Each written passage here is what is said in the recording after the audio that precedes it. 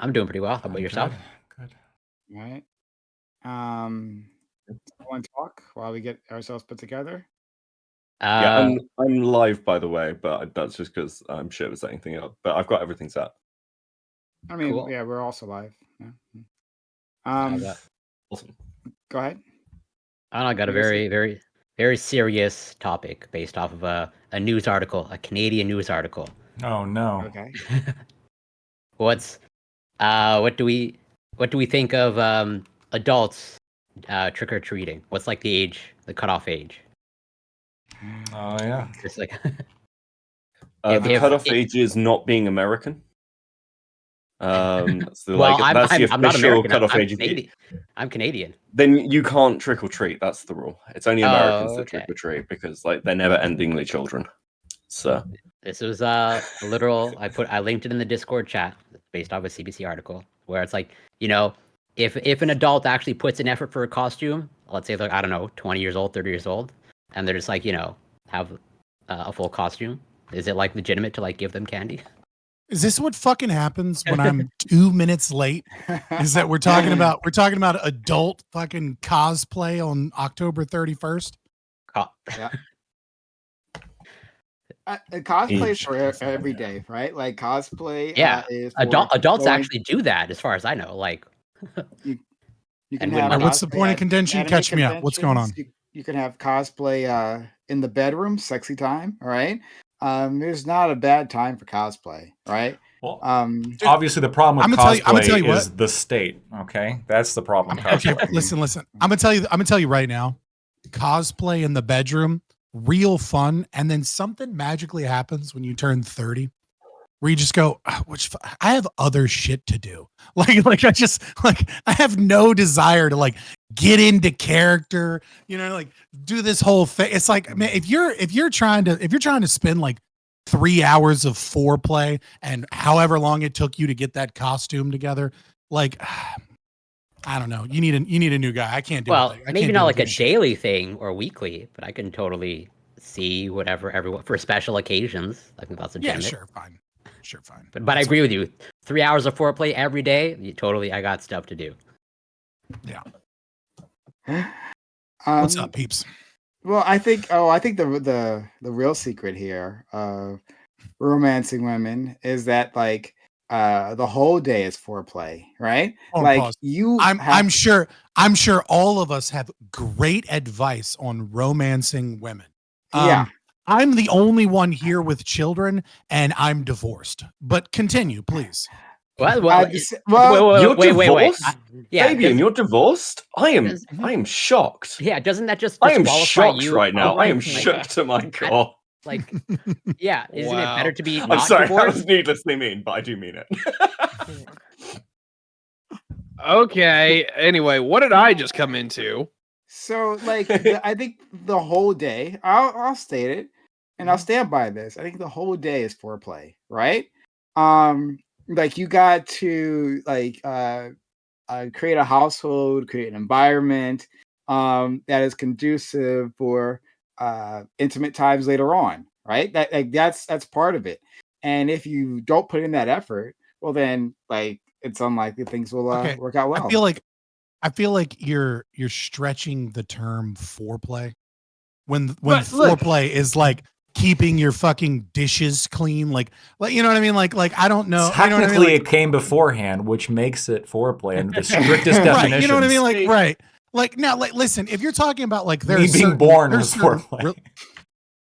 I feel like this is a lot of work. This is all a lot of work. Like with Stardust, it was easy. I reminded her that the Empire used to own her country.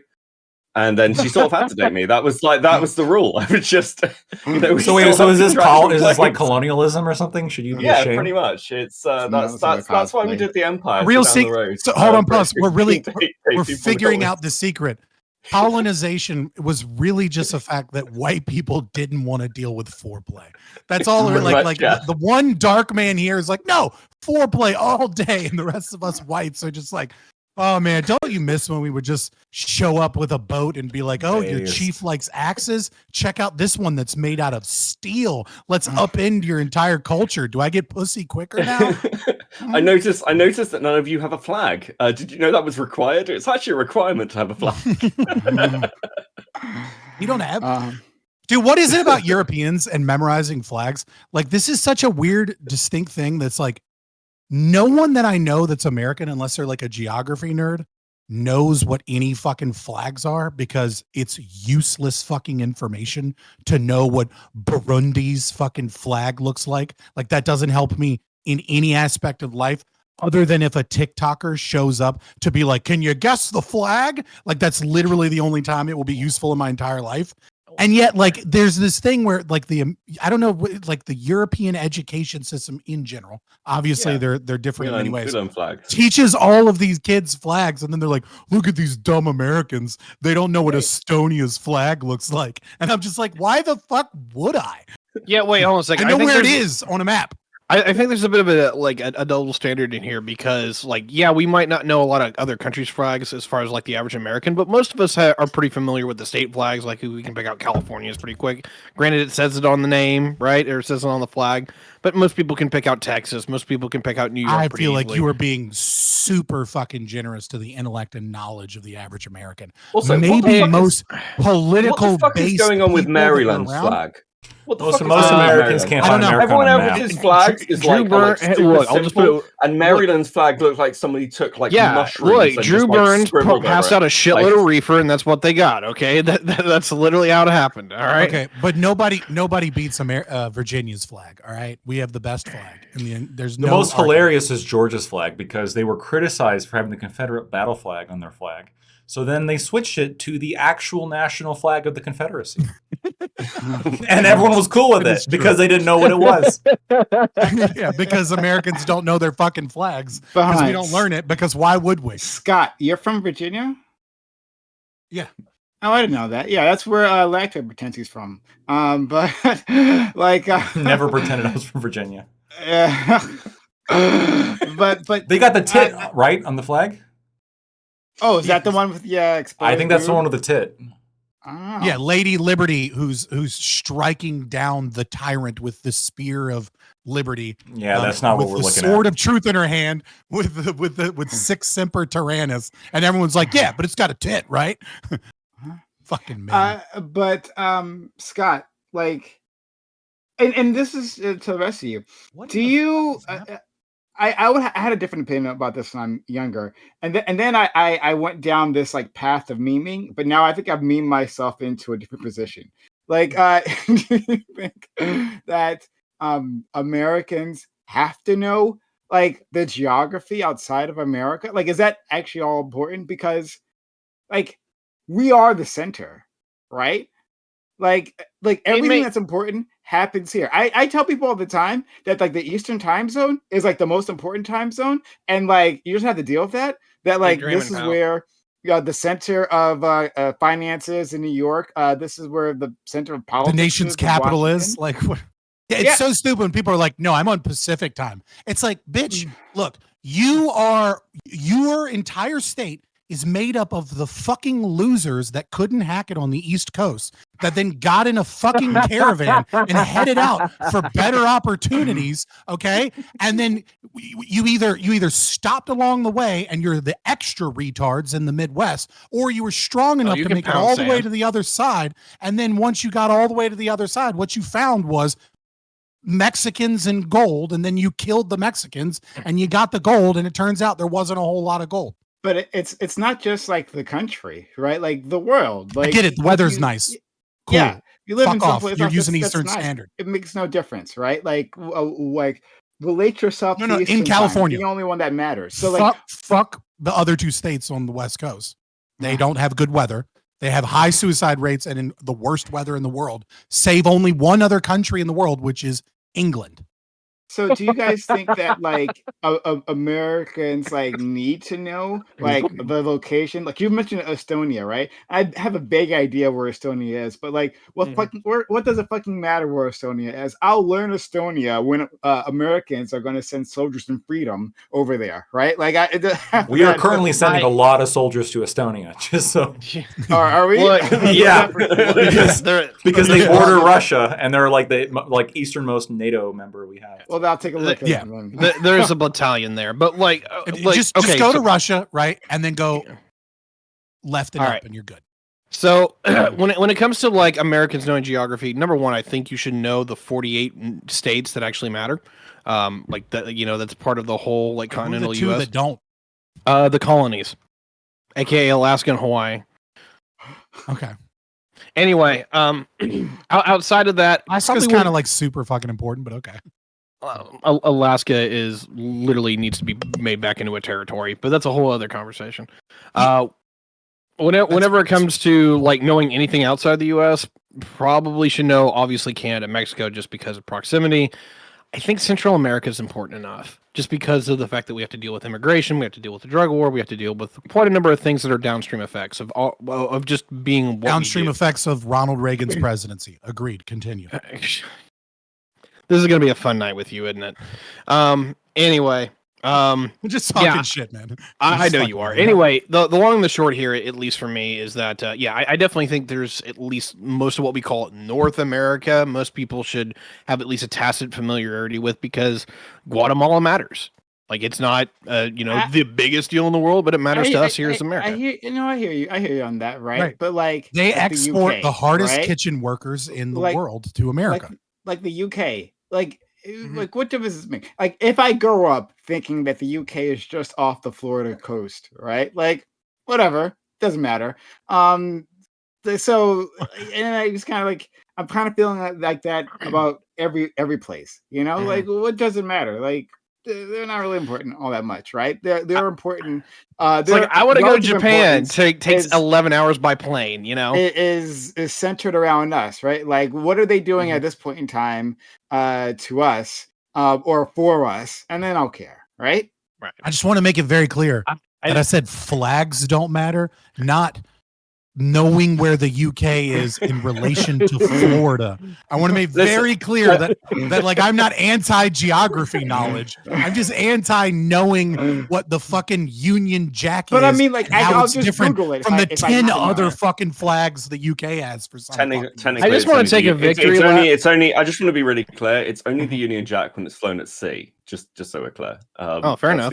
See what I'm saying? Dumb shit anyway, like that. Like, I want to be. I want to be clear on this. I think most of the time it doesn't matter, but it is quite interesting as a Brit being in this space, and some of the things that are said about us and Europe is fucking wacky. I really like. I think America's the British are sophisticated. You've got loads of people. No, come on. Like, have you seen? Like, I've been covering some of our politics recently. It's a complete fucking shit show. It's very funny, but it is a shit show. But it's things like, it's a good example. Like, there's a lot of people who are like, I'm Irish American, and they'll talk about Ireland in a way that, for those of us who are actually like Irish, because I wouldn't be considered fully Irish. But at least I know what the fuck's going on. Whereas you hear some of the Irish American takes and they are crazy. Some of the Ukraine takes are crazy. Not just because there's no understanding of what the rest of Europe looks like. People talk about Ukraine like it's miles and miles away from anything. It's not. It's surrounded by other EU states, which are also all freaking out. So those kind of geopolitics kind of help. But, from our position, we're just quite happy if Americans want to, like, eat cheeseburgers, give people money, and, shut the build fuck bases up. on your countries. Listen, America is a really, really good defense partner. But actually, you know what? I take it back. Maybe it is best if your soldiers don't know where they're going. There seems to be this thing of just telling American soldiers what to do. I feel like America's the worst defense partner. I feel like many Western countries like enjoy the idea of like a superpower kind of scaring other superpowers when they're not one of the players at the game, right? Like the UK, the UK is a player, but like, let's be honest, UK military operations is really just there to like grant legitimacy to U.S. military operations, right? Like we go in and like we want to invade Somalia, and then it's like, well, you can't do that, and be like, but UK is part of our coalition, and then they're like, oh, well, it must be on the up and up since UK and Australia are joining forces and sent over a grand total of 35 people, right? Like, but at the same time, it's like, cool, I understand that, but like at the same time, the amount of like destabilization U.S. foreign policy has done that I don't know has led to I would say that it's not a crazy line to draw. So to draw a line from America, U.S. interventionism. I'll finish. I'm almost done. U.S. interventionism and like Rotherham, UK. I feel like without U.S. interventionism, maybe you don't have fucking gangs of Muslims raping your white girls in your own country. I disagree. I think, like, firstly, I'm not standing by that statement as fucking like. Well, wait, it's illegal to stand by that statement in your country, isn't it? Just to be really fucking clear. Yeah, I don't have a license for it. Now, like, or your TV, you're like, but keeping military forces in Europe down is, I think, part of the goal here. Like, when you talk about like other countries in the EU's, like the Spanish, like, we're subsidizing healthcare so much because you don't need a big army anymore.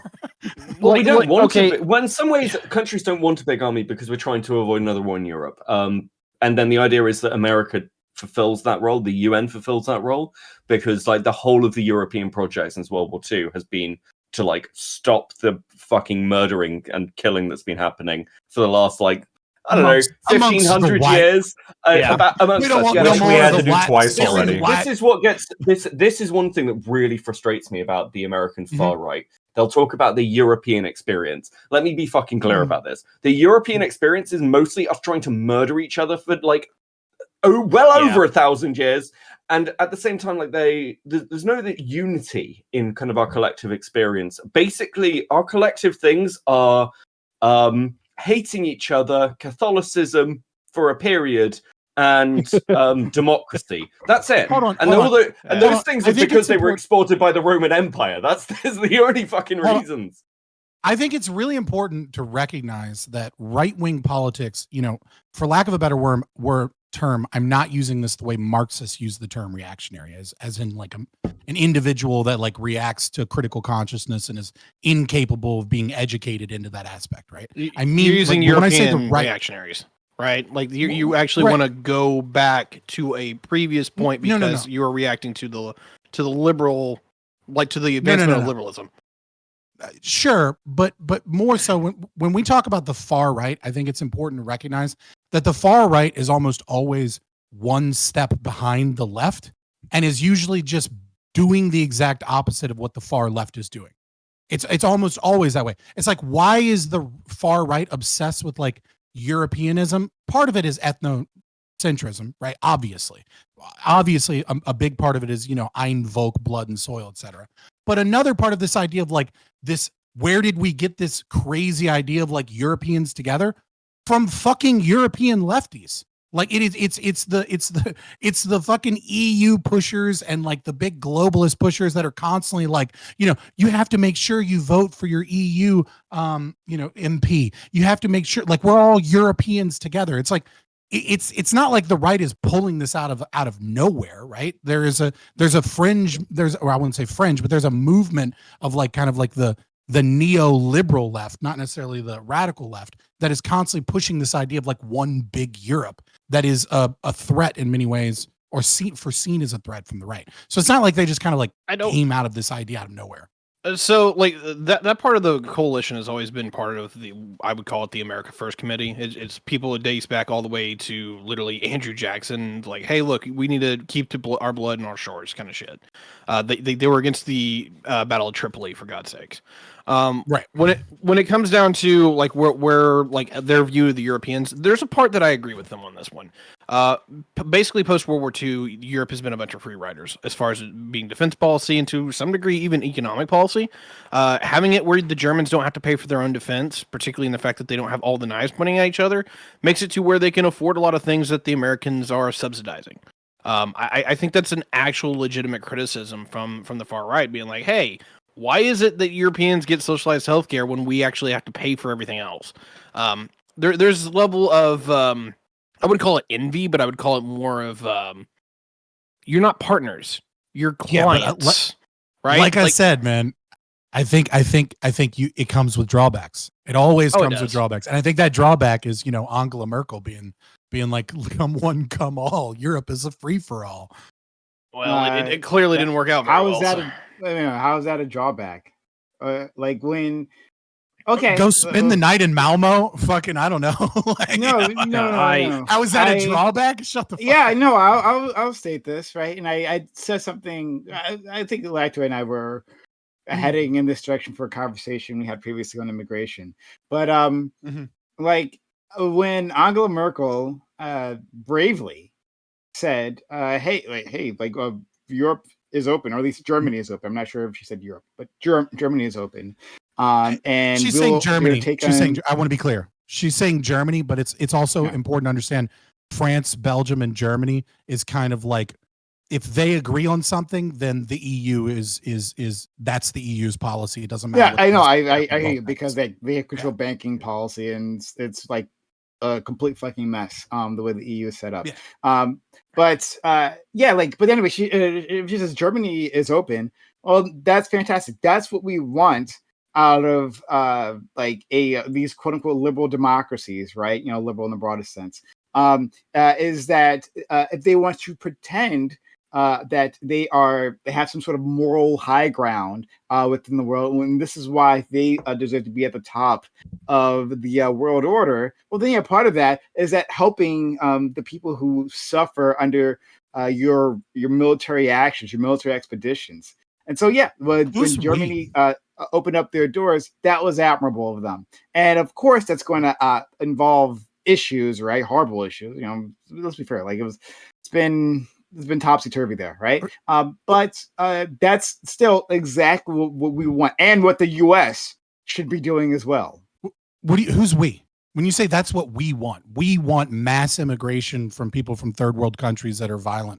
Like who's we? So we want that. Did they specify violent? So we aren't. So definitely not we, right? Me, you, and me, right? Because I would say who's we? Violent. So fucking true and base as you, right? Fair enough, right? Fucking racist? No. Yeah. That's we don't want them from third world countries that are violent, racist.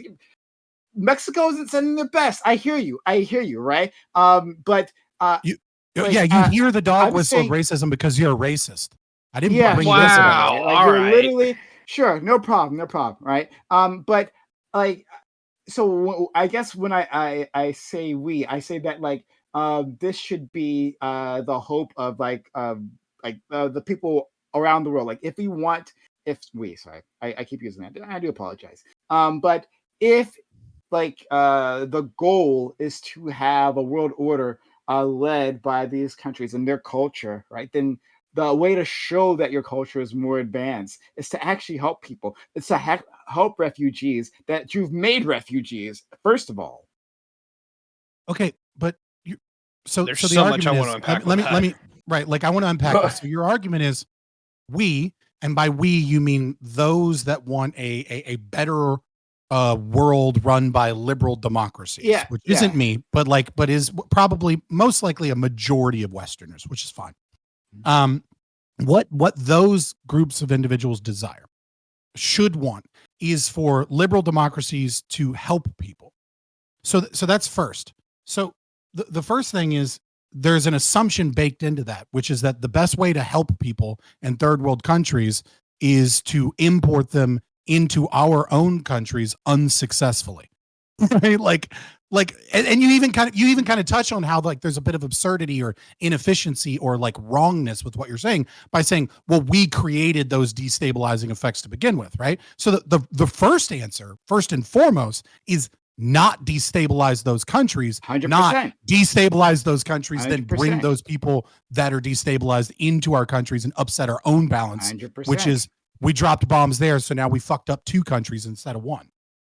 100%. I mean, I think you've already heard. I didn't say it because I felt like at this point you should know my political leanings here, and how I would handle such a situation is that I wouldn't drop those bombs in the first place. I would have a different foreign policy that's based on cooperation and mutual advancement. That's what I would do, and certainly accepting when a country decides, hey, look, our natural resources are for ourselves, right? Like obviously, I would start there, but we fucked up. Name a country that has invaded another country for natural resources without resorting to Russia-Ukraine situation.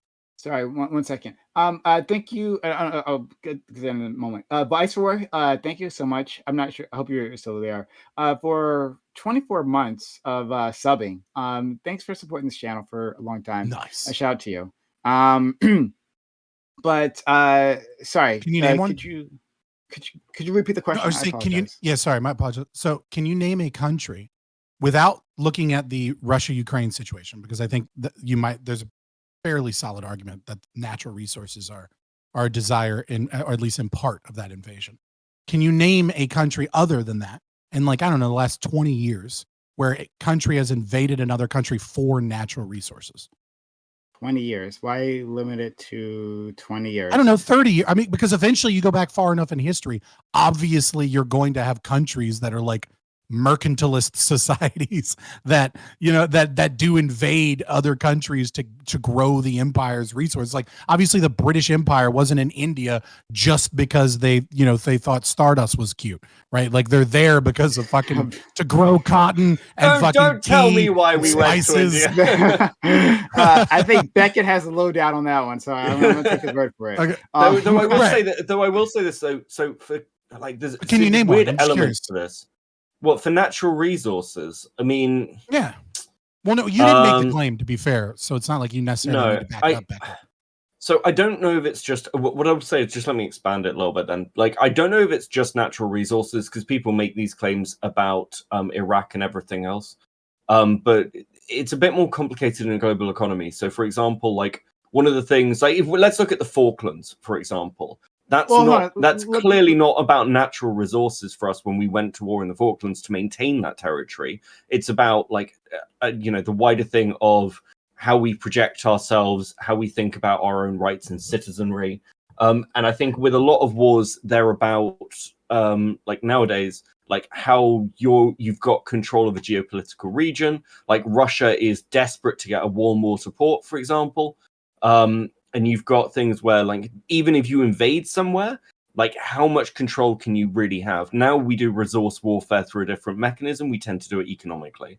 So we'll do it through things like large mega corporations, sometimes controlled. You're fucking answering the question in the way that I fucking wanted Prime. Prime made the claim.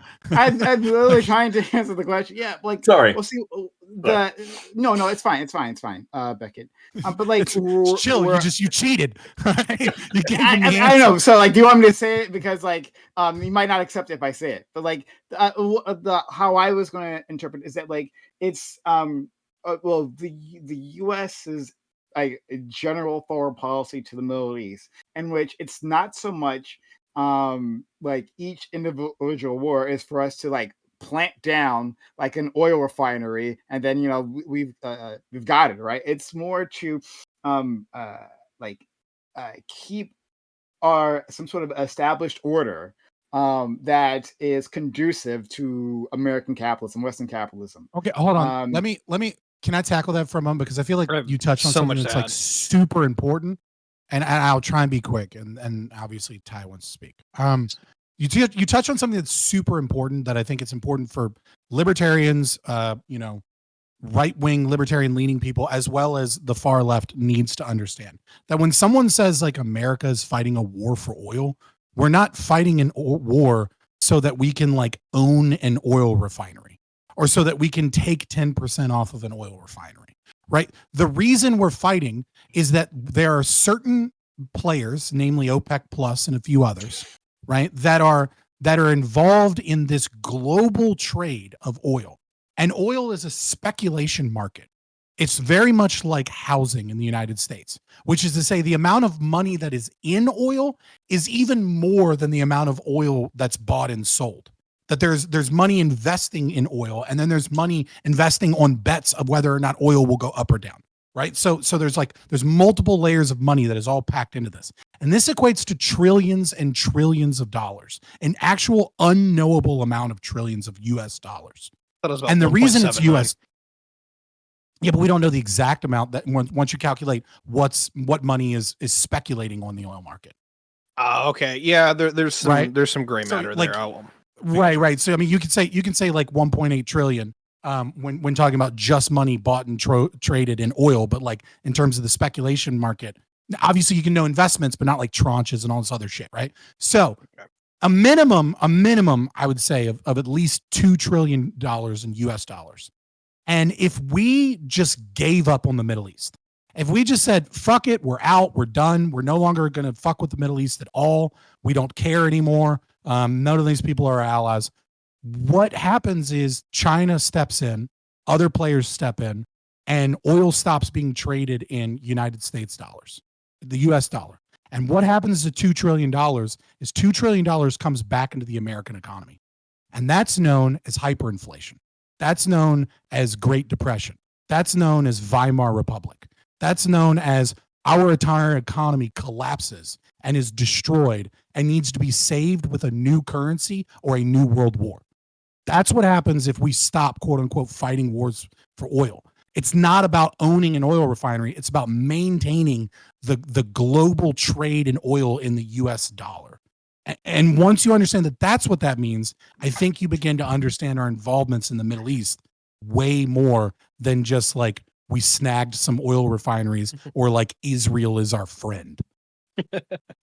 Yeah. But that doesn't, but then you would agree. And Tiberius wants to jump in. So I'm gonna give him space to do that. And shout out to my friend Doobie, who hasn't, he showed up, and I'm gonna say to greet you. Hello, friend. Hope you're doing well.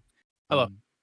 But yeah, like I would agree that it's a war for monetary shit then, or resources. Well, no, just that like that the way we go about it is not necessarily like we can understand that like I'm an anarchist. Yeah, the way we go about it is awful. Yeah, but like there could be other ways of going about this, right? Like we have an interest within that region, and we can't decouple that, at least not at the moment. But like that doesn't mean that all of our choices actually advance, this is the biggest problem with liberal democracies as opposed to fascism or totalitarianism, is that the fascist, the totalitarian, the monarchist, especially, this is kind of part of the Democracy of the God That Failed by Hans Hermann Hoppe. You should read it if you're a right winger or a libertarian. But that's kind of the problem with liberal democracies, is that all of the politicians are just trying to get to their next election in 4 years or 6 years. They don't have long-term thinking. The United States nothing the United States government has ever done has been about long-term thinking, because no one there is interested in the long-term plans or goals. They're interested in getting elected in 2 years, 4 years, 6 years, or securing their political legacy in some regard. So there's some long-term goals there, but it's nothing compared to somebody like Putin that can think 20, 30 years in the future because he expects to be in political power in that time. Obviously not right now. He'll be dead now. That built the highways. I forget which one. Eisenhower. Yeah. Well, that's pretty long-term thinking, I mean, like, sure. Right? Well, yeah. I mean, like, and also the economic calculation problem always proves, plenty of things. But yes, a broken clock's right twice a day. Like sometimes they do things that are good in the long term, but that's not the thinking that they're employing when they usually do these things. All right. Well, I guess I could. That's fine. Tiberius, you want to jump in? I want to go back to where you were with immigration in Germany, because there's some points here that I think are relevant, and there's some points that I think people kind of don't bring up. Just for anyone who needs the context, Germany currently has a population of about 83 million people. It's a very densely populated piece of real estate.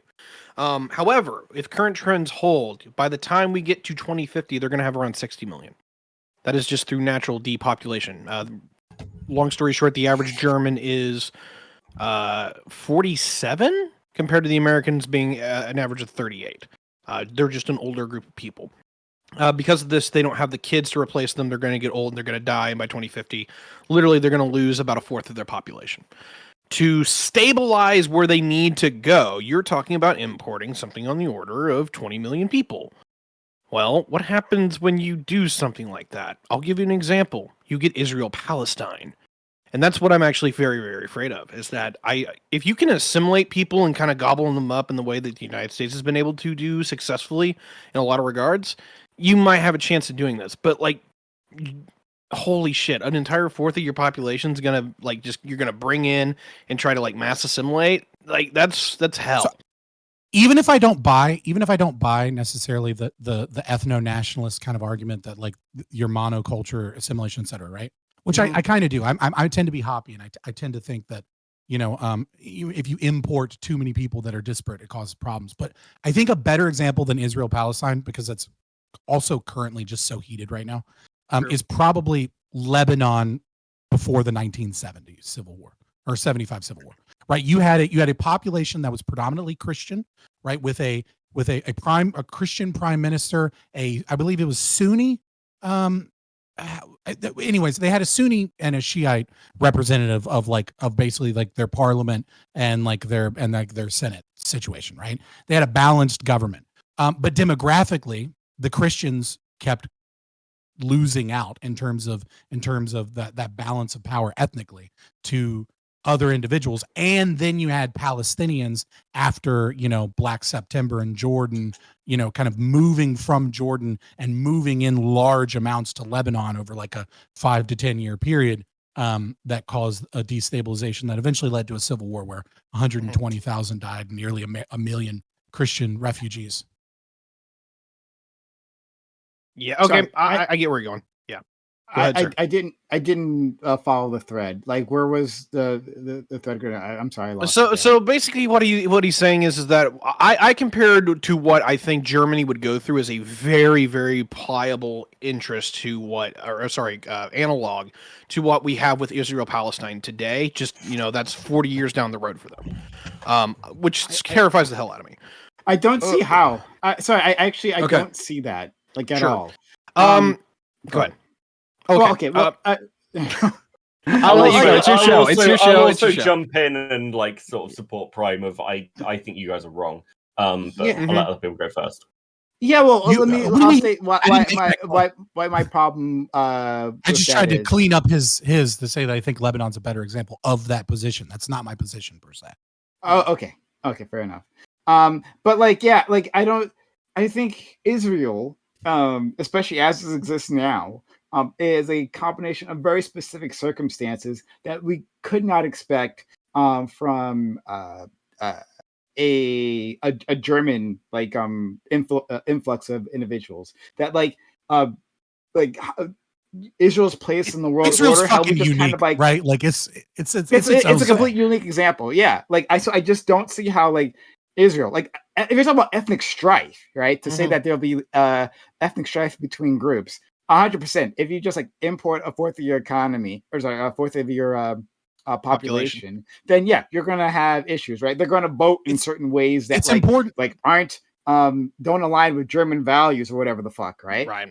It's important. It's important to note, really important to note, right, that when we talk about importing labor from other countries with differing values and a failure to assimilate, that you can't look at the statistics in terms of raw numbers, because when you look at a country, let's say with a population of 83 million, what is the percentage of population of that are women, right? Because women don't cause civil wars very often, right? They're not the primary factor there. Fair. What is the percentage of the native population that is children versus the percentage of the immigrant population that's children? Tends to be that the native population has a lot more elderly, a lot more children, and a lot more women than those coming in. So when you look at 60 million versus 20 million, it's really better to look at 15 million versus 20 million.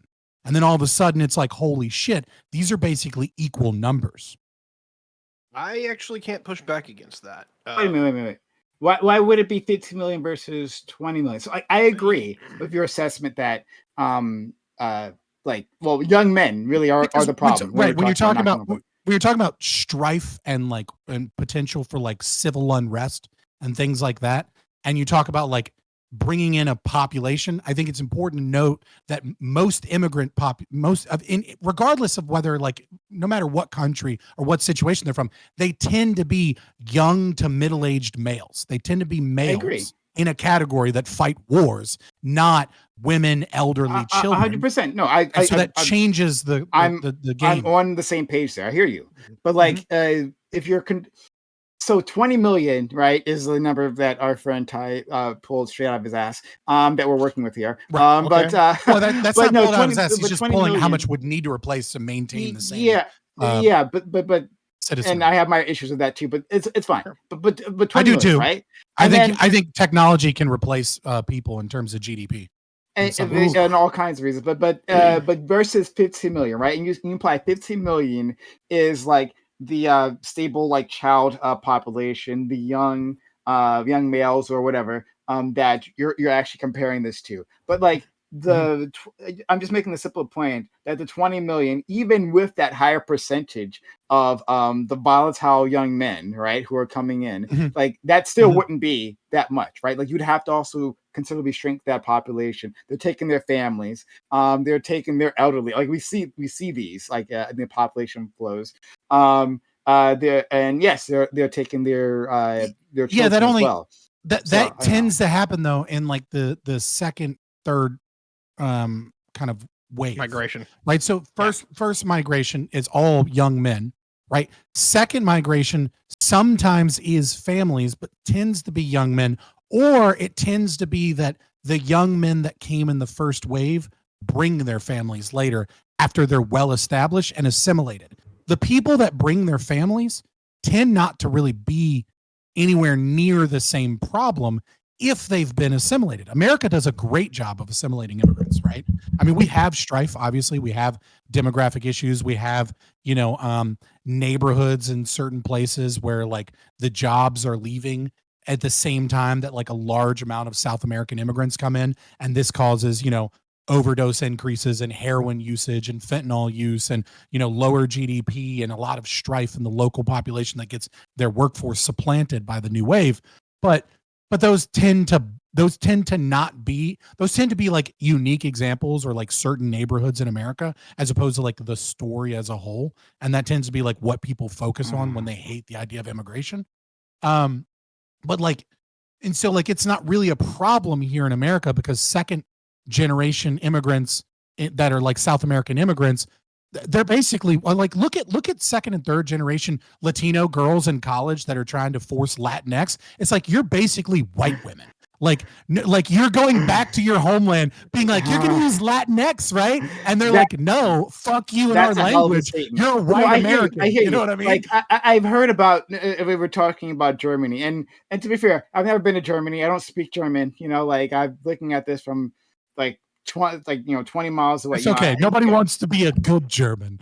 Yeah, but no, I've heard right about like from immigrants there, like like seeing like documentaries and stuff talking about how like they don't feel German, right? That there's this clear divide within the population that like those are actual Germans and I am something.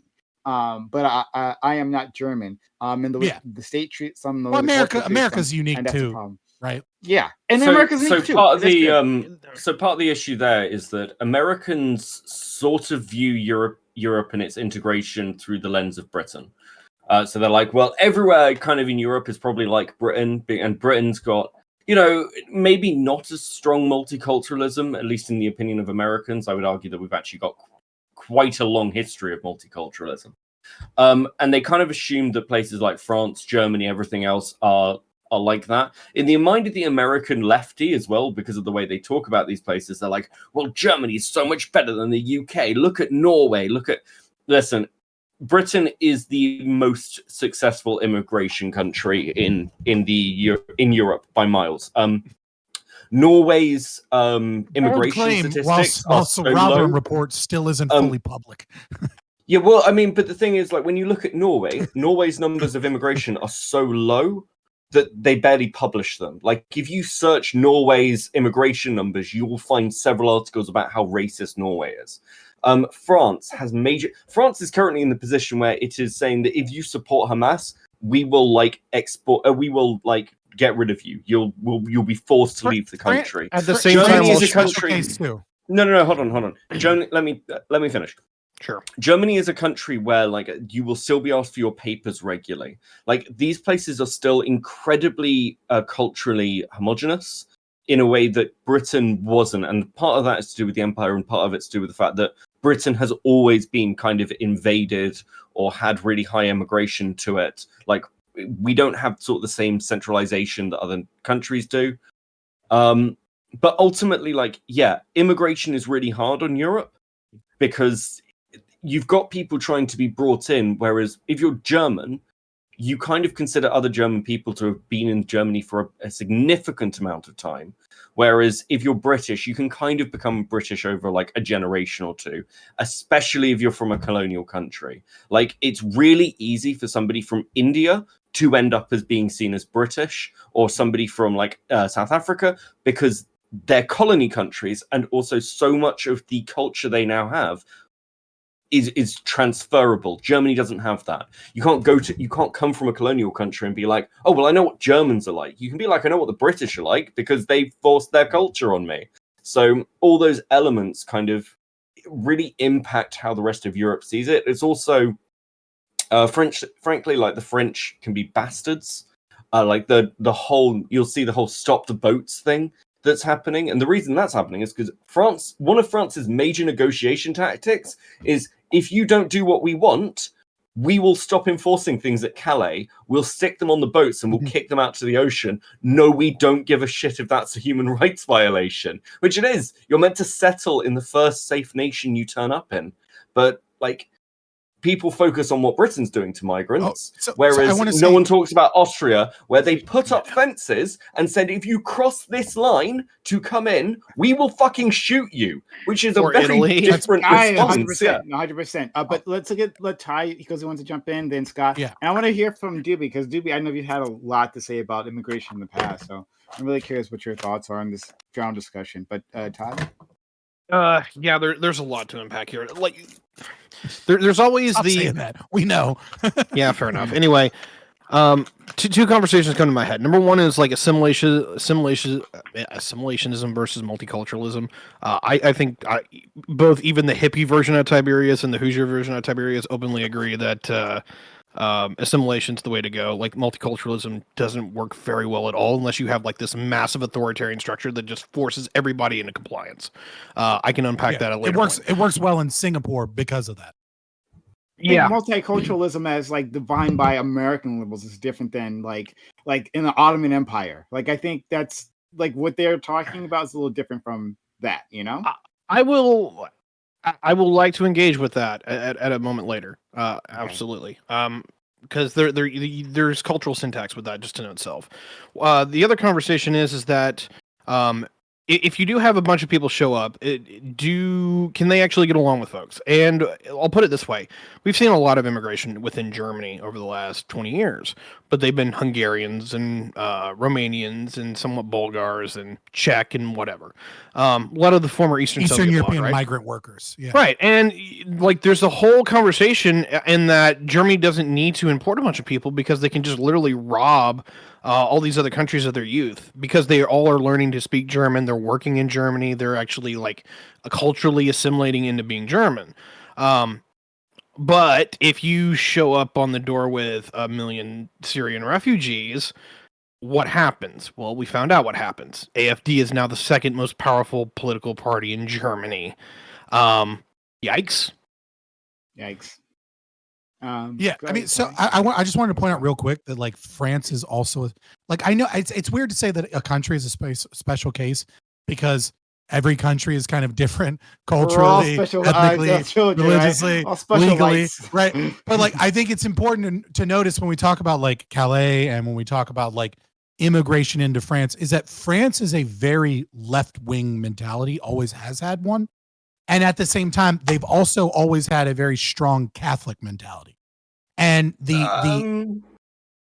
sorry, go on. Throughout history, I'm gonna fucking disagree. But if you want to talk about the last 10 years, sure, they're not that fucking Catholic. But what they are is they still have legal and cultural vestiges of that. And some of those are things like burqa laws. Some of those things are like a certain kind of like a special I've got to anger and no, you don't. No, you don't. They're also good with cheating too. I can finish this. No, you don't, Beckett. No, you don't. Don't worry, Beckett. Beckett, don't worry. I'll give you the next word. I promise. Okay. I want to shit on France too afterwards. So I just want to say that there is vestiges of a couple of cultural things that changes the way that France deals with Muslim immigration specifically, or immigration from predominantly Muslim countries, which is burqa laws have been a thing that have been a very significant thing there. There's the fact that there is a Catholic church that is being destroyed once every 2 weeks on average, either because they're losing their Catholicism and they're being destroyed just because the property is better used in a different way, or they're being vandalized in some regard, which is the far right's kind of like imagination, is that there are Muslims everywhere burning down churches when that's typically rare. And yet it does happen. And so I think it's just important to recognize that Muslim migration kind of has like a specific craw in the way that France deals with immigration, despite the fact that they tend to be typically fairly left wing. On this issue, they tend to have some right wing values that some of their other neighbors in similar countries don't have. But yeah, Beckett, please respond. Okay, so you're partly right in the fact that religion is a major like linchpin point for France, but you're wrong about the reasons. France does not have a Catholic ethos; it has an atheistic one. Ever since the French Revolution, they kicked out the churches. And one of the important things about the burqa laws, which no one fucking talks about, is actually they're mirrored in Christian law, in anti-Christian laws. So, for example, one of the things that came up, like this is about 10 years ago, they were like, oh, you won't let Muslims wear Muslim garb in public sector or civil sector jobs. It's like, no, but you can't wear a cross either. Because ever since the French Revolution, they kicked out all the priests because they were the third branch of the kind of aristocracy, they were the second peasantry. Estate. Yeah, they were the second estate. They actually got rid of Christian iconography and they replaced them with is it Mono in a bathtub. So they're actually really, really secular, and that model of secularism that America tries to embrace or tried to embrace is modeled off France. So like the problem is not Muslims are anti-Christian. It's that Muslims are very religious in a country that for a long time has actually been trying to really separate church and state and has done it often legally already, way ahead of the rest of Europe. I'll take that L. Like I have no problem like conceding on that. Like because my entire lens of French culture, apart from just like what randomly plops up from a movie or something, has been like very Catholic French teachers in high school, like two of them. So God. Like, you know, I was like, I'm thinking about it more. I was like, no, these are old. These were very old women. But like, so like, I could kind of see how like that maybe like tainted my perspective of it in a way.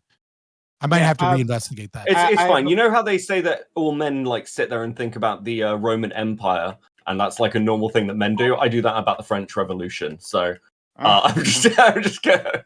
It's the most leftist shit I've ever heard in my entire life. I'm just constantly thinking about Robespierre. Man. Come on, what a time to be alive. Doobie, Lactoid, Corey. Or unalived.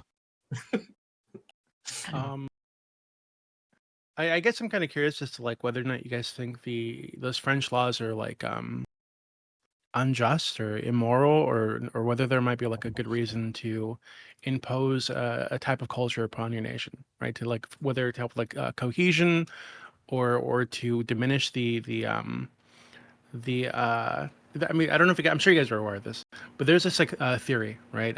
When you're dealing with like immigration, where you know first generation typically very happy to be in the new country, right? Because they made the decision to do that.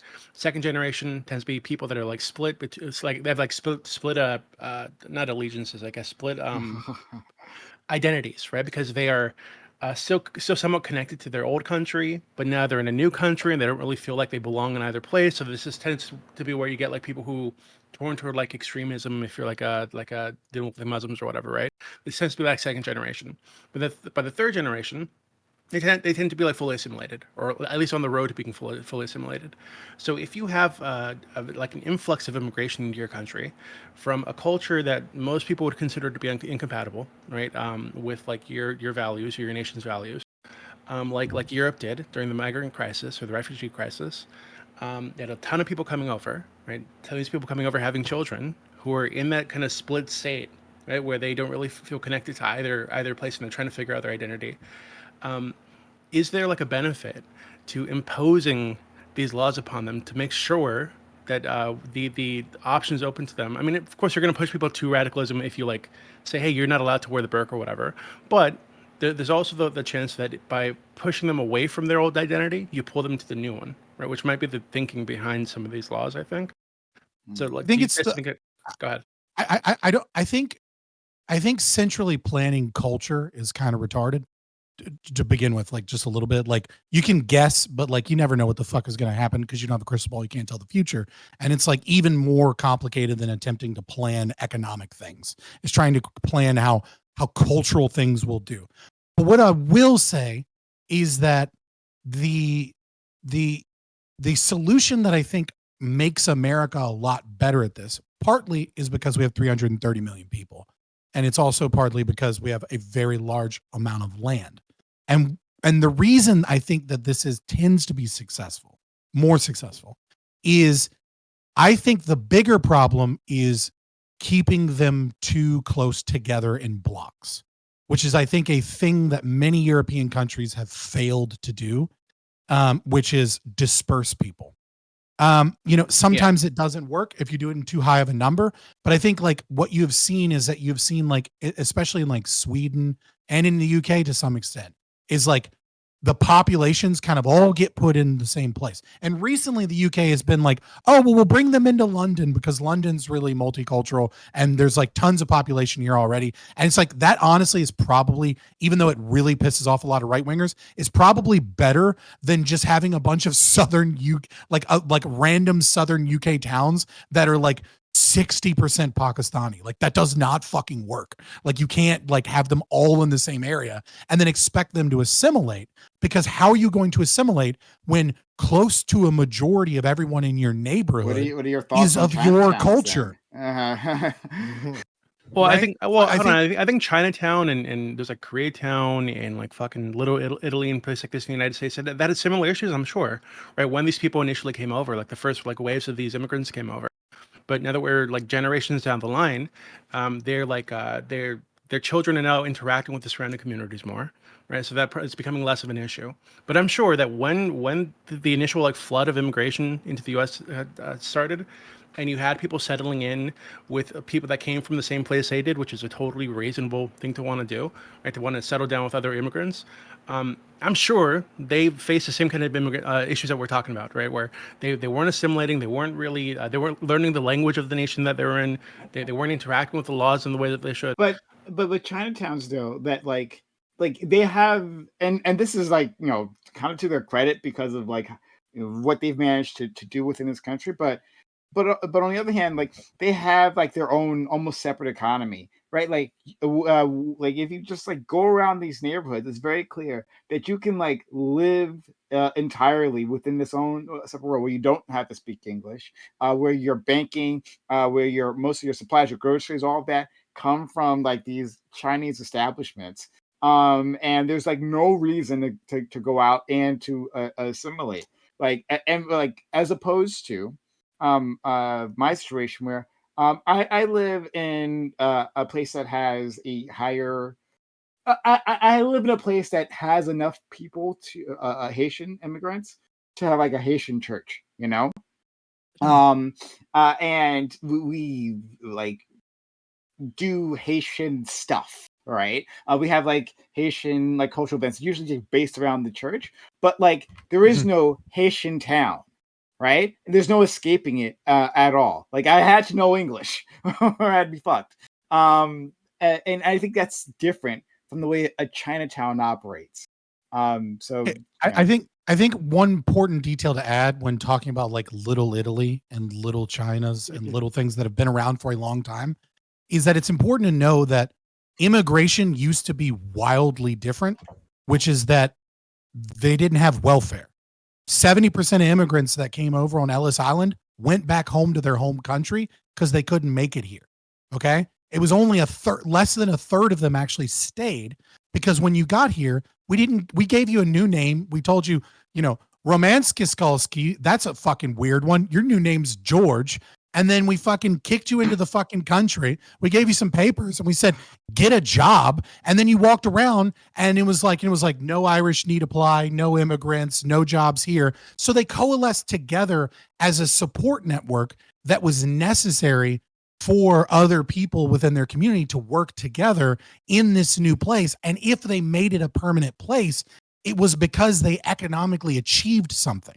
You did not remain an immigrant in America unless you were actually helpful to the American economy, because you couldn't not be and stay here without starving. And there was a large amount of racism and things like that did coalesce. And today, I think those areas are less necessary because of welfare.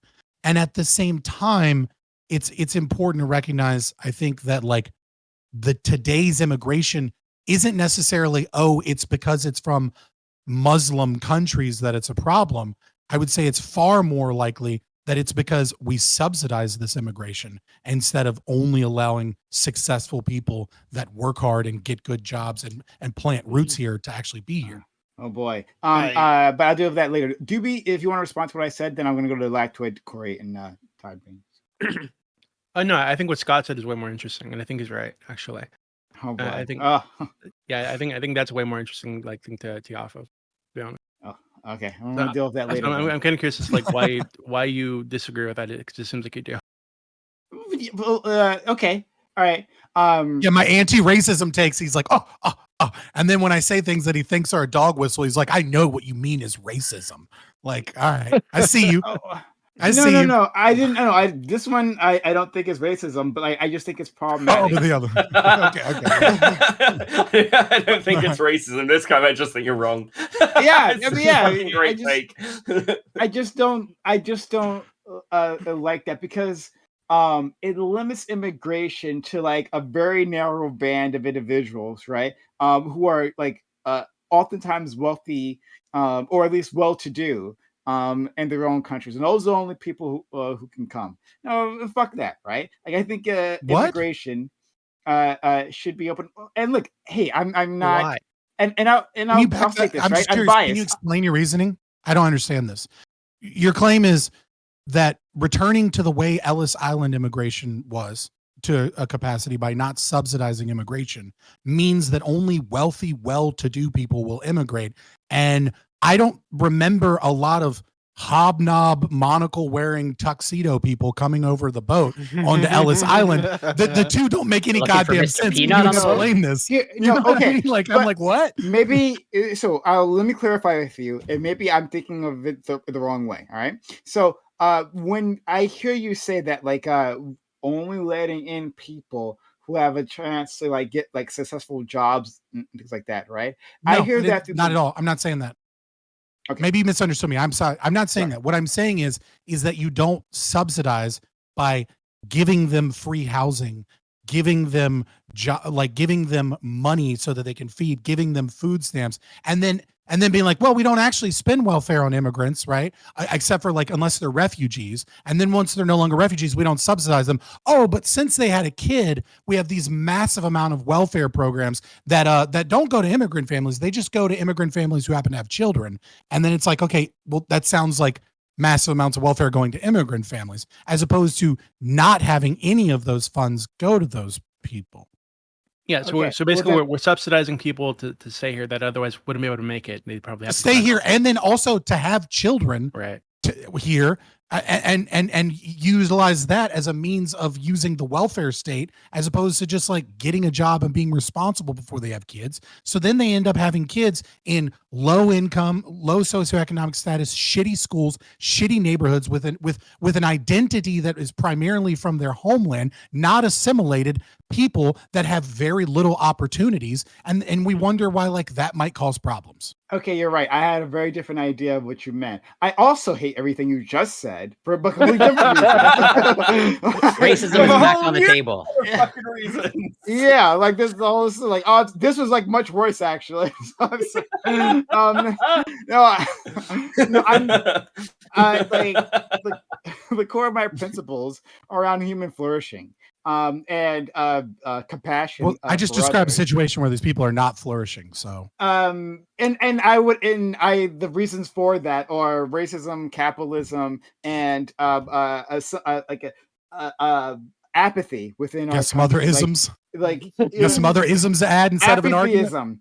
Apatheism within our country. Those are the reasons why that happening. Like we can simply invest in those communities. Like we have a group of people who we are investing in those communities. It's not working. It's hurting them. That's a whole different conversation as to like no forms of investment are effective. No, it's not. You're just avoiding the argument and accusing me of like racism and like evils of capitalism. I didn't accuse you of racism. I didn't accuse you of racism there, right? I'll accuse you of racism later. Trust me, don't worry. I'm not shy with that. I get it. You'll do it later, and you did it before, but you're not doing it this specific time. You're just saying the racism is the problem, and come on, man. Yeah, but I'm not saying the racism is coming from you at this very moment in time, right? That's all, right? I'm just saying that like racism, as opposed to how we interface with those communities, is part of the issues as to why we don't see a better advancement of them. Like do you think current immigrants are facing more or less racism than Irish Americans that came over? Current, I think. Well, Irish. We're talking about the mass of Latin American individuals coming to the country. I would think they're actually quite similar. Like I wasn't back there during the Irish, influx, but like the rhetoric that I'm hearing is exactly what I've heard about in the past. I literally there's a town hall of Black people in, I think it was Chicago, talking about like how those people don't belong here, how we're fighting for our own scraps, and then we can't be sharing with them. Like, so we got all of these things can be said about the Irish Americans. Like all of these things can be said about the Irish Americans. Yeah. So I'm saying, and then more for the Irish Americans. The Irish Americans obviously face more discrimination when they came over, especially during the wave, during the potato famine, than Latinos have ever faced. And yet they've established themselves perfectly fucking fine in Boston. It's like all Irish people.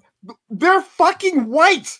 They're fucking white. Are we missing that point, right? That yes, agreed. When they came here, they were facing more discrimination. But here's the problem: White supremacy, as it's established here in the United States, isn't a magic word that gets you out of making an argument. In the UK, right? But white supremacy, as it's established here in the United States, like doesn't account for those like ethnic differences. It's like inconvenient for it. So like lazily, they're like, yeah, I guess. I mean, a few generations, I can't hear them, right? I can't hear O'Connor, like with an Irish lit anymore. So yeah, I guess you're good enough. Like the way.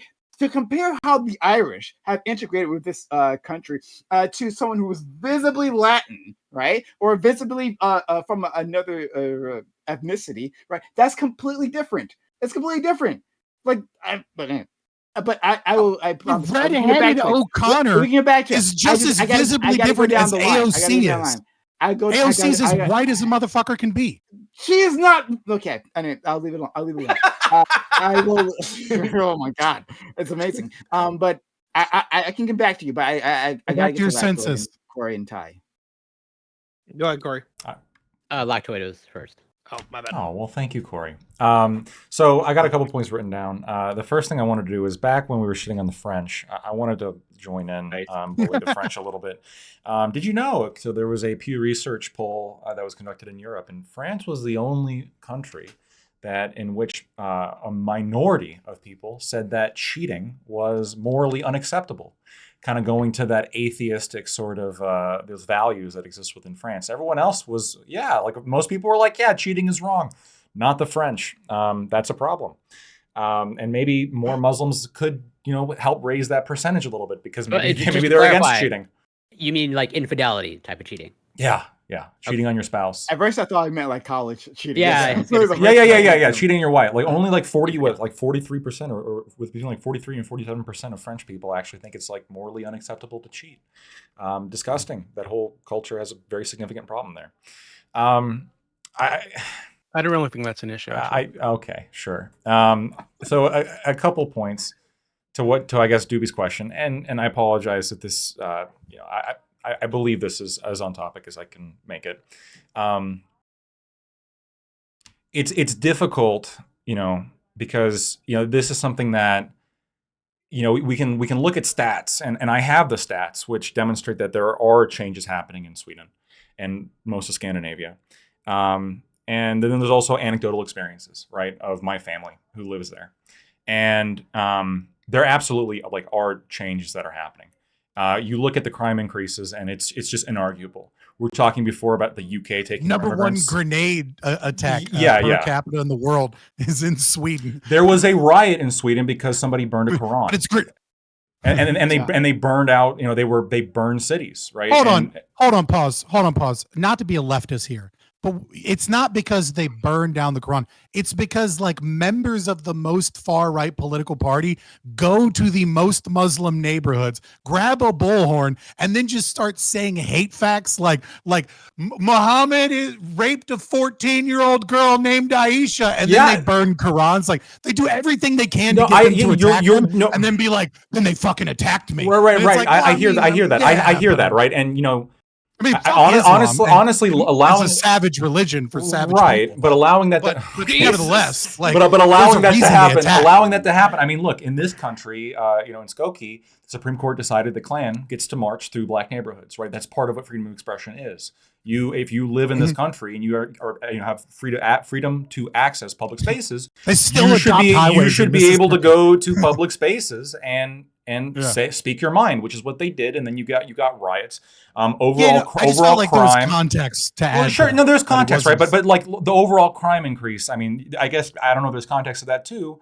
But I mean, you see, foreign-born people in Sweden are 3 times more likely to commit overall crime, and when you look at murders and rapes, those percentages are skewed even higher, right? We were talking before about how the UK takes more immigrants. That's per capita. It's not true. The immigrants in Europe are going towards places, obviously, that are wealthier and have stronger welfare states, right? Like Scandinavia, Germany, etc. These countries have a higher per capita immigration than the UK does. Definitely more than Italy or Spain or these other countries, right? And now Italy's got a very strong welfare system, so that might be higher.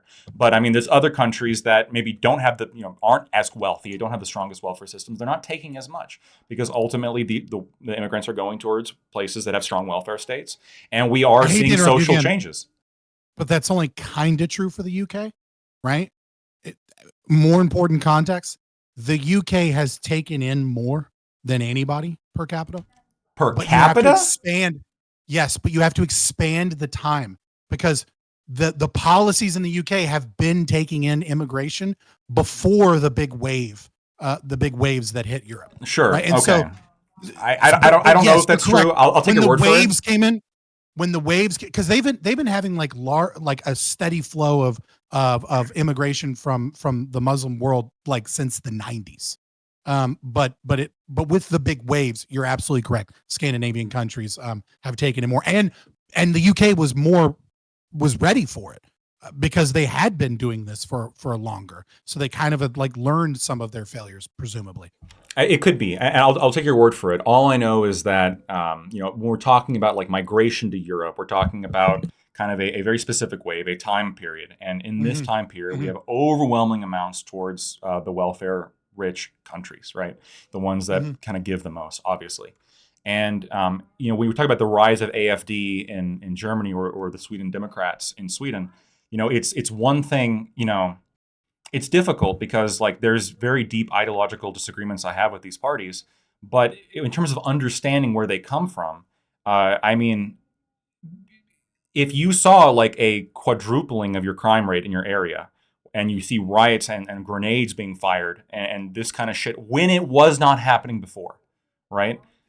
I mean, what are you going in terms of your security? What are you going to think? I mean, I understand I understand the political reaction to it. I think it's worse because it's not just seeing it in your neighborhood. It's seeing it in your neighborhood, and then you go to Facebook and you try and talk about it, and people scream at you that you're a racist, and then you get banned off of Facebook and Instagram, or you try to go on Twitter and you realize that you're shadow banned because you talk about the wrong things. And so you realize that not only are these things occurring in your neighborhood, but that the entire political establishment and media and many of the institutions, both cultural, governmental, and academic, are all doing everything they can to silence you and keep you from being able to speak up about it. So the only option you feel that you have left is to find some political force to recapture those institutions. And when you have that much rage and you don't let people blow off steam and talk about it or discuss these things, you're gonna get an even stronger reaction. And eventually you're gonna get to the point where every time I say the truth, you call me racist. And it's only these people that you call the racists that are even willing to discuss these true things. So you know what? I'm proud to be a racist. And that's when you start getting fucking full-blown right-wing Einvolk fast shit, because you'd never let these people have any power or speak or do anything other than talk to the other crazy right-wing people. There's also one last thing I wanted to say is, we can compare it to things like Chinatown or even the U.S. experience with immigration. But I mean, there's some stark differences, and one of the I think the starkest difference here is that the cultures of the communities that have moved to the U.S. have been relatively benign in comparison, right? Like Chinatown does not have a crime problem, right? Mexican immigrants, by and large, do not have a crime problem. This cannot be said about like Middle Eastern migrants into Sweden. It just can't be. When you look at the numbers, the numbers are undeniable. I kind of want to address that, but especially once you don't know if the numbers are even accurate. Let's go to Corey. Oh boy, that's Corey. Well, I mean, it's been proven over and over again that many of these organizations hide crimes, that's the whole point of Rotherham, is knowing that there was Muslim rape gangs that they were hiding and refused to do anything about. I'm gonna leave that alone for now. But Corey, please.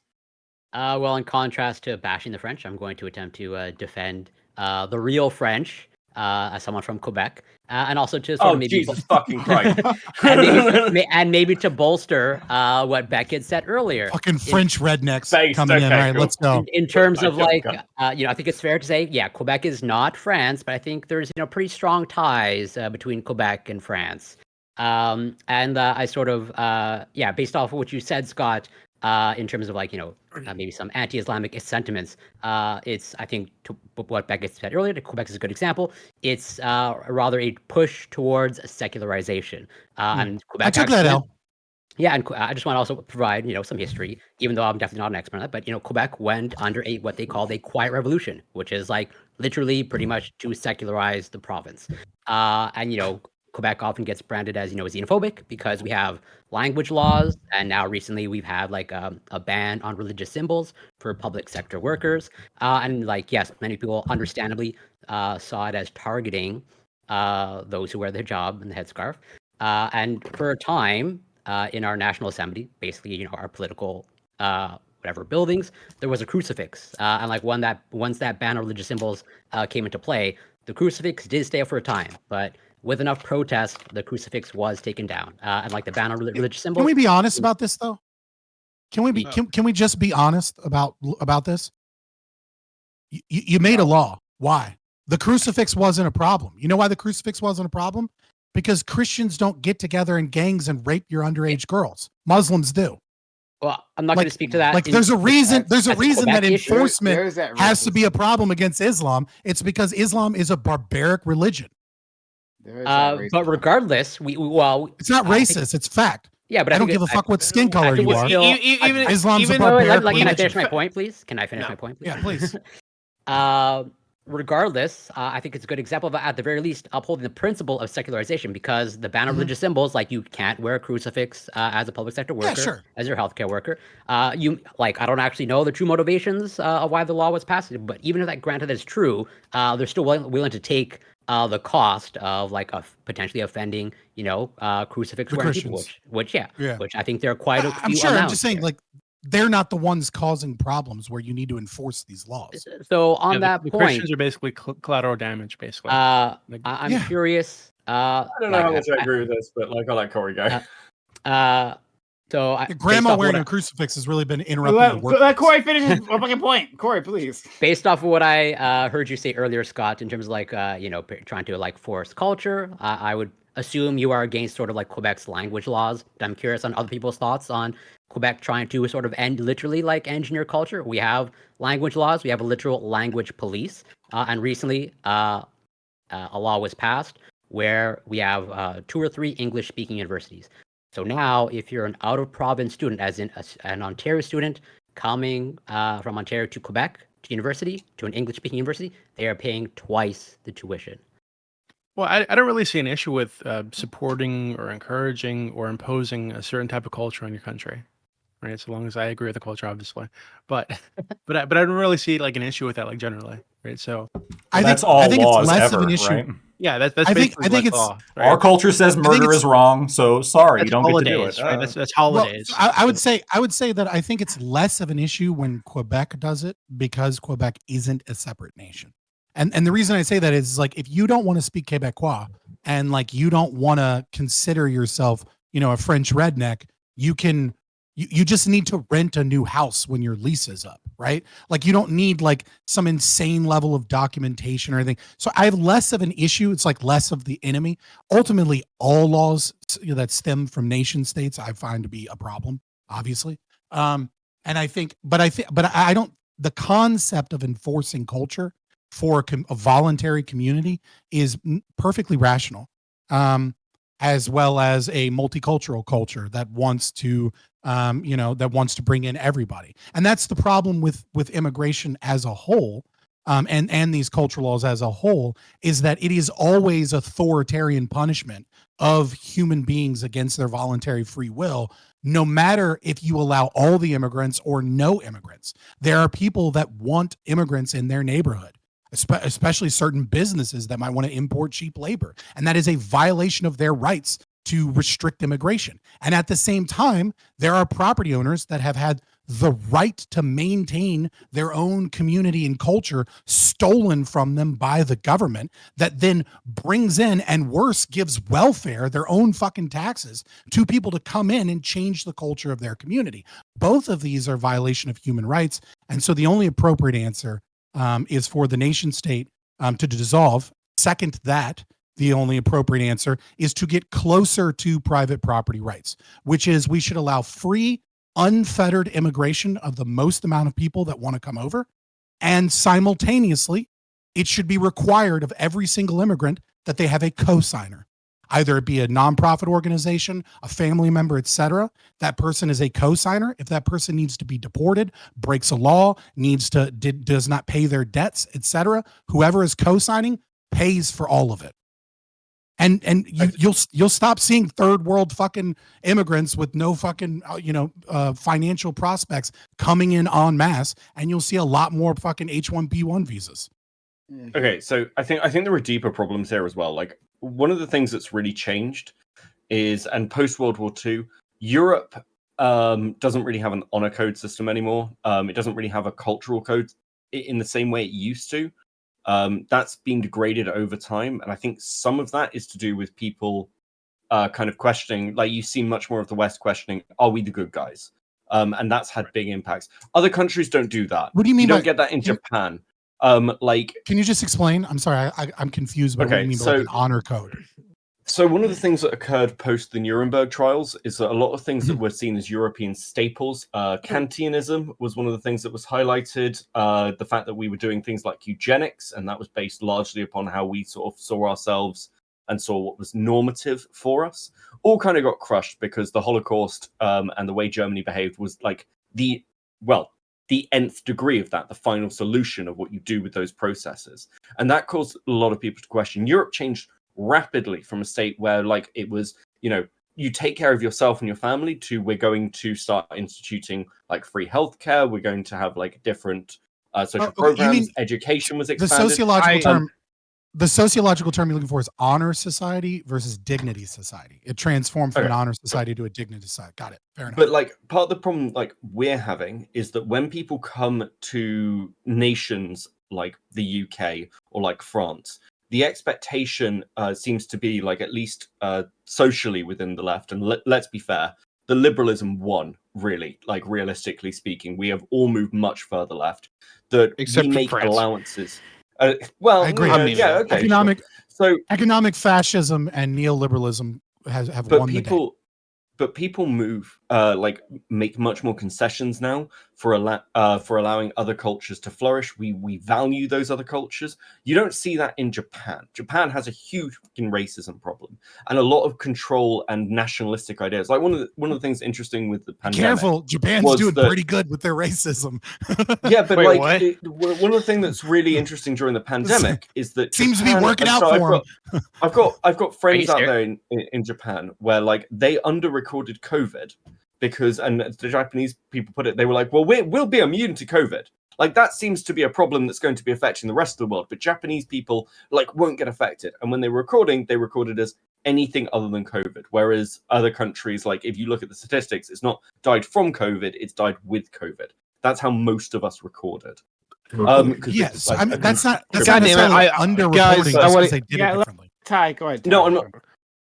Beckon, please finish your point. Yeah, sure. Okay. But the problem is like there's a lot more questioning in the West of like who we are and what our values are than you'll see in other countries, and therefore it's much harder to integrate people into those societies because the question is, well, should we be culturally diluting people? Like if you're from another country, you should have the rights to experience those things and celebrate those things. You do not get that in like you can't move to Saudi Arabia and be like, well, you know, in the West we celebrate LGBT rights, so here's me and my husband, and by the way, I'm gonna drink in the street. You'll get fucking arrested.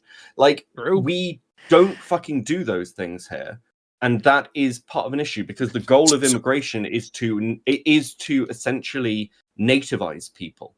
That's what you want. But if you do that, I don't agree. You kind of proved. Let's go to Ty. All right, I've been trying to be respectful. Like, I'm going to start fighting. Okay, first and foremost, Doobie has brought this up a couple of times on this panel before, but to go with what Beckett was saying is that like the West as a whole was traumatized by World War I, but like our psyche as a civilization completely broke after World War II, because we literally have become incredibly introspective in regards of we ask ourselves, are we the good guys? Germany, which put literally Europe to fucking boots, is now literally a pacifist nation and a democratic nation. That's a shocking transformation. And the more we go through this, we have largely seen Europe, and to some degree, like the United States and Canada too, blatantly abandon Christianity, which has been the staple of whether it be Catholic or Protestant for the last 1,500 years for our entire civilization. We have seen us abandon in some regards or another a large affiliation to capitalism. We've seen both in the United States and throughout most of the developed world that we have a lot more mixed economy capitalism or outright central planning. The French are leading the way in this. Like, if you ever want a true leftist country, I think France is actually the model for this, which is why I don't want any of it. Thank you very much. But where I'm going here is that like we got to a point where anything that like the Nazis did, I'm amazed that we still agree that breathing is a good idea because the Nazis did it. We adopted their economic policy.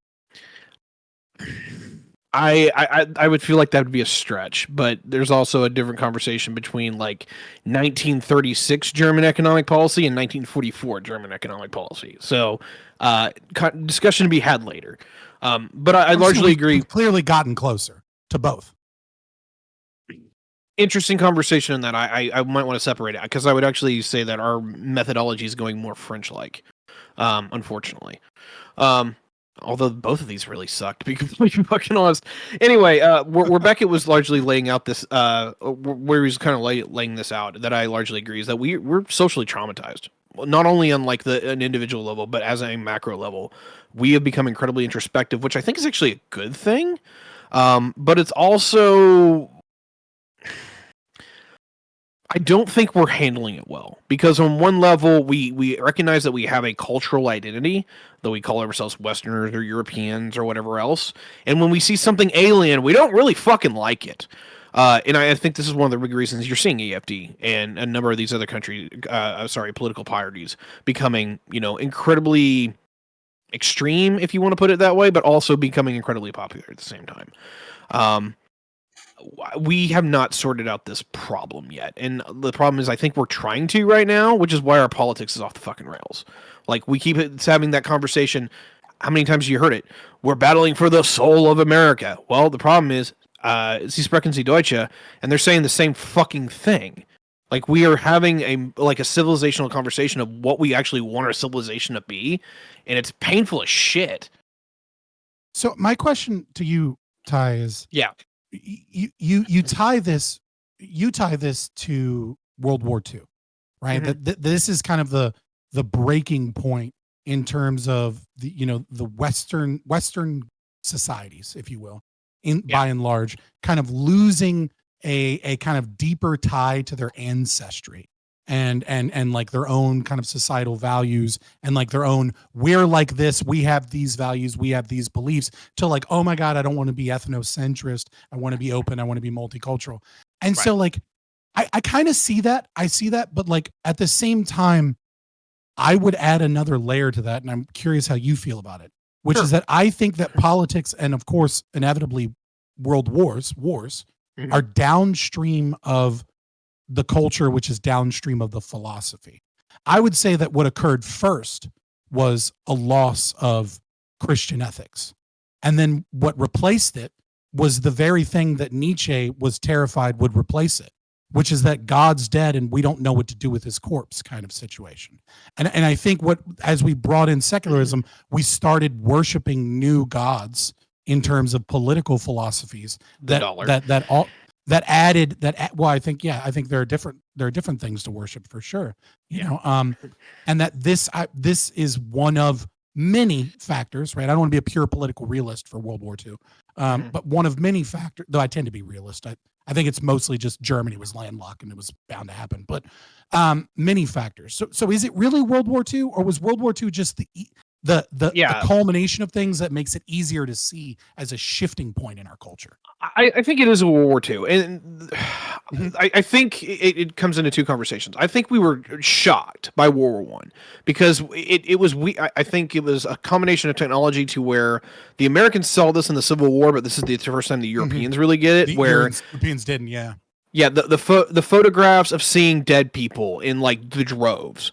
And then you finally, like, we get to World War I, and they get the body counts, and it's just entire towns are depopulated literally within a day.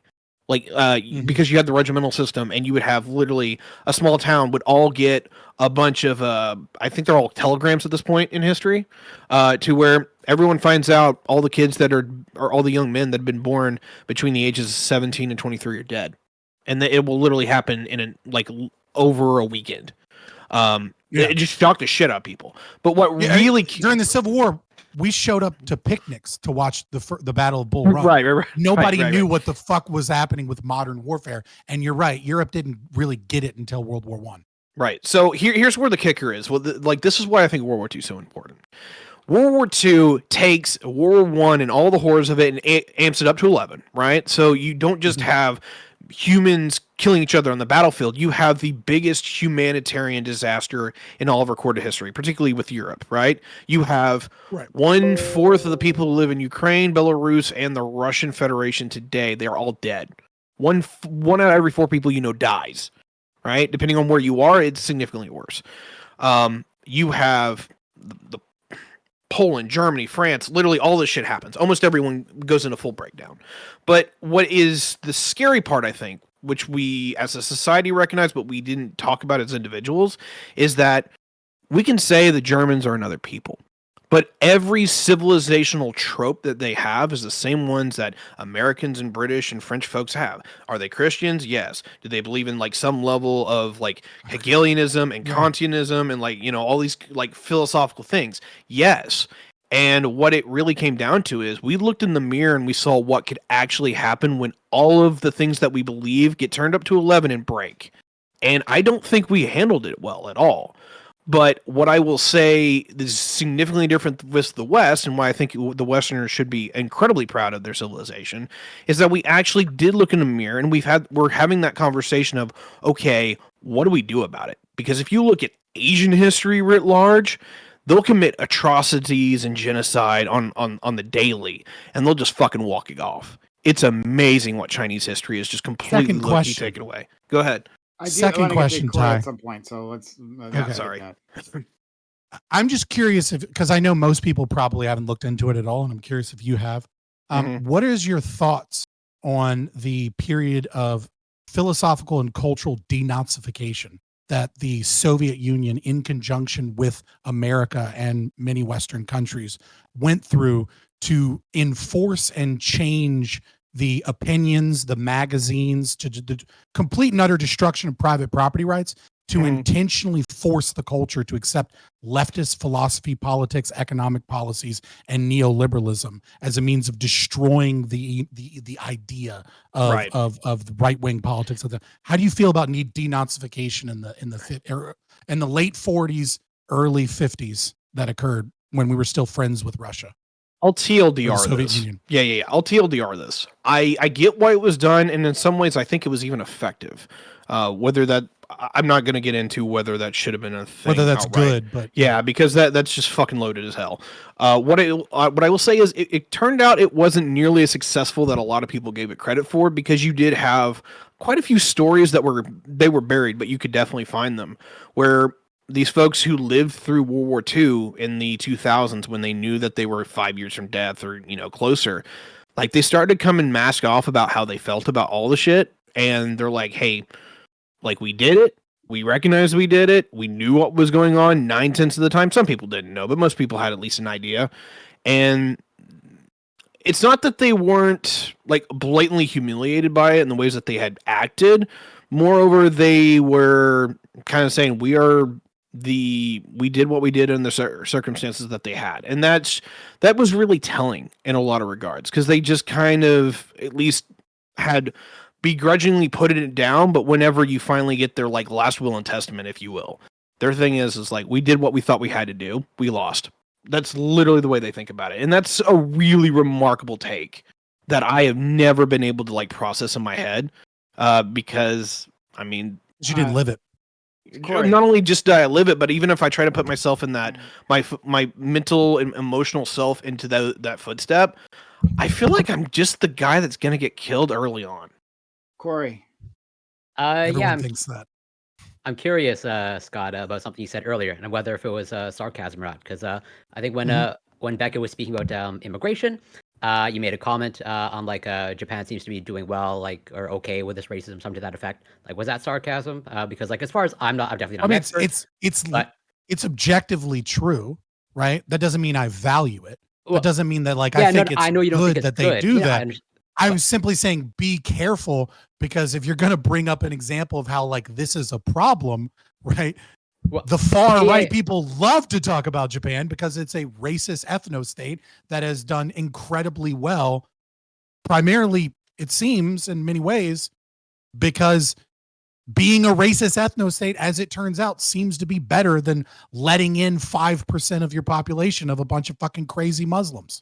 Well, so I'm definitely not an expert on Japan. I don't know, like, its entire history, but, like, and there's definitely periods where Japan has done well recently. But from what I know in terms of, like, how it's projected to do for the next coming decades, where it appears to be pretty much confronting, like, a huge demographic collapse, and, like, from what I can tell, like, they need massive immigration, and there's, like, a huge call for immigrants, but the racist sentiments are not helping because they don't want to accept immigrants, and it's just an ever slow decline.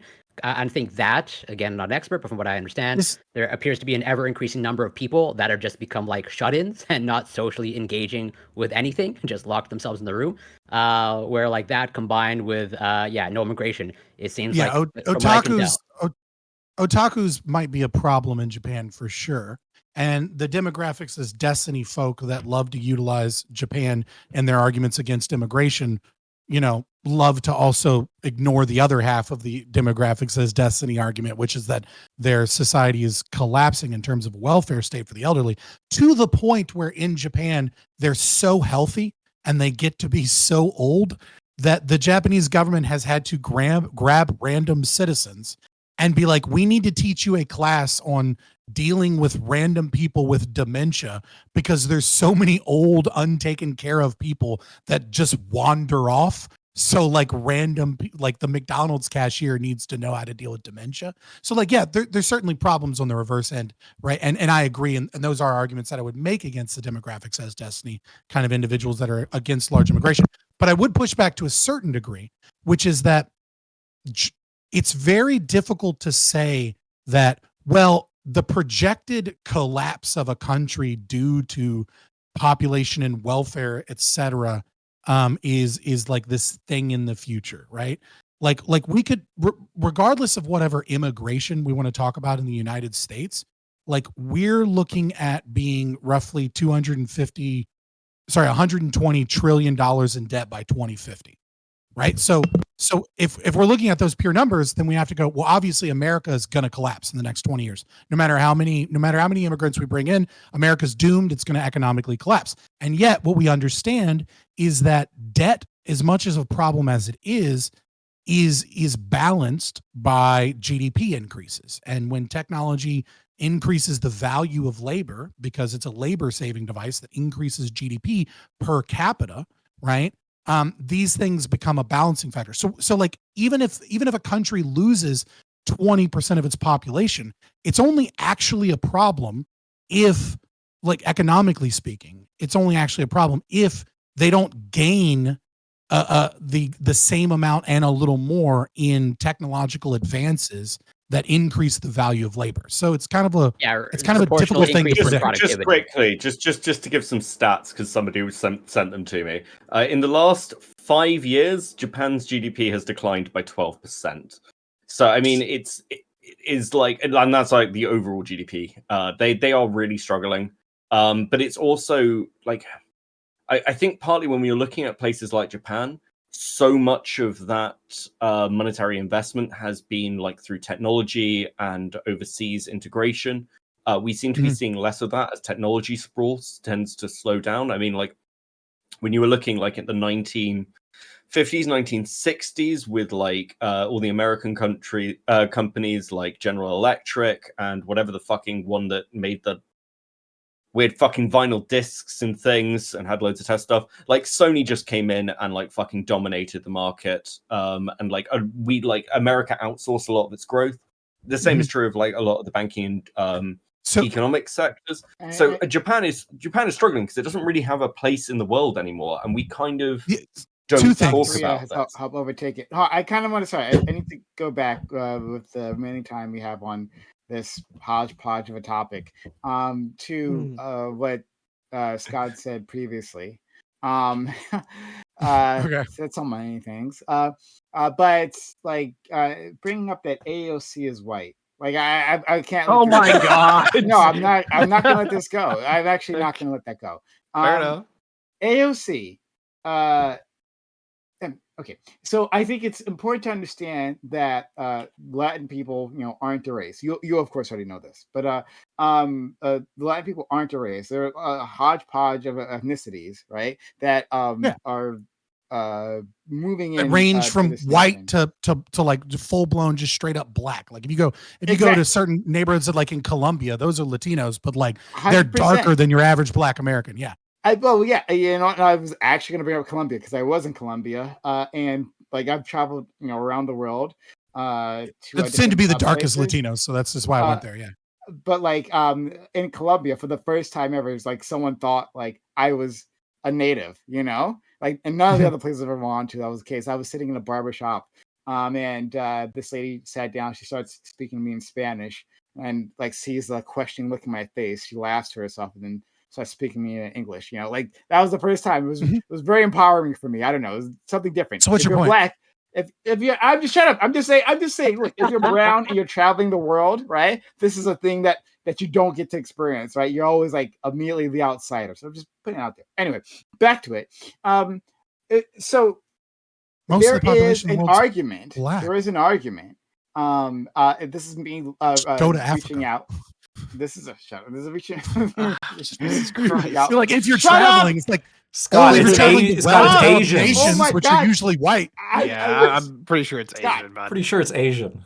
Yeah, Asia. Sorry, which Asian, according to Joe Lewis is white adjacent anyway, so it's all white when you think about it. True. I actually don't disagree with him on that though. But okay. Well, here's the thing, right? So there's an argument that the immigrants, the lighter skinned immigrants that are coming now from Latin America and some people argue Asian people as well, can become white later on, right? Like that the circle of white will expand. So if you're narrowly saying that, then I'll agree with you. Like, but the problem is that there's so many different types of people that are coming up, so that when you say like have the Latin people, Latin Americans, are they facing the same level of discrimination as Irish Americans? I'm like, well, I can point to different ethnicities, right? Different parts of that group that are facing vicious racism, and most of them are the darker kind, like the Irish. So, yeah, the Irish when they came here, the most viciously attacked race, for sure. The problem is that you're stuck in a critical race framework in your brain, and you don't realize how much it's holding you back from seeing reality, which is that the reality of the situation is, yes, immigrants face racism and bigotry, and they face like all kinds of problems, no matter what ethnic group they are when they go to a new nation. But all of the things that Latinos have been facing for the past 30 years, right? I don't want to go back too far, because like you go back far enough, it's probably pretty rough. You can absolutely say that the Irish faced worse when they got here and they assimilated. Okay, they assimilated to such a degree that even your critical race framework said, and then eventually they became white. Just like you said, many Latinos are eventually becoming white, right? Like the leader of the Proud Boys, Enrique, is as dark as a Latino usually is, if not darker than average, right? So there is a, even within your framework of white supremacy, which I think is kind of silly, nevertheless, there is still room for bringing in any goddamn skin color to that group.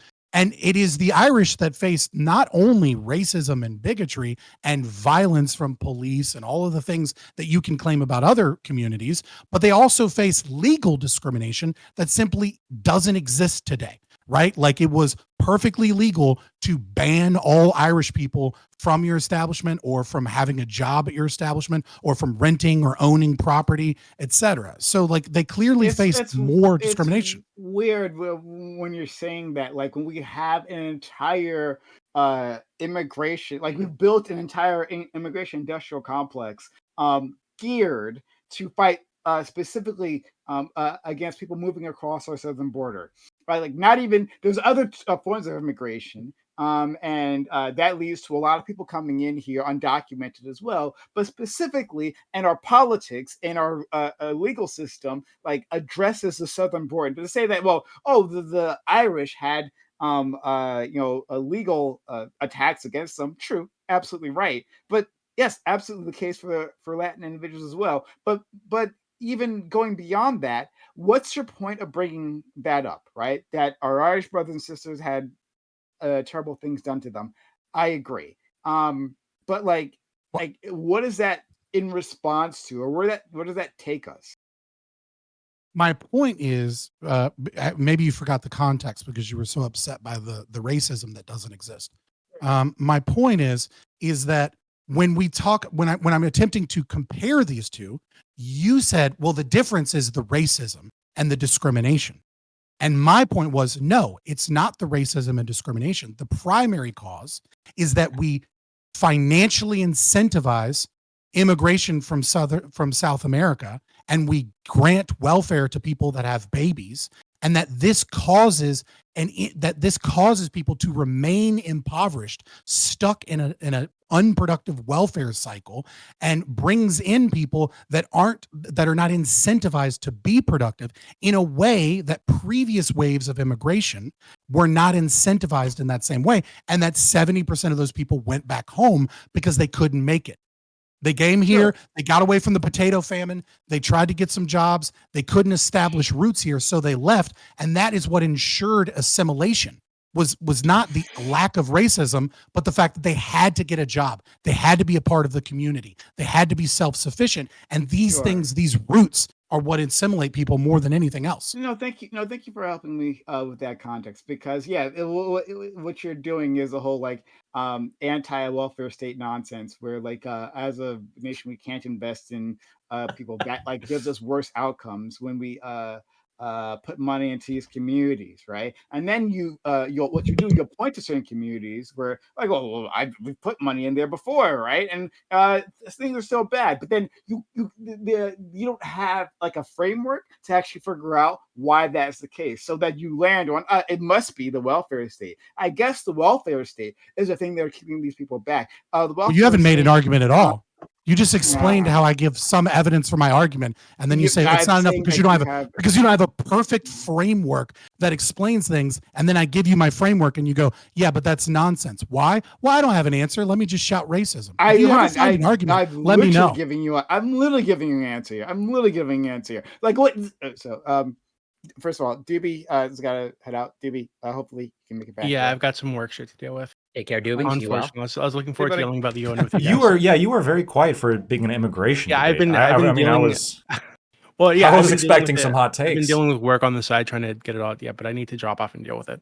So understood. Gotcha. You wouldn't want to like accidentally mix in like your immigrant takes in like a work email. I have great immigration. That gets you in a lot of trouble. I'm the least racist person on this panel. Fuck you guys. Oh shit! I meant to say that. I didn't mean to type that. Goddamn. Oh, okay. Fuck yeah. Bye bye.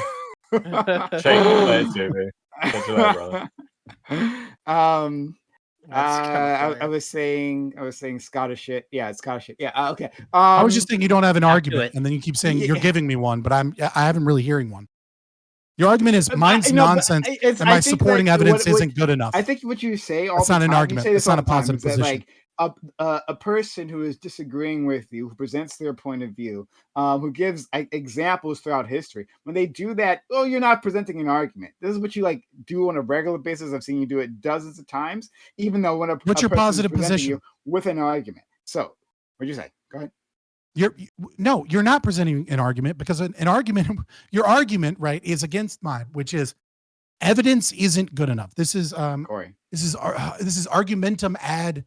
Oh, it's an IN word. I can't but basically what it is because you haven't proven something to be untrue, therefore it is false. This is a logical fallacy that you're engaging in. So your argument is, I don't like your supporting evidence. It's not good enough. I don't like your framework. It's not good enough. And then you can constantly just say that those things aren't good enough and then move and create a burden that's essentially impossible for me to prove my positive position whilst not giving a positive position. So what you're doing is a textbook logical fallacy and a non-fucking argument. So get one. Sure. Well, all right. I can maybe help with that. But go for it. My argument is that investing, that a nation investing in marginalized people can have extremely positive results. That the welfare state, while it's not perfect in our implementations, actually not all great in our particular implementation, isn't itself the problem, but it will be part of the solution. And then my argument is that your take on the welfare state and the results, like our current welfare state, and the results that it has given us, like lacks the context of racism and bigotry and other things as well. But yeah, so that when you say you are looking at, you can look at that within an isolation and not actually be able to understand the results on the other end because you're not integrating all the variables. So I'll start there. So you're saying that the argument is that you believe that welfare by and large is a force for good, that there are some mistakes in welfare, but that with enough accurate information, you could create more positive effects. So that's argument one, right? So force for good. The second argument is that my argument is lacking context, and the context is that racism has a racism, bigotry, and other factors have a negative impact that is not bore out by the data when I look at things individually. Am I correct? Is that an approximate estimation of your two arguments? Not bore out by the data. I'll leave it there. I'll leave it there. Yeah, sure. Or that, like, I'm ignoring the racism and things like that are like when I pick out select examples.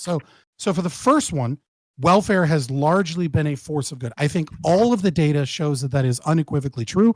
False when you account for all variables. You can look at the Black community, for example, and understand that when welfare is added, that a cycle of poverty correlates with those. Now, if you want causal things, right? You want to prove that things are causal and that degree. It's difficult to you'd have to isolate specific programs, But a great example, I think, would be minimum wage, right? Minimum wage causes poverty and causes the wealthy and the middle class to gain in power and wealth. The way that it does this is that it forces jobs out of the market, which increases competition amongst the labor, and an increased competition amongst labor definitionally must decrease the value of labor. So that is what minimum wage does, is that by pulling out some of the cheaper things, the cheaper jobs.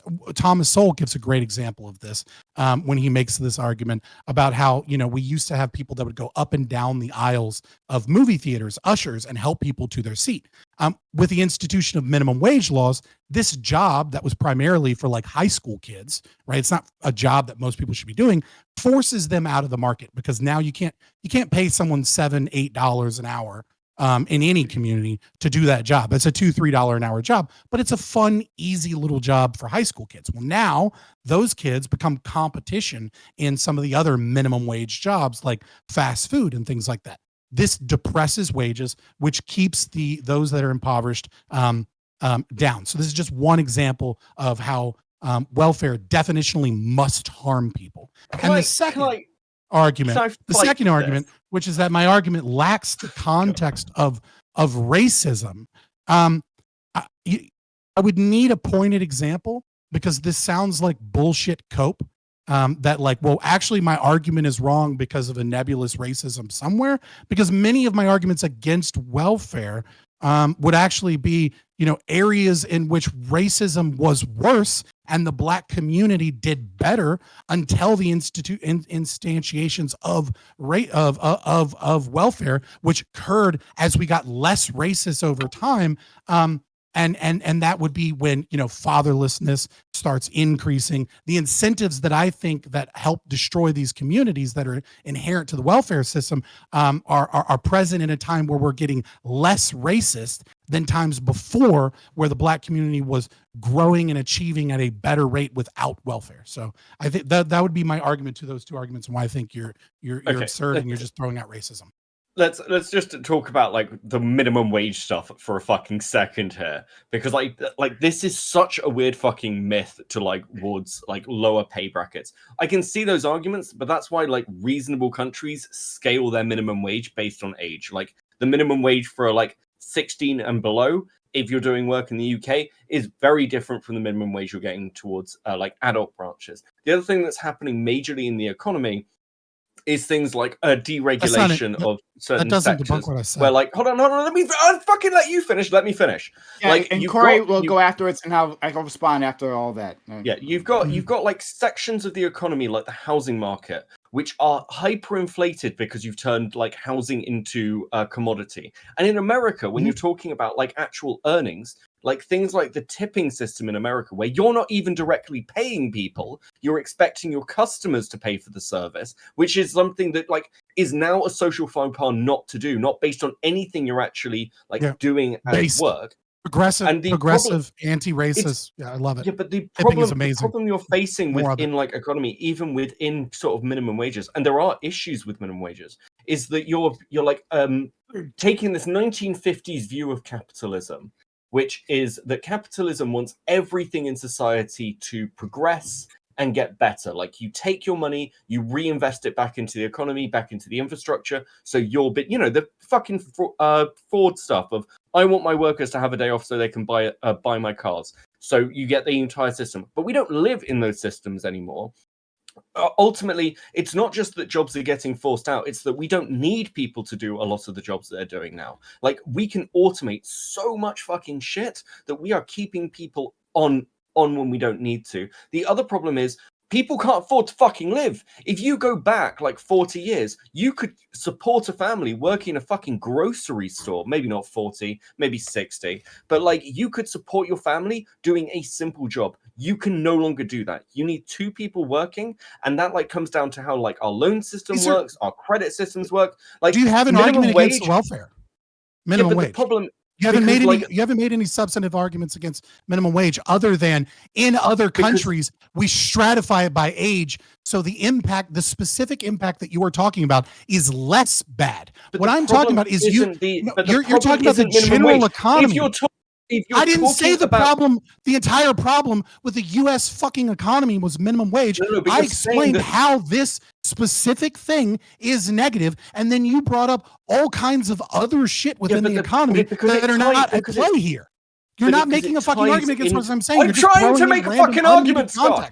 Scott. No, you're fucking not. You're fucking throwing random anti-capitalist shit in. Whoa, Scott, knock it off. Let him finish, please. Okay. So the problem is when you've got businesses that are unable to pay people, those businesses should theoretically fail. That is the market. But if you've got like the argument of I don't have to pay my workers very much, you will have what happened during like the Industrial Revolution, what happened during serfdom, which is people have to work these wages because they can't afford not to. This is what's happening at places like Amazon. And the people subsidizing those things, by the way, aren't the fucking like the rest of society in all the big businesses. It's the rest of us. It's taxpayers because they're like getting subsidized through things like credits. And like we need basic livable wages, not because like there's some grand leftist conspiracy, but because you hold on, let me fucking finish. But you just explained how socialism ruined the economy, so therefore we need more socialism without talking about what the fuck minimum wage is. Oh my god! Like, Amazon in order to get to the end of a fucking sentence, I can get to the point, Scott.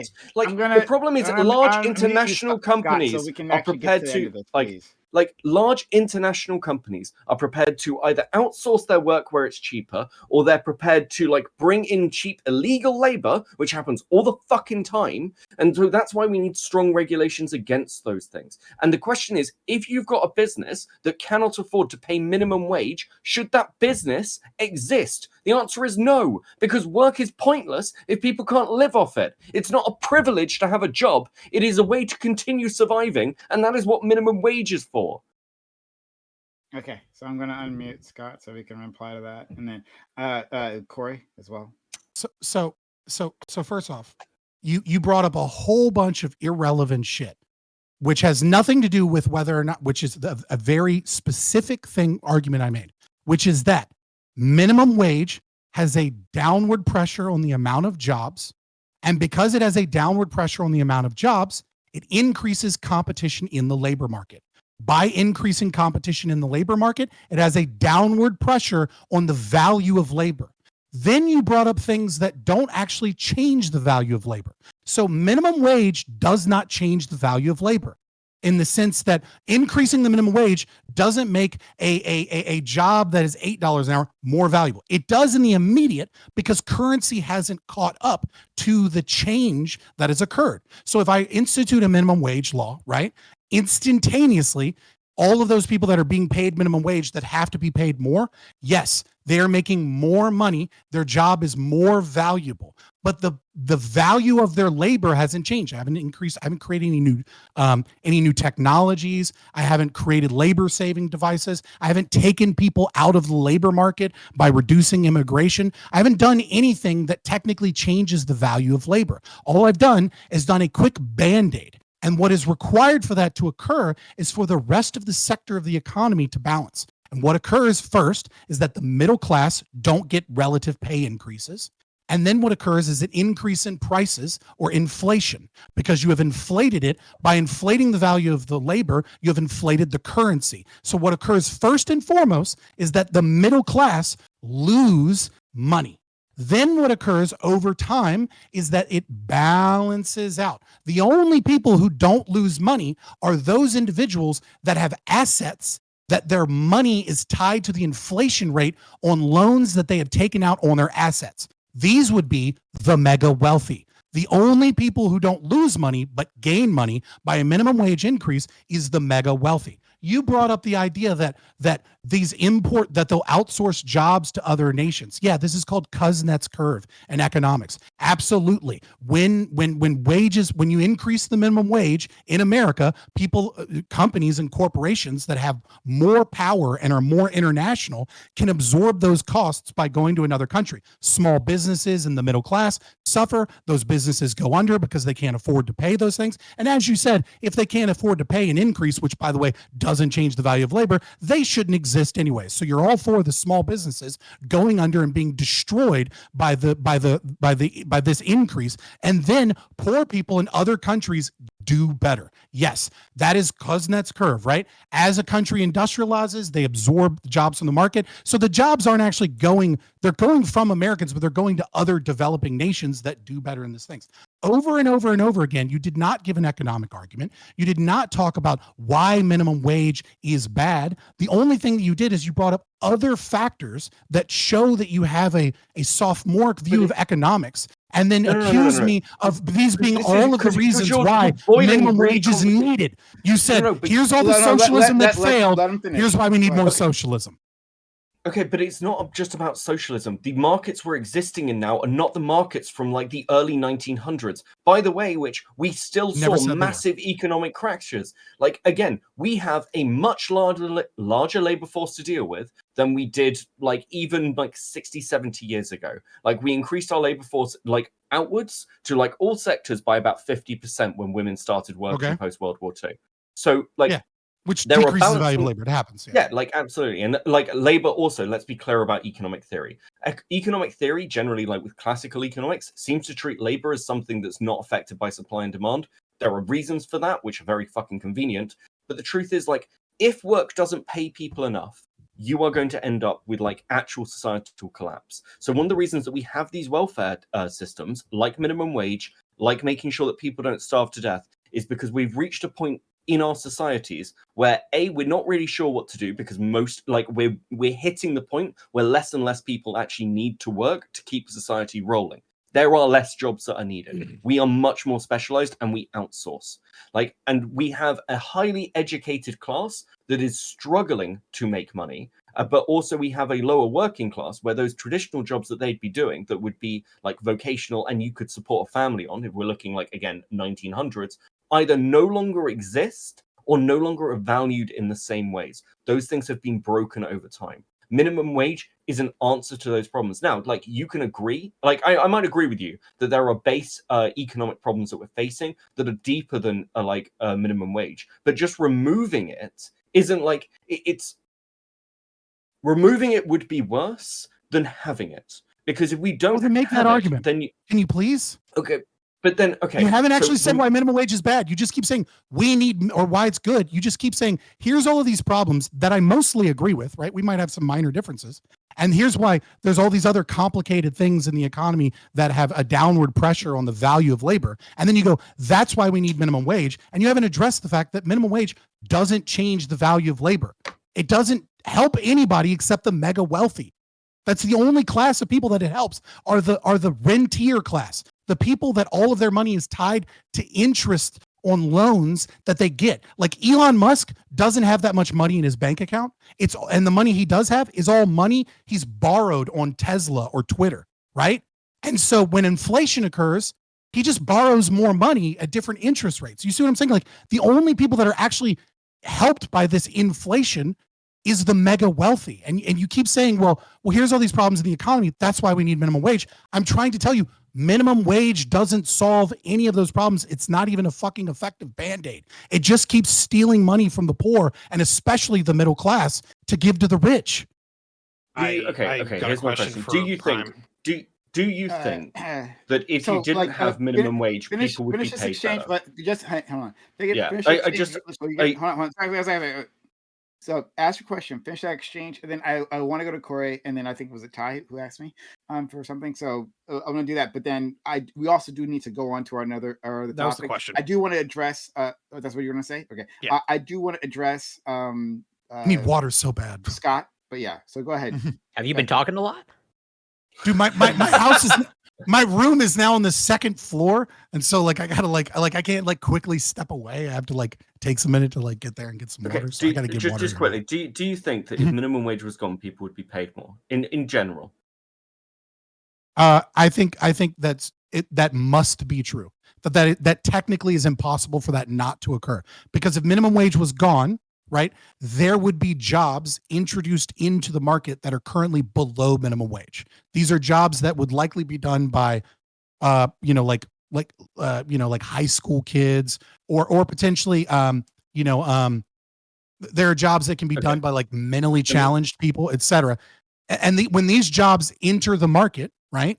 What that is going to do is that's going to take competition out of the labor market for higher paying jobs.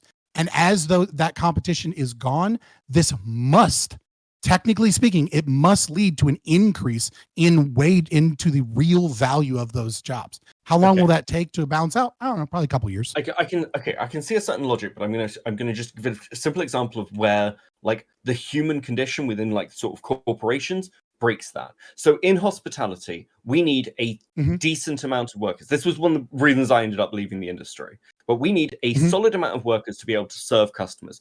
Generally speaking, like you look at how much you're paying somebody versus how much they bring in. And when you're working in, say, like the nightclub industry, one worker will bring in well over their wage amount, like just massively over it by hundreds, maybe in thousands of dollars. Generally speaking, if you are in like difficult financial times, the first thing you cut is your staff, because it is a really easy management thing to cut that will just have less people on. People can work harder.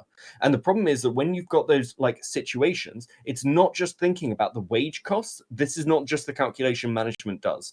And this is true in like corporations as well. They cut and slash things from the workers first, because that is the easiest bottom line for them to go for. So like while you're like, okay, well, people would be like, it's so counterproductive. Like I still don't understand why businesses do this. Yeah, it is counterproductive, but it's what businesses do. Like there is a crisis generally in management. What does that have to do with increasing minimum wage? The point is, even if you got rid of minimum wage tomorrow, people would not be paid more, because like again, there is such a balance of like getting people into work. That's not true. Where it's really easy. Okay. No. Right. So you have to leave it alone. You have to leave it alone. You're not going to sell this. Corey, corporations are evil. We get it. You're anti-capitalist. Corey, who's that? I'm gonna go get some water. It is for Scott, but all right, well, no, Scott. Well, you've talked so much, Scott. People have questions. No. Can I make an argument? Like he wants to walk away to get his water. So go get your water and then come back. Blackfoot, did you want to say something? Yeah, I mean, just a couple things. First of all, you brought up Amazon as an argument in favor of minimum wage. I mean, there's other examples you could have brought up, but Amazon, I think, is one of the worst, because they start out their workers at like significantly higher than the minimum wage. Like $19 an hour is back in 2020. Apparently now they're starting people over $20 an hour starting. And that's not at all like mandated by governments. That's just them, right? Deciding that's what to pay them. Less than 2% of American. Wasn't that the Stop Bezos Act? In response to the Stop Bezos Act? No, I don't think so. Yeah, they actively raised their wages in response to the Stop Bezos Act. Like I remember, like they literally had they made a big a press thing about this. We had videos of them telling the workers they're going to get a pay raise here because Bernie Sanders put out that act proposed that bill, and then they immediately responded. But then after that, they like. Well, so what specifically did the Stop Bezos Act do? So the Stop Bezos Act was never actually. Yeah, well, yeah, but it basically was going to, I don't remember the exact details of this bill, but like it was basically going to make it so that the US wasn't subsidizing like Amazon and Walmart in those situations, saying that you have to raise your workers' wages or something like that. I can't remember exactly what the point of the act was, but in response to that, that's when they raised their wages. Like they're like a possible government intervention caused them to do it. So it wasn't that they valued their workers. It was a response to a government. Sure, I'm skeptical as to how much impact that had because of what I'm next going to say, which is, I mean, first of all, I understand there was a proposal to raise the federal minimum wage to $15 an hour, which is still substantially below what Amazon like voluntarily raised their wage to. So it seems odd to me that they would go further and beyond what the threat of Bernie Sanders, who is the most ineffectual politician ever, whether or not he would actually be able to get anything done. Like him threatening something is like the most meekest like threat possible, right? He's accomplished almost nothing when you look at his congressional record. Continue, Lacto, if you want. Right. Well, it is just true, right? And so Amazon pays significantly more. Less than 2% of American workers make minimum wage. So, I mean, if you abolish minimum wage tomorrow, the vast majority of Americans would not really be affected at all, right? Because many of them are making way more than a minimum wage right now, and most poor people are making more than minimum wage. You're making two separate claims. Making more than minimum wage and way more than minimum wage are two, like, I can totally see how 98% of people are making above minimum wage, which I don't know what is it, like $7.50 or something, or what's the federal? Like Regardless. Both my claims are accurate. Most people are making way more than minimum wage, and even like the bottom quartile of Americans, like the vast majority of them are making maybe not way more than minimum wage, but they're making more than minimum wage, right? So if you abolish a minimum wage, I mean, why would their wages go down if they're already making more than what the government's telling companies they have to pay them anyway? And by the way, that $15 an hour proposal, that was actually like not followed through by the Biden administration because the Congressional Budget Office did a full report in it that I posted. And yeah, raising the minimum wage has negative effects. It would overall have lowered the GDP. It would have raised unemployment. It would have raised crime. It does affect inflation. I mean, there's not good art, like minimum wage is not like the most solid economic argument. Well, to Prime's point, this is just like a quick search, but it seems like Bernie Sanders did introduce a Senate bill on that. It seems like it was aimed at requiring large employers such as Amazon and Walmart to pay for the government for food stamps and public housing and Medicaid. So it seems like there was an actual, at least some credible. Yeah. So the Stop Bezos Act was an act. It would be a tax that would apply only to companies with 500 or more employees. Businesses would be taxed an amount equal to the federal benefits received by their workers, including both full and part-time employees. So, like I said, it was to quit subsidizing those companies, right? So, Amazon gets away with paying their workers shit wages that people can't live on, right? Not a living wage. People can't live on those, and so they have to go get benefits from the government, including welfare or food stamps, right? And then from there, so basically the U.S. Government is subsidizing their workforce. For sure. So this would have taxed. Get rid of welfare, wages increase for sure. So Prime, given the fact that Walmart has not raised their starting wages to $19 an hour, why hasn't the highly effectual Bernie Sanders just simply renamed it the Stop Walmart Act and passed it then? Political capital, man. People were mad at Amazon. He was not going to pass this. Amazon. The reason that Amazon raised their wages was not because of Bernie Sanders.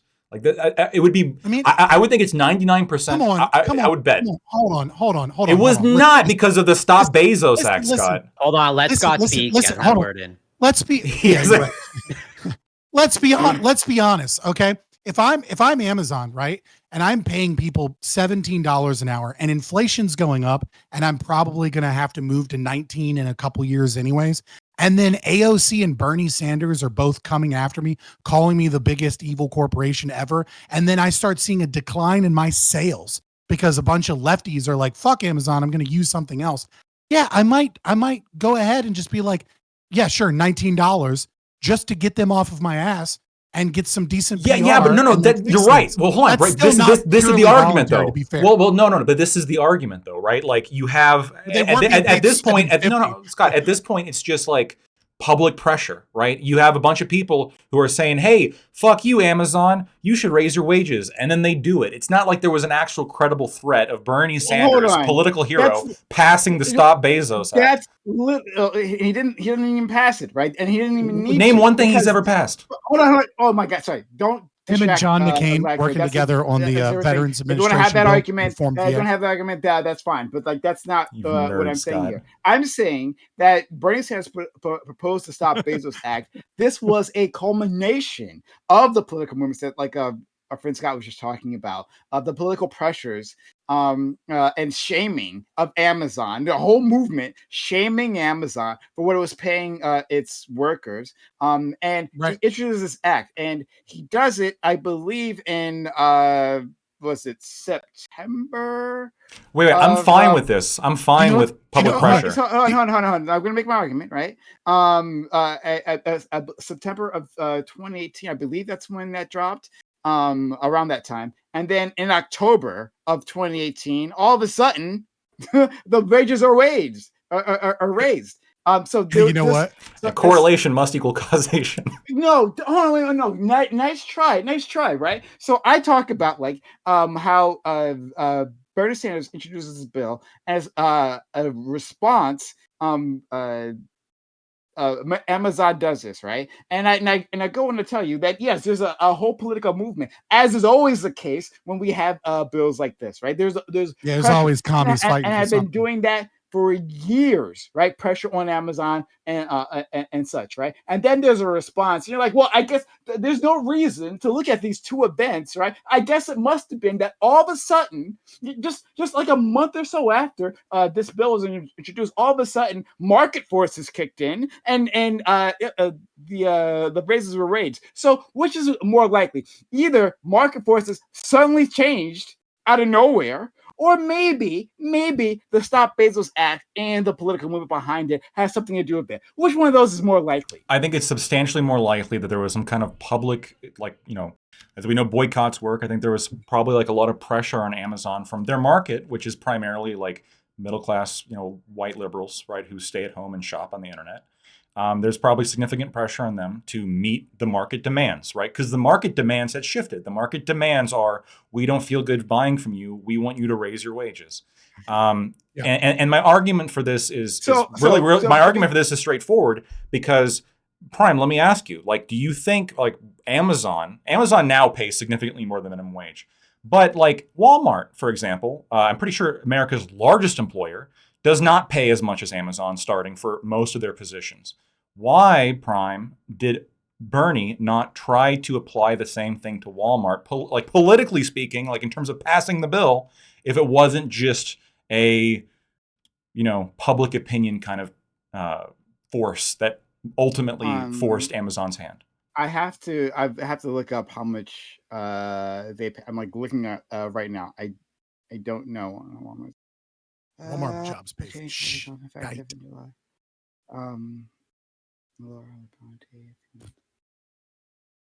Starting pay results.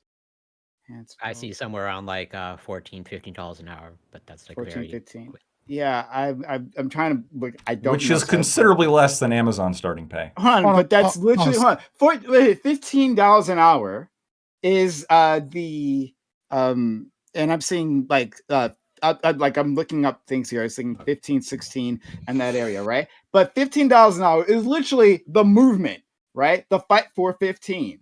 To think that this is a random ass number and to say that there's some sort of differential here. There's some sort of differential. So that invalidates my argument. No, actually, they were paying lower before. They're paying higher now. But the fact there's a differential that Amazon and Walmart aren't paying the exact same amount.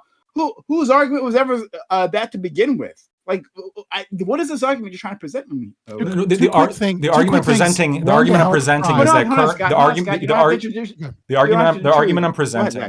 I'm presenting is I understand it's a little bit lessened now, but there was an argument to make a $15 minimum wage, which the Congressional Budget Office and the White House analyzed and determined it to be no good because of the economic effects of raising the federal minimum wage to $15 an hour. I posted the analysis of the Congressional Budget Office in the Discord chat. If you guys want to take a look at it, all the findings are right there. And so that's happening. And I do understand that, yes, there was considerable, less so for Amazon now because their starting wages are just so fucking high. There was considerable like public outcry in terms of, yeah, this is like fucked that Amazon isn't paying people as much as we think that they should be paying them. So, we're going to pressure them through public opinion and through our consumer choices to raise their wage. I think this is considerably more likely, especially when you see that Amazon raised their wages up to $19 an hour, up to $20 an hour, when Walmart hasn't. Now, I understand. I saw the one news article. $15 an hour. No, it's not $15 an hour. No, it's not $15 an hour. It depends on where you look in terms of states. In my state, it's $11 an hour is the average starting wage of a Walmart associate. I've seen different numbers here. So I understand. There's different numbers, right? It's gonna be different, and this is part of the insanity, by the way, of a federal minimum wage because every single state has different living costs. And so if you're making $15 an hour in Mississippi, this is going to be nothing compared to $15 an hour in California.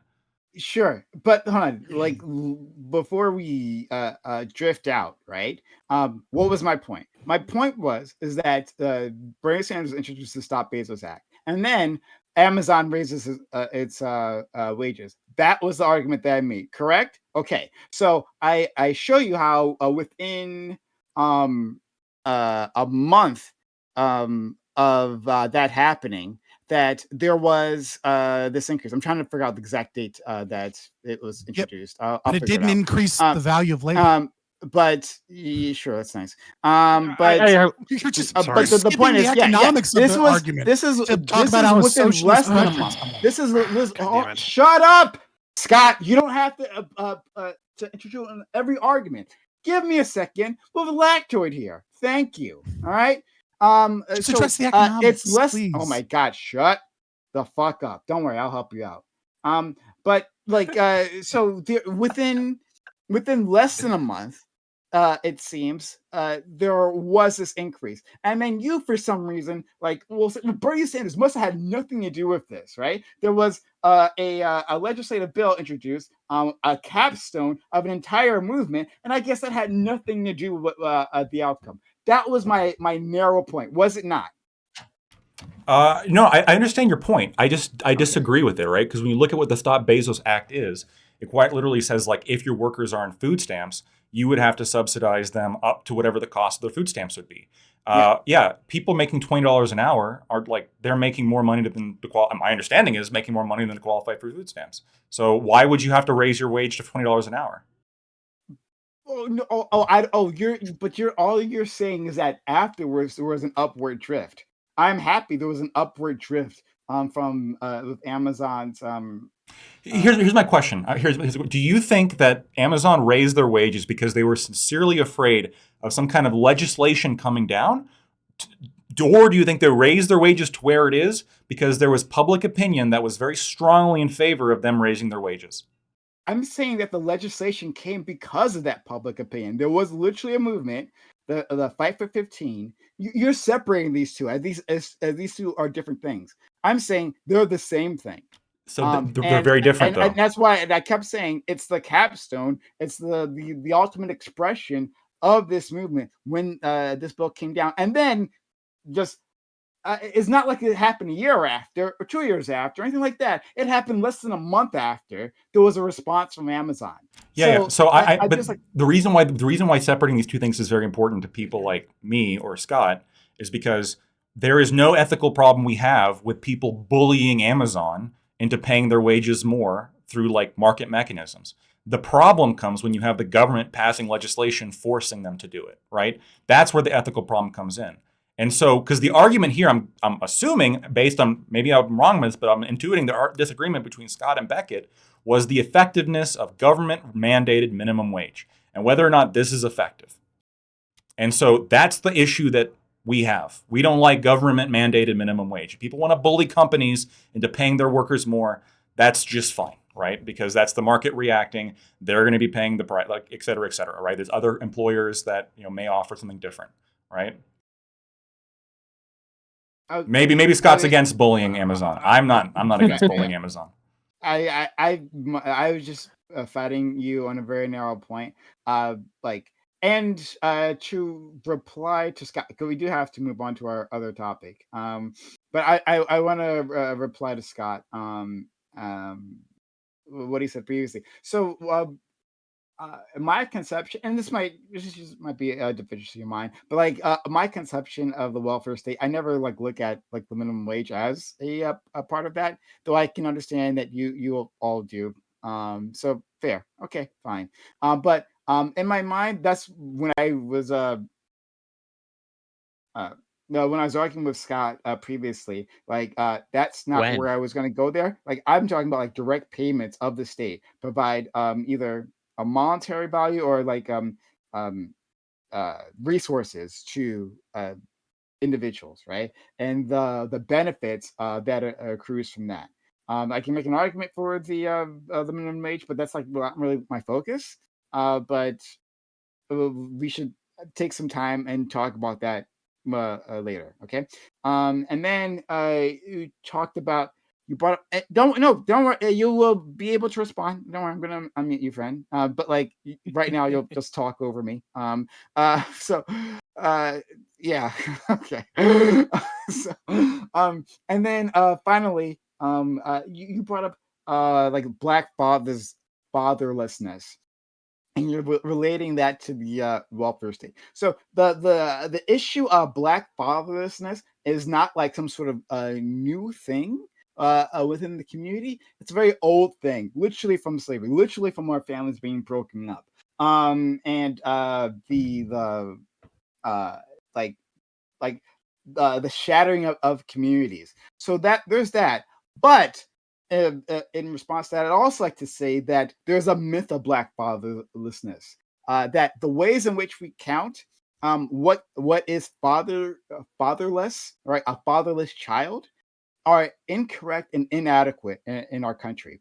And so you have fathers who are like the term apparently is non-co-residential, who are within their child's lives, and like there's like literally a study on this talking about like how often they interact with the child and do the things a father does, and they do that more than white fathers, but like still they're not counted as those children aren't counted as having fathers because they aren't co-residential, or because they have like one single illegal address for like school district stuff, and a father's home, even though they may be spending all their time there, if that is not counted as their legal home, then I guess this child is fatherless. So I just want to put that out there, and I'll share this information with you guys. You guys can take a look at yourself. But the ways we look at fatherlessness is incorrect, and this idea that Black men have some sort of predisposition, which Scott wasn't saying, but like are more likely to not take care of their children, is wrong. But go ahead, Scott. I'll give you a final word, but then we do have to move on. Yeah, I'll just kind of rapid fire. In terms of the minimum wage discussion, it really got obviously far off from the fact that no one here is capable of having an argument, it seems, against why minimum wage puts downward pressure on the price of labor, and how that changes the value of labor. The only thing that we have apparently is that there was a socialist movement in our country to force companies to pay more, specifically Amazon, to pay more. And that was backed up by threats and coercion from state policymakers to try and coerce them into increasing their wage. And it seems that did work. I follow Prime logic here that it happened like 2 months after, right? I absolutely willing to admit that public pressure and state threats and coercion changed their opinion on that. The problem with that is, well, what does that do? As I explained, all of the things I explained before, right? It harms the poor. It harms Amazon workers when they're in minimum wages and when their wages increased because of pressure and not because of a general balance in the market and the value of their labor.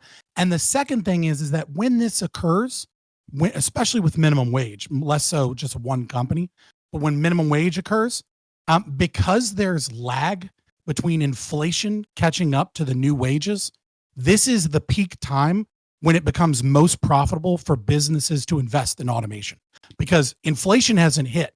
And the problem with automation is that a lot of times automation is expensive initially, but saves you power from labor over time. And so when wage increases go from like $10 to $15 in your state, right? And most of your people are close to that, and so you have to pay even more, but the inflation hasn't kicked in, that's the perfect time to fire people, get rid of them, and increase automation, and that's what many companies do. So it also, minimum wage increases, especially drastic ones, also increase the likelihood of investing in automation and taking away jobs via that.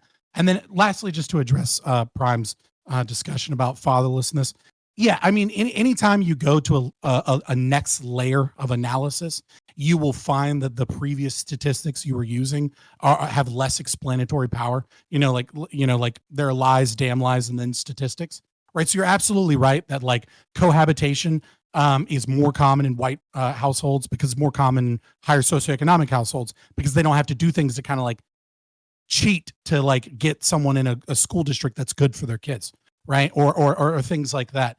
The other thing is that like, yes, that's true, but also it's mostly counted with marriage rates, which is also another problem, right? There doesn't seem to be any statistical difference between blacks and whites in terms of marriage rates. Well, not like statistically significant. Some studies find a small percentage. But the thing is that, well, having children out of wedlock is, I think it's, for the black rate is currently like 75%, and it's close to 25% for whites. So like, yeah, you can add some data that like makes these numbers a little better or some other things, but like it doesn't come anywhere close to approaching that gap. And then of course, the other thing that we often overlook when we look at this data is more often than not, we look at the data of all fathers and all mothers. And it's really important to recognize that you're not done being a father or a mother in the first few years. And yet the average rate immediately starts to get worse every year that the child is alive, right? So even though you might see a number that's 75%, well, some people, there's a lot of divorce that happens in the first few years of marriage. And so if you count school-age children, these numbers jump up for whites and blacks another 10%. So it's actually like 85% unwed and 35% for whites. And I would say that many of these things are attributed to and incentivized by the welfare state that has helped break apart families. No fault divorces, child support, things like that absolutely incentivize people towards divorce and single parent homes. I want to address the welfare thing because we just don't have time for that. I just that in terms of the statistics, I would agree that like, and read the article that I sent you because I think it addresses a lot of this. Okay. It's that like when counting marriage rates, like even just counting the marriage rate in general, like the divorce rate, that is more complicated. Yeah, it's like not even as straightforward as you think it might be. But like to be clear, my argument was in response to the fatherless comment, not wedlock. And wedlock obviously doesn't equal fatherlessness. So I'll leave it at that, and maybe we can have a different conversation on this later because I think it's super interesting. But all right. Let's go to the topic that I enticed Tiberius here with. So let's. I'm did that for my here for this. You did that for my birthday. I know you fucking did. Okay. Indeed. And happy birthday to our friend Tiberius, who was celebrating that. Yesterday. You're here on your fucking birthday while yesterday. I'm slogging on. Yesterday, I leveled up to 32, and if it had been my birthday, I would have slapped the piss out of you at this point, Scott. No, you wouldn't have, bitch. Anyway, I didn't. I'm saying to my face, shorty. Look, all I'll say is this: there was a few things I wanted to get on that conversation, but I'm conserving my energy because I'm running out of gas. But I did send Lactoid and Fabian messages in the group chat just because. Like there was a question or two there that I wanted to have for you guys. I just want to see you answer them. But yes, can we talk about how shit the UN is, please? That'd be great. Okay. So Prime, we got to argue about your article later too, because holy shit. Okay. Yeah, but I would love to. This sounds like a future topic. This sounds like a future topic. Ty wants to yell about it. Lactoid wants to yell about the article. You know I want to yell about econ. I still had a question to ask Scott, but. Okay. No, the Newsweek article about black fatherlessness specifically is what I'm referring to. Yeah. I figured. I haven't looked into it yet. In fact, what's a picture of George Floyd on there? I don't know. Every time Saint George Floyd appears on everything now. Fucking piece of shit. And Lactoid. So yeah, we'll discuss this. I'm writing it down now so I don't forget. Okay. So guys and gals out there, hey, thanks so much for being here. Hope you enjoyed this first part of the conversation. There was no topic, but like I knew, especially with this group of very opinionated individuals, I knew we stumbled onto something. We had a really good conversation, I think, on a wide range of issues here. So if you like that, consider supporting this channel. Hit the follow button if you haven't done so yet. Subscribe if you're on YouTube, and also what was I going to say? Support this channel monetarily, because that's how I do this. All this happens, right? So consider subscribing on Twitch, gifting bits, gifting subs. If you're Amazon Prime, says Prime, can we use that one free sub here rather than anywhere else? Use it here, because then I can, gather these individuals and have the patience for them yelling at me like this. Those workers get their $19 worth, right? Use your Amazon Prime sub here. Can I just say that this entire panel is an example of why the UN doesn't fucking work? Like, the personalities here the topic are is about to start. in the UN. Well, that's my opening statement. Fuck you again. Hi. If you want to, I saw some people who wanted to interact with us. Hey, shout out to Socrates TV in chat. But I saw some people who want to interact with us. Consider using Hype Chat or Super Chat. Guys, this is how I make this happen. So I do need your support. So if you want to get your statement read, Hype Chat on Twitch, Super Chat on YouTube to support this community, so I can keep providing you with this content. And yeah, shout out to my man Socrates TV. He's amazing. Let's get back to this topic. Well, whatever. The United Nations is paralyzed in this moment of crisis in the Middle East. But this isn't the first time. The UN Security Council has 5 permanent seats held by the US, UK, France, Russia, and China. Any one of them can veto any action that the rest of the organization wants to take. And these vetoes happen when there is a threat to their perceived national interests, those 5 countries. Is the UN a failure? Are supranational organizations pointless, e.g. the European Union? And should we dismantle the UN and start again? So, I'm sure many of you have heard that the UN put forward a resolution. Brazil, I think, in particular, put forward a resolution for a ceasefire for the Israel-Hamas conflict that's happening right now. And the United States promptly shot that down, like it's done, I think, dozens of times for other quote-unquote anti-Israel resolutions, right? Like anti-occupation resolutions. And it's just, once again, highlights how nothing kind of gets through, like nothing of any significance that would ever challenge of anyone who's powerful or anyone who has interest in places that are not powerful. Like reading into like the history of the UN and like how it was formed and like the arguments specifically on this point. It's not like people didn't see this before. When the UN was being formed, people seemed like they were about to get in fistfights over this specific provision, allowing these unilateral vetoes. And so I want to discuss it. Does that make the UN a failure? And then have another conversation on supranational organizations like the EU. There's also the African Union and maybe BRICS. I don't know. All right, so we'll start with our friend Lactoid.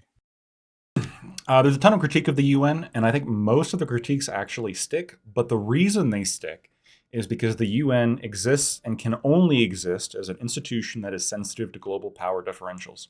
When you have a nation that attempts to enforce its will upon other member states, I guess a supranation entity like the UN is, to force its will upon member states that are simply more powerful than it, like the League of Nations feebly attempted back in the day, you immediately learn a lesson in realpolitik, which is that these countries will just leave or they'll refuse to comply. In the past 50 years, a dramatically disproportionate amount of UN critical resolutions have been levied at Israel. I'm pretty sure almost about a third, if my math is correct, who won't leave because of their backing of the US and their desire for global legitimacy. But the UN has not brought forward any comparable amount of resolutions regarding violations of human rights against China, Russia, North Korea, Cuba, Saudi Arabia, Syria, or Zimbabwe. Why? Because condemnations against these countries are not popular with significant powers within the UN, and those powers don't tolerate it. We saw the UN abandon Taiwan for the exact same reason. So should we abandon the UN? I actually don't think so. It seems to be an interesting idea and could be a force for good, but we cannot have this myopic view that the UN will accomplish more than it will, and we should not invest more into it than we already do. I think we should actually be divesting from the UN more so and becoming less involved. But the concept of the 5 top nuclear powers not blowing each other up, I think is a good thing. Okay, thank you so much, Scott. Yeah, it's kind of weird. I find myself agreeing with the fucking globalist lactoid over here, even as an anarchist. Mostly because, like, I think there was a period of time where the UN may have been a force for peacekeeping operations. There was a period of time, and I think the success of UN peacekeeping operations in protecting and evacuating civilians after the takeover of the Khmer Rouge was like kind of like the high point for the UN being politically involved in these operations. But the failures in Yugoslavia and Rwanda really just kind of proved like how ineffectual those systems were. And then, the US kind of did the same thing, where like, the UN wanted to get involved in Somalia, and then they like they couldn't go through with it. And then like America was like, we'll do it on our own, and like went into Mogadishu, and we all know how that turned out. And so like, I think it's an ineffectual organization if you measure the metric by can it stop bad things from happening with force or power, or by like making people come together for peace agreements that wouldn't have happened without them, right? If that's how you're measuring the UN, then the UN's trash and it's a waste of money.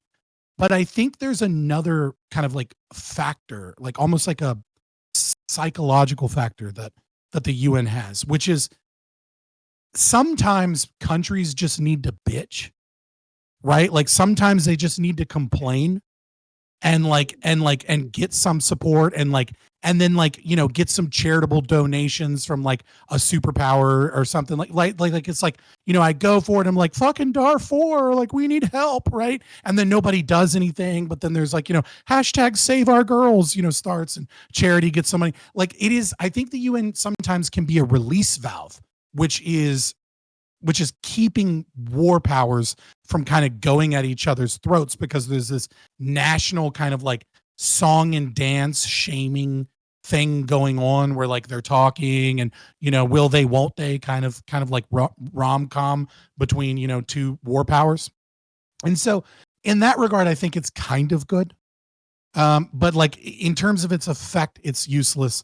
And the other thing too is like when it comes to like the other national organizations, right, stepping outside of the UN, what we've seen is that the most effective have been those that are willing to capture the state and are those that are willing to engage in utilizing money to try and subvert whatever democracy does exist in a nation, right? And these would be, organizations like Bilderberg or the World Economic Forum or Council on Foreign Relations. Like these institutions, I would argue, almost have more power than the United Nations, because they're not bickering over shit that'll just get canceled. They're buying your politicians and bragging about it. And so these are obviously a much bigger threat than like an ineffectual release valve. Though I do think we should watch the UN, because just because it doesn't have power now doesn't mean it won't in the future. And that's my general kind of thoughts there. Thank you so much. And shout out to Crazy for Coke for using your Prime Gaming sub here. We love our Coke beans. Let's go to Crazy for him.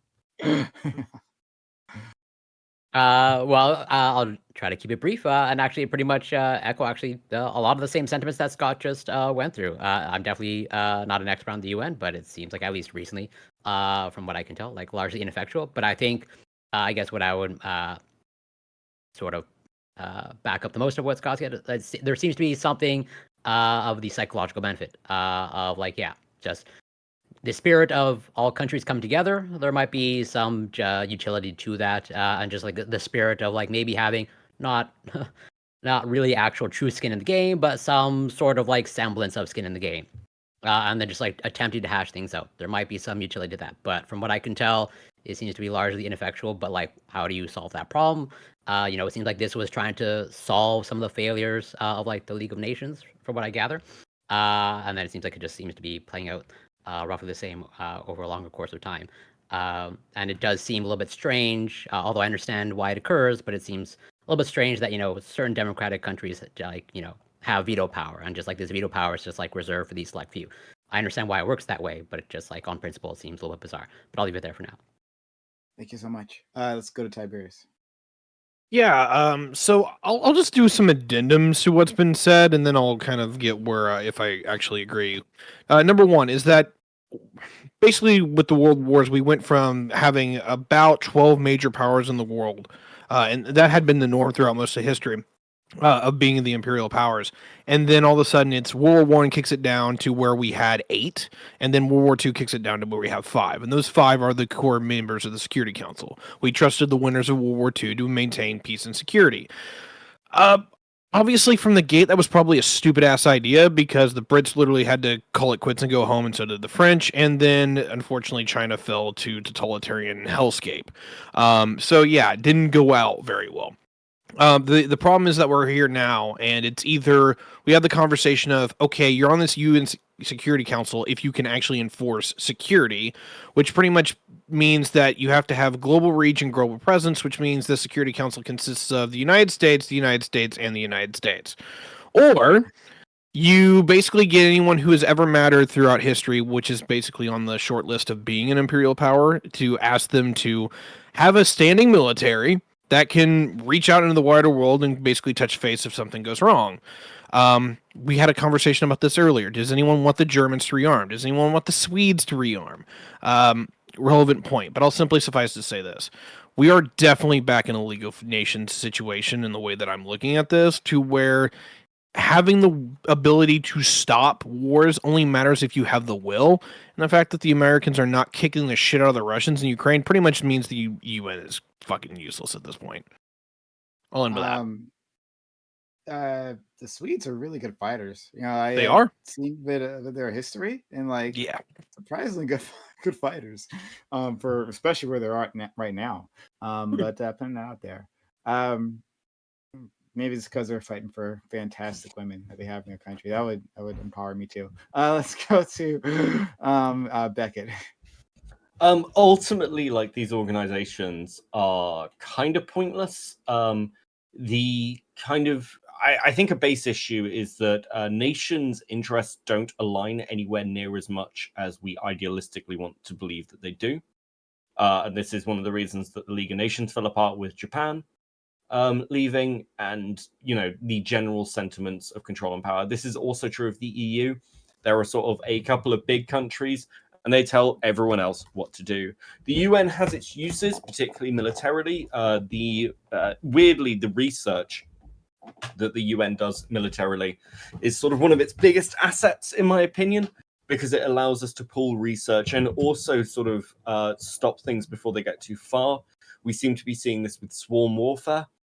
There seems to be very strong provisions and condemnations within the UN of doing this, which seems to be slowing down business interests in the private sector of driving forward things that could get out of hand. Could you explain quickly what swarm warfare is? I don't know. Swarm warfare is basically using drones and autonomous killing machines, not like a predator drone, like literally like the interconnectivity between drone things as the next stage of warfare. And there's quite a lot the UN's doing to stop that from developing.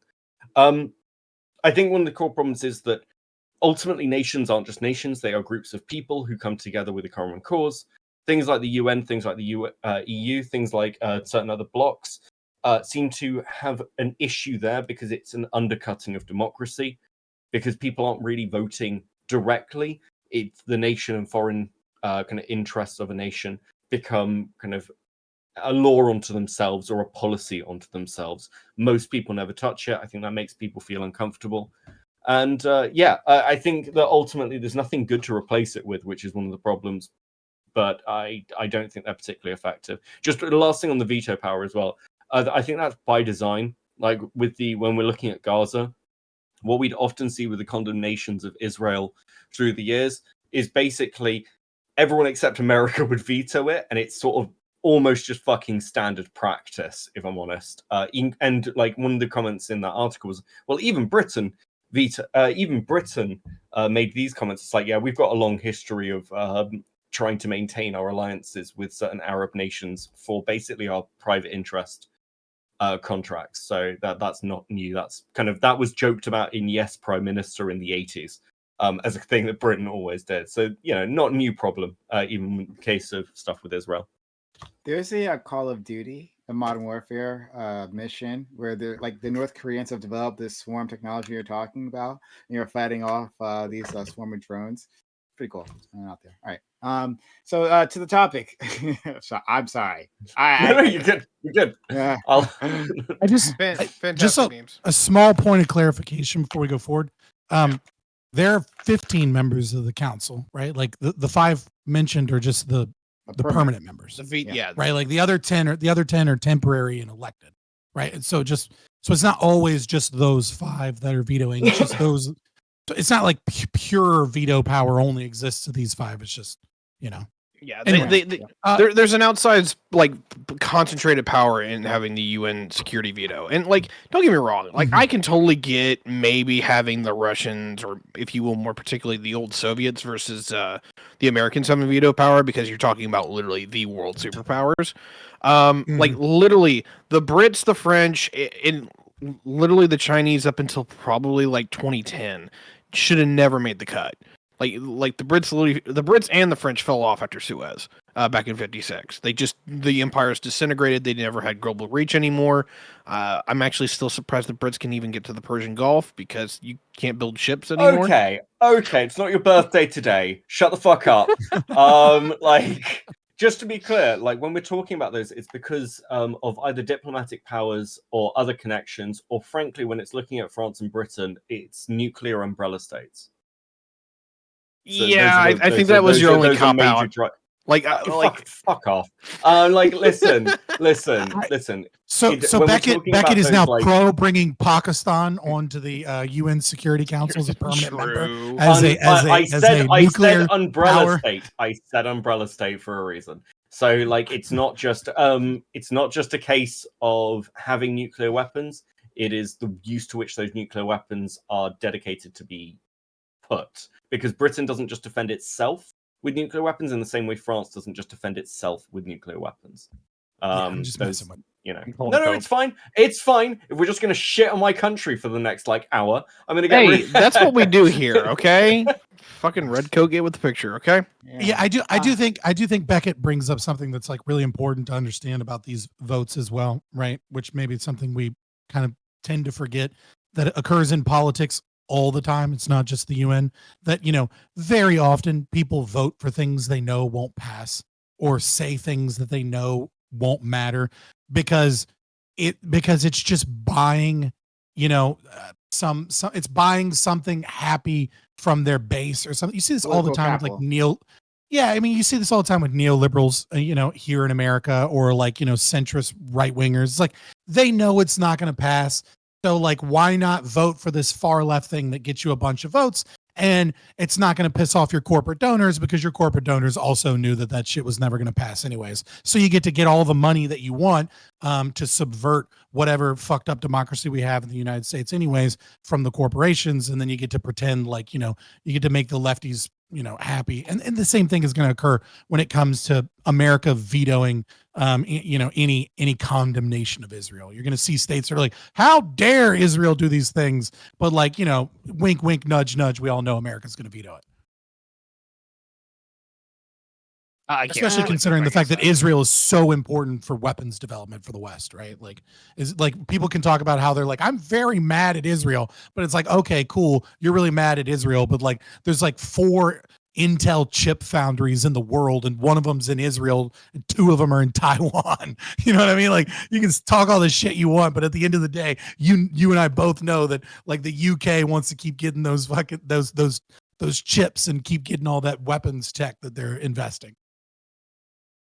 I think it's fair to say Israel's insinuated itself at a very interesting spot within the global economy that gives many powers reasons to protect them. I think that's really fair.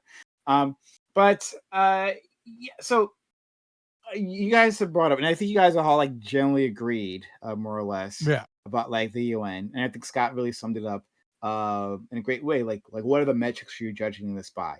Well, I want a body that's able to help resolve conflicts and get us to peace talks that would not have happened otherwise, or peace agreements. Like that's what I actually want. Mhm. I hear you. The Avengers. That's what you want. I do. I would actually. Avengers have a lot more power than the UN. That's for damn sure. But What do you think? yeah. So I would. I hear you talking about the release valve and how that's useful. And I think it is. I think you're right. But I think we need more.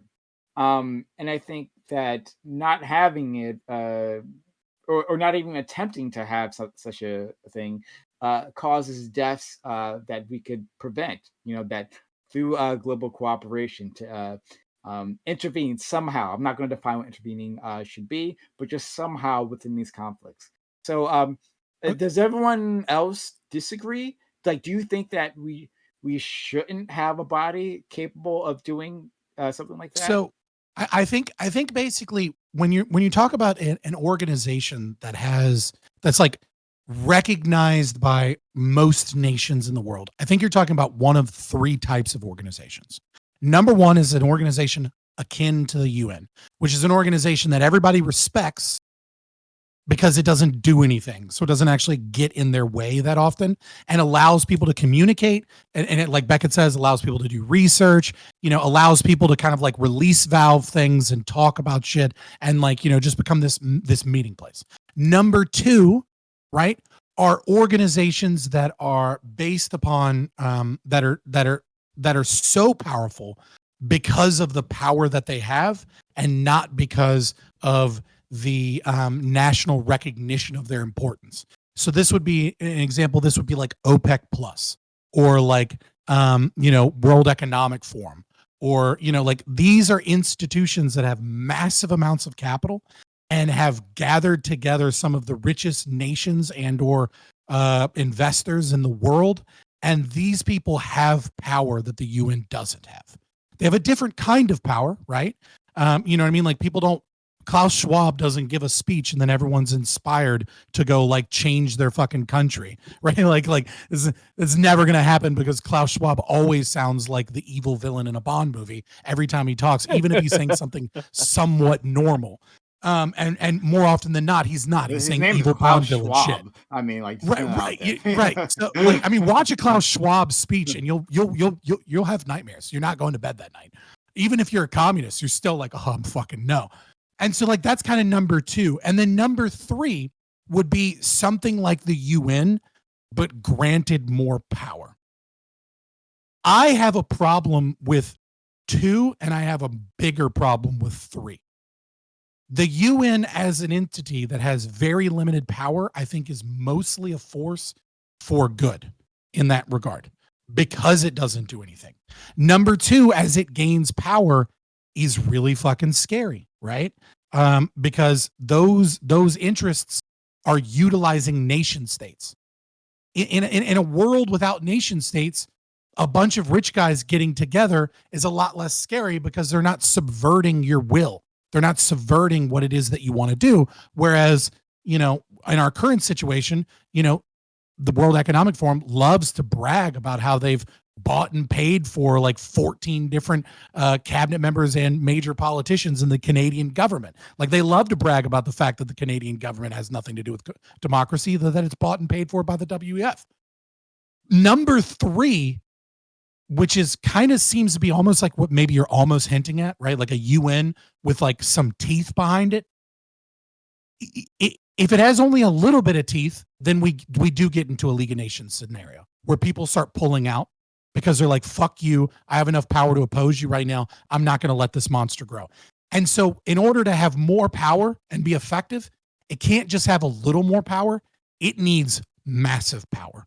And now we're talking about like one world government that imposes its will on naughty nations and uses troops to do so. And I don't think anyone besides like a few people in the dark corners of Doobie's Discord want that. I want to get answers. Yeah. So Ty and others, like, do you not want a more powerful organization that can get us to peace talks, even if not like necessarily invading other countries, but like actually like a pool use levers of power to get different nations to talk to each other rather than shoot at each other? Go ahead. Yeah, so like what Scott was talking about with it, like scenario number 3, if you will, I do largely kind of chalk up the United States for filling that role. Like the United States is ridiculously overpowered compared to almost every nation ever in world history. I won't talk about how long that's going to last. That's not relevant to the conversation. What is relevant, at least for the now, is that you have a power that can reach out on a global level, not only militarily, but also politically and economically, to be like, hey, look, I don't like what the fuck you're doing. And it has, I'll give you the pros and cons list. On the pros list, it has a diplomatic corps that, because of its hyper assimilationist, has been able to integrate so many peoples from across the world that they can either put, they can put both diplomats and spies into pretty much every corner of the planet. So they can actually go, hey, Japan and Korea, we know you guys have history, but, you need to work this out because, China sucks. Or at the same time they're doing that, they're going over to Sudan and saying, hey, look, we understand you have problems with your neighbors. Can we work this out? Only the United States can do that right now. And that is a force of good. I'm not going to act like it is not. Doesn't mean we don't have vested interests that are coercive. Doesn't mean that we can't fuck this up. I'm just saying right now, I think, at least on that level, pretty good. What is like the just sheer negative level of this is that if the United States just wants to come in and break everyone's face, and we did this with Iraq, there's nothing to fucking stop us. And this is where I think me and Scott actually are going to agree for once. Having something without that check and that can just run amok and like literally wreck half the planet is a terrifying thought. And I gotta give points to the fact that the Brits and the Americans, for the only being the countries ever in history to be able to do that in any kind of regard, the Americans literally have stepped back and said, hey, look, we're going to let people run their own countries. We're not going to annex Germany after World War II. We're not going to completely wreck everything that we touch. I'm kind of impressed with I'm going to say this in a way, I don't know if people are going to agree with it, but the delicateness that the Americans have tried to run the world with. They just took the cheaper option. I'm sorry. They just took they literally took the cheaper option on the table. Rather than, it's a lot easier. You don't have to station troops. Well, we do station troops, but like we don't have to troops everywhere. Impose your will with these troops. Like they just took the cheaper option of world domination. I don't know. Okay. World domination on a budget. So exactly. Hold on a second. Just so I get where like the criticism is in that, because I'm sure there's a level to where like what I said sounds ridiculous, but I like what part is the ridiculous jump that for you? It's not that it's ridiculous. It's just that like the interpretation seems odd. The lens you're looking at it through seems odd. I think I can fix it. Like it's just that it's a like a level of nuance and delicacy that the U.S. was using when enforcing a world order. They're just like, this is much cheaper, right? And like in terms of PR, a much better way of doing things. Like, this is I would say we not perfected. We just took what Britain was doing, took it to the next level, right? I would say your argument is absolutely perfectly rational and makes perfect sense and is 100% correct, only if you view it historically. Okay. But the moment that you look at it from a modern lens, where we do live in this world, and all of us, nobody here was born in the 1800s or before, right? Mm-hmm. We're judging by a world that the U.S. has imposed its empire on other nations and seeing that for the evil that it is. But if you look at that historically compared to like every other world empire, it is obviously far less brutal and imposing and conquest orientated than Rome ever was, or Macedonia under Alexander the Great, or even the British Empire, which gave us modern form of colonialism. Obviously they didn't invent colonialism, but they certainly fucking perfected it. Right. So and so like America has been has done everything it can to create a new form of colonialism, which is setting up its fascistic economy in places, originally, and it's losing this battle to the Chinese, I would say, in the last couple decades. But going in, utilizing other institutions that are basically bought and paid for by the U.S., like the IMF and things like that, to give loans to places, and it has been an economic empire. And when people get too naughty against their rulers that fucking own those little bitch slaves that live everywhere else in the world other than America, then the American military comes in and fucks them up. Right. So yeah, I mean, I would say it's, in a modern lens, what you're saying sounds absurd, but in a historical lens, yeah, like we don't just randomly go places and then just be like, okay, we're going to take all your women and children. We're going to spread our fucking white seed. We're going to destroy everything here. And then we're going to set up our own governments. Right. We only did that, like in Iran. Oh, where we tried. Lactoid Corey, for a while. I'm still looking for an answer from you, all of the question I asked. With the greater power? Yeah. Well, in principle, I don't disagree with it, but like I share the same concern as Scott of like an absolute power that will impose its will on every other nation seems potentially problematic. Like that is sort of like the Avengers scenario. Like, what do you have with just a group of absolute power people that and these actors can make bad decisions, and they can make unjust decisions. What do you think? What do you think I mean when I say that, like, a stronger organization that can get peace talks? That is totally fair. I don't know exactly what you mean. I'm not against. You mean SANS enforcement mechanism? Sorry, I didn't hear what you say. Sorry, I was saying, do you mean SANS enforcement mechanism? SANS. When you say more power, right, with or without an enforcement arm. As in, like, more power, but without a stick somehow. Right. Yeah. So, having collective. So, like, if there's an organization, a collective body, and it sees these two nations, like, about to do terrible things to each other, stepping in, and rather maybe than deploying troops, but saying that, well, we'll institute sanctions, or we will give you incentives, right? Like, let's be a mediator between you two, and like, if there's a fight over resources, how can we intervene? Can we replace those resources? Can we do this and that, right, to keep this from happening, and bring these to the? These are just like off the top of my head. But that's like that's what the UN is right now. Yeah, well, right, like it's that organization. I believe I was supposed to answer, but yeah.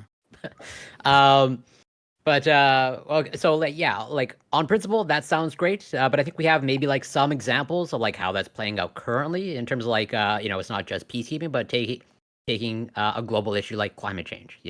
To what was brought up earlier in terms of like research, like the IPCC reports seem to be like really good, thorough, and they seem to basically make actual recommendations that would be useful. But the problem is, like, are countries actually going to commit to those types of things?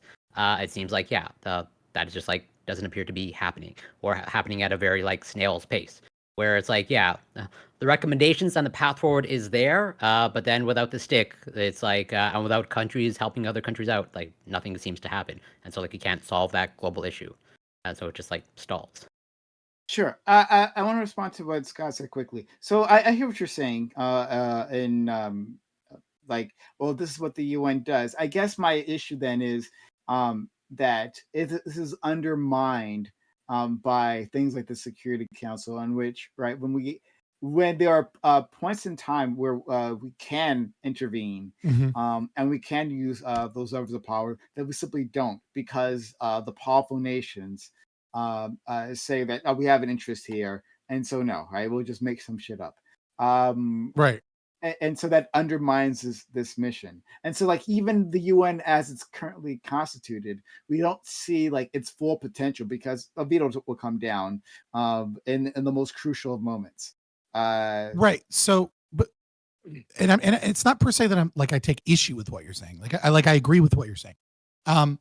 But my issue is when we imagine a different organization, right, that has the capacity to step in and try and bully or incentivize one way or the other, peace talks between nations, etc. Right, and then we say, well, but the problem is we have one of those, but there are veto powers. It's like, okay, well, what does an organization look like where there isn't veto powers from nations? Like, who's in charge? Like, it's like I understand what you're saying, and there are problems that cripple the capacity of the UN to be able to act, right? But what does it look like if it doesn't have those things that cripple its ability to act? All of a sudden, it becomes a very different conversation. Well, no, I hear you, but like that veto power wouldn't be unilateral, right? Like What do you that mean? veto.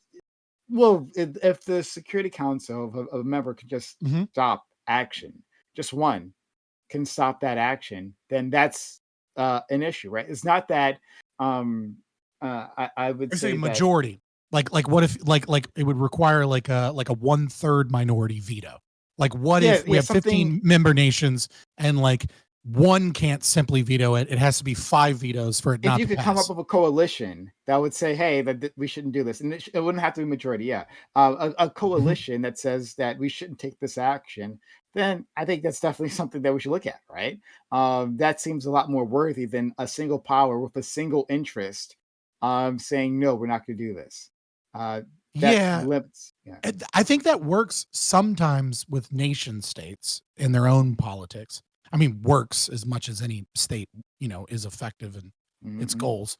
But I think if you had something like what I just described, I think this is exactly the scenario that I was kind of saying is the issue, is that like if we give it just a little bit more power, you're probably just going to have nations leave. Right? Is that like if we give it to the point, because the whole point of like one veto being enough to stop something is that all of the world's current superpower, all of the world's important powers, because we're voting, right? And we cycle through, but for the most part, all of the powers of the world are on the Security Council. And usually 1 or 2 were there last time and they're not now. But regardless, if we start getting to a point where we're pissing off 2 or 3 of them regularly, they're leaving. And so the only way you can stop them from leaving is you need that stick. You need a little bit more power. And now that's when that becomes a runaway train. So I can't imagine making it a little bit more effective or a little bit more powerful and that not just collapsing. So this brings me to the next question. And I do want to hear from Becca and Lactoid.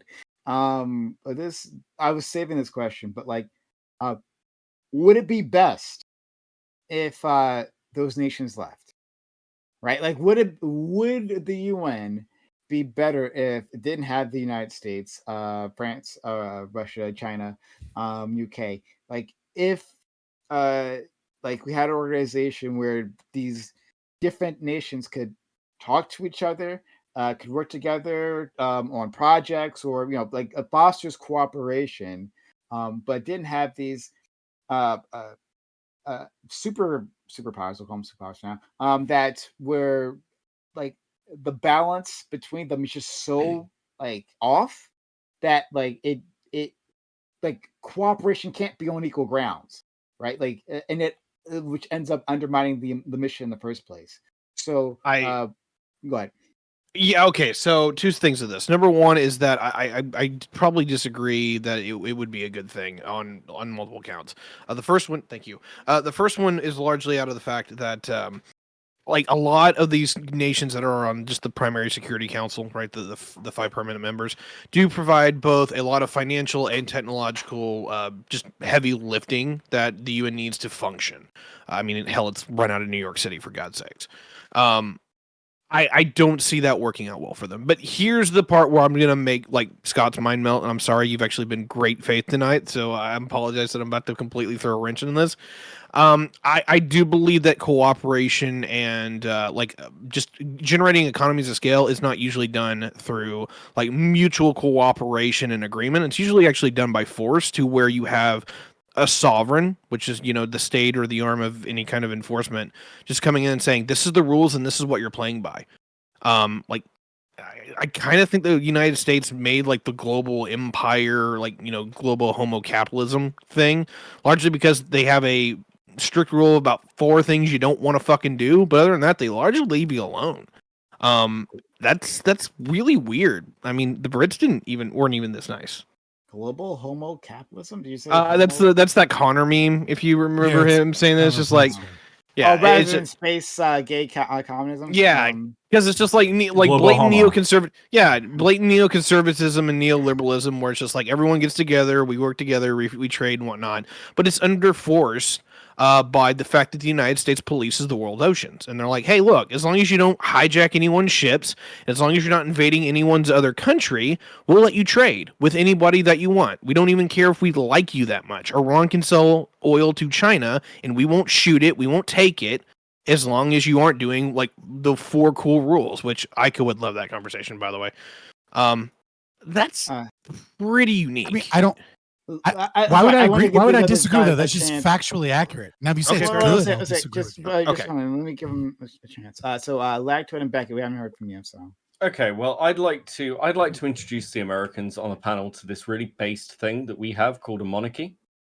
And I just think, I think having a monarchy is just a better system, and everyone should have a monarchy, and it should be ours. No, but I think on the general thing of I agree. whether nations monarchies should are better leave. than liberal democracies. True. Like monarchies are the best. Read Hobbes. No, not the best, just better. Okay. Okay, so on the general thing of should nations leave, well, let's look at the effects on like vetoing on things like the EU.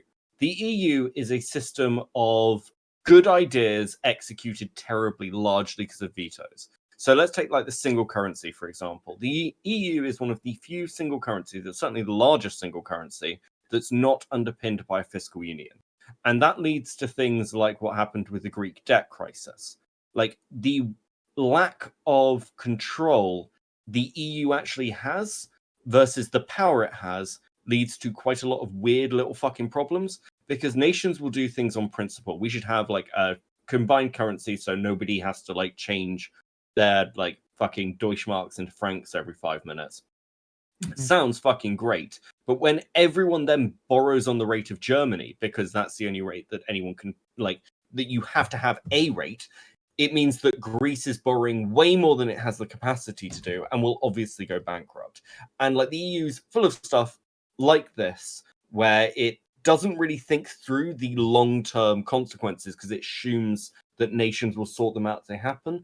But because those issues basically go against the interests of other parties, it never happens. Another one is like the way large entities like this seem to structure is a country does things. You kind of see this with the US by necessity. The US is the military arm of the UN, realistically speaking. But like in the EU, like you have a much more extreme version where France is the agriculture, Germany is the engine, Britain was the financial sector, Spain and Portugal ended up as tourism. Portugal also ended up as a like sort of host for international companies, particularly oil conglomerates. And then you have like other states doing little things. Poland is throwing out workers into cheap labor. And that's because it like views itself as one country, but it's too big a landmass and there's too little consideration of the impacts it will have on individual countries, where when you're not in those sectors, you get fucked. So like those like logistical problems are almost impossible to solve. And I would argue that the only, ironically, we're talking about the UN, but the only successful version of this is America. America essentially is a load of country-sized groups that come together under a federal government. And it seems to be the only system that's actually managed to work because everyone's interests are directly represented in some form. So it's not a question of should nations leave, it's should we actually be building something that's far more like America when we're trying to establish these things. And I would argue for all the problems America has, yes, absolutely. It's the only thing that seems to work. Pause, because there's one element here that I think people don't look at. And comparing like the United States and Europe together, there's some apt comparisons there, but like Texas and California, you know, as much as our political diaspora is fucking ridiculous, I like Germany and Estonia is a completely different animal. I think you really need to look in India, actually, on this one. You were talking about people that are multiple ethnicities, multiple languages, and while they largely have like a religious connotation that comes together, like Christianity largely meets that to a large degree for the Europeans, I think you need to have that conversation. Don't base it off an American model, actually base it with what the Indians have pulled off. That's super interesting. Be careful telling a Brit to take a look at India. Okay, that doesn't. Well, We did. We liked what we saw. We liked what we saw. Lacto, you haven't gotten a chance to say something, so go ahead. And Corey, were you trying to jump in? I just want to ask a question to Ty in terms of like what does he think India pulled off specifically or exactly? Okay, so here's the thing about the United States as the compare contrast, and so I can make this very clear. The United States still is largely one linguistic group, and it has, of all of its ethnicities, it really only has 3 major ethnicities, that being Yankee, Dixie, and American Black, right? We're talking about India and Europe, which are multiple languages, and I'm talking over 40, right? You're talking about ethnic groups that are some small, some large, but you're like India, it's ridiculous. It's 1.3 billion people. So you have ethnic groups of 200 million over here and, 100 million over here. It's Europe at scale in a different topography, but a lot of the, I'll put it this way, and I don't know if I'm making a lot of sense here, but at least in the way that my mind is structured, Europe and India could be a very good analog to each other versus the United States I don't think is because of how much more common the American states are versus like European countries. Does that make sense? Really interesting. Yeah. Well, I was gonna like, as in you perceive greater unity amongst India? Level of unity versus the actual difficulty of making that union, right? When you can't talk to each other because you don't share the same language, that is a problem. What India and to some degree the European Union has in common right now is that while they speak German or French or Hindu or Pashto or whatever, they all both speak as their primary secondary language English, which can be like the common cultural language for the whole greater union. What a lot of people don't realize in India is that the majority of the ruling class actually all speak English, and that's how they run the country. Yeah. Okay. But super interesting point. Let's get Lactoid in, and then straight to you, Scott. All right. I think the epitome of my opinion as to all geopolitical issues can be actually summed up with one example I can put forward from the EU. The EU has a minimum requirement for strawberries size, specifically like how big the strawberries have to be. If you want to sell a strawberry that is too small, it is illegal to do so in the EU. This is a very dumb rule. Why can I not sell small strawberries? Well, because the EU decided so. Ultimately, I like when power that I agree with is centralized and has power over powers I disagree with, and I very much despise the alternative. So my biggest concern, and I think the U.S. the U.S. to a big concern to a large degree, is very much concerned about the UN exercising power over it. There's a reason why we didn't ratify the Rome Statute, why we haven't joined the International Criminal Court when it comes to them bringing charges against individuals, because it's unconstitutional.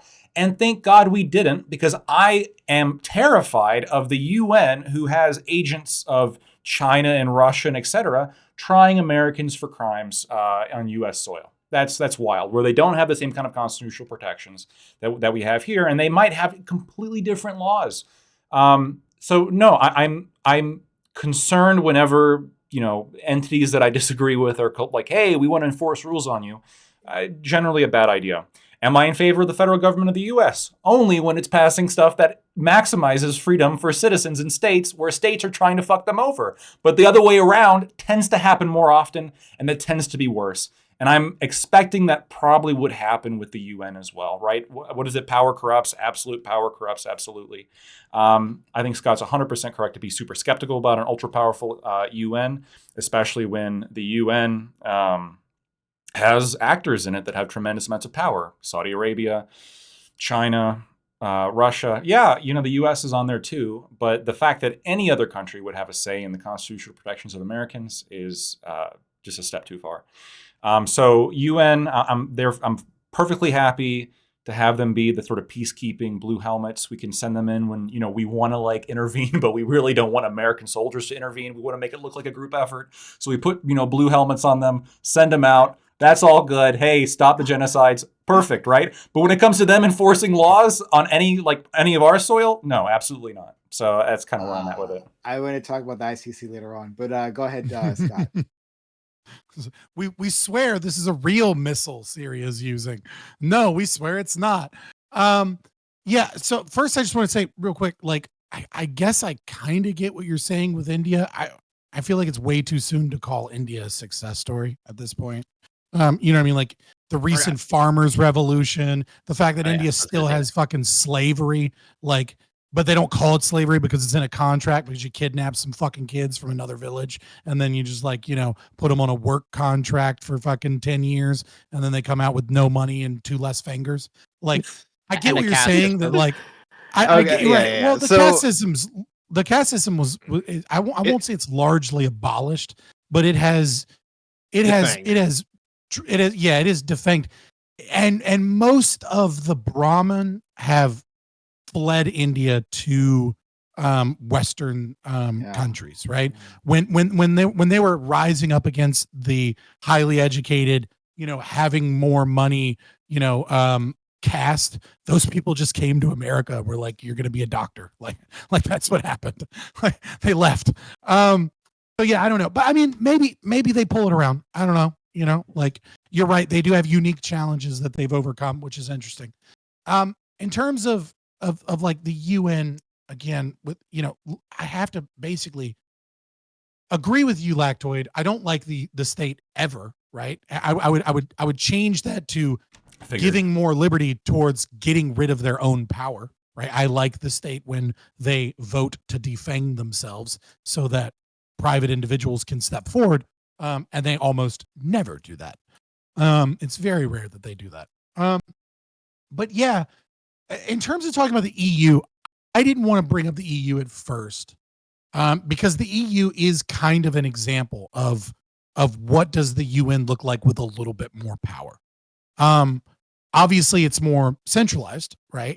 Or localized. I mean, obviously, we're talking about global things, so take that with a grain of salt. But yeah, there is massive. Once you give an institution power.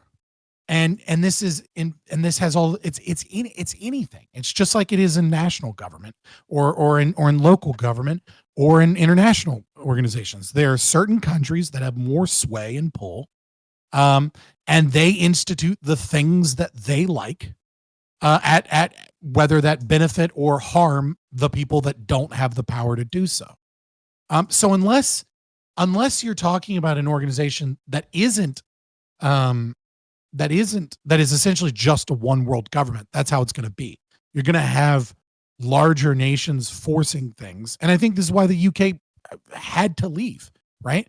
The UK recognized that it was constantly getting bent over by the EU because it wasn't Germany, Belgium, France. And yet it was this big economic factor that they depended upon, but they didn't really have that power. You can vote as many MPs as you want into the EU, but you don't have any power in the EU as a state. Can I really push back on this? I will do it for you. Can I push back? Was the UK able to propose legislation? Yes. Okay, let me finish. So firstly, yes. Secondly, I'm a Leave voter. Like I'm pro-European ideal, but I fucking hate the EU. So I'm not coming from the crazy Remain side of it's fucking bad. Look, the truth is that one of the big problems that Britain had was Britain tried to institute EU regulations and laws. Now, most EU countries don't actually do that. There's this narrative that, Britain's being crippled, but other countries are so much better. Listen, whether it's environmental, tax, business, don't argue a straw man against me, please. No, hold on, just quickly. They most countries just ignore the legislation that's inconvenient to them because the EU is fairly toothless. We saw this with Ireland with their tax reform laws. The EU investigated them and said, you need to make corporations pay tax, and the Republic said, or fucking what? The reason that the UK ended up leaving is because essentially the EU had become massively unpopular in the UK because British politicians often used it as a scapegoat, sometimes fairly, sometimes not. But ultimately, there were massive considerations to do with, firstly, yes, immigration, what that was doing to kind of like low-cost labor. Some corporations wanted to leave, particularly things like our sugar industry, things that we weren't as protective of Fishing internally. as well, yeah. Fishing was another major one. But ultimately, the biggest reason that the British public voted to leave was because they fucking hated the government. Let's be clear about this. It was a chance to put the boot into David Cameron, and he thought he could sort out the problems that were having the Tory party, because UKIP was growing massively because people were dissatisfied with the Tories. Now, to be clear, Britain had huge veto powers in the UN. We were the major veto state, and multiple states like Poland, Romania, Austria, all basically aligned behind us. We were a separate bloc, and the EU fucking hated us for that. Britain is responsible for vetoing and stopping so much EU regulation and laws going through. And the other side is, when we're talking about like the ethos of the EU, British lawyers are the predominant group that drew up things like EU laws, the like human rights stuff, workers' rights. So like a lot of Britain's input was really, really seriously driving the way the EU was functioning. And that was fine up until 2008 and the financial crisis, where everyone sort of blamed us quite fairly. Listen, I will concede, right, that maybe I was a bit heavy-handed on the idea that they didn't have enough comparative power, right? Yes, I won't say they didn't have any power, right? But no member of the EU really has democratic power in the EU, correct? Some of it's through lobbying. It was France, Germany, and Britain. Let's not overcomplicate it, right? Like, you do not get, it is not a traditional system where you get to propose legislation and then vote on legislation and then that legislation is passed. Instead, it is, you're right. It is lobbying, it's corporate interests, it's all of these things with a council that gets to propose a majority of the legislation and gets to stop anything. The member nations and the MPs are very toothless against those corporate powers and that council that sits atop them, right? Like, this is not, we're not going to sit here and pretend that it's democratic. Again, there's plenty of papers on the EU's issue with democracy and the fact they want to change it to democracy. Right. Sure. I agree with those things. I totally get that Nigel Farage and UKIP may have, I won't even say may, did indeed engage in populist tactics that weren't necessarily always a one-to-one with reality of the issues of the EU, because it's a complicated thing. Well, I get they're politicians. They lie. Yeah, I absolutely agree. Yes, they lied. Yeah, I mean, ultimately, it would find me a politician who's not a liar. Got one in your back pocket. I'm just saying that specifically on this thing they lied. That's all. Joe Biden never lies. Come on, Joe Jorgensen, the Libertarian Party candidate. She absolutely lied when she said that you must actively be anti-racist. I didn't even hear her say that. Okay, I've been messing up her name. Account. I have been messing up her name until I had to go vote. I'm like, oh, that's her name. My bad. That's fair. Nobody actually heard what Joe Jorgensen said. Fair. Fucking lame ass. So I don't have the deepest knowledge of the inner workings of the EU. But what it seems to be reaching at least with Scott here, that so you just removed a democracy, another step, power, and then you lowered the number of individuals who can input laws, and then you gave a smaller target for corporate influence, right? So talk about this, the European Council, that why even bother going to these member nations where a corporate entity, if you can lobby that council, then you your dollar goes a lot farther, and it's a lot simpler to do so, and then that undermines the entire structure. I mean, sure, it's easier to well, I was just saying, I mean, sure, yeah, you can, I mean, but the same argument could be made about nation states, right? Like nation states shouldn't exist because they get to utilize corporate power and money to impose, authoritarian measures on its people to benefit the corporations. Like, but yeah, it's a smaller target, so maybe it's worse in that regard.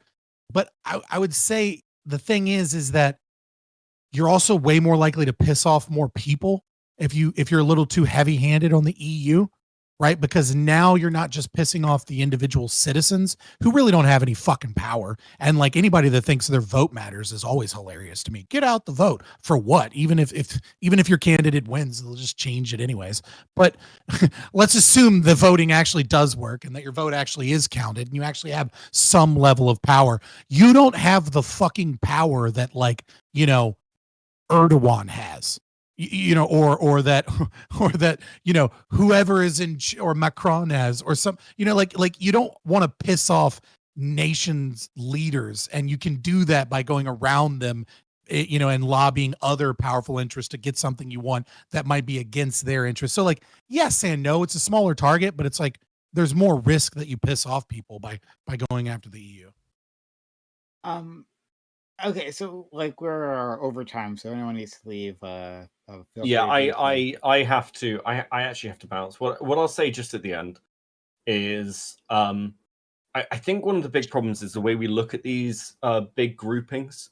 Is people kind of look outwards. They do it a lot. You can see it really clearly in American politics, but also in British politics when we talk about, who's the prime minister? It's like, well, that's actually less important than people think it is. Like when we're talking about the states, your state and like the state legislation, if people focus more on local politics, we could do more.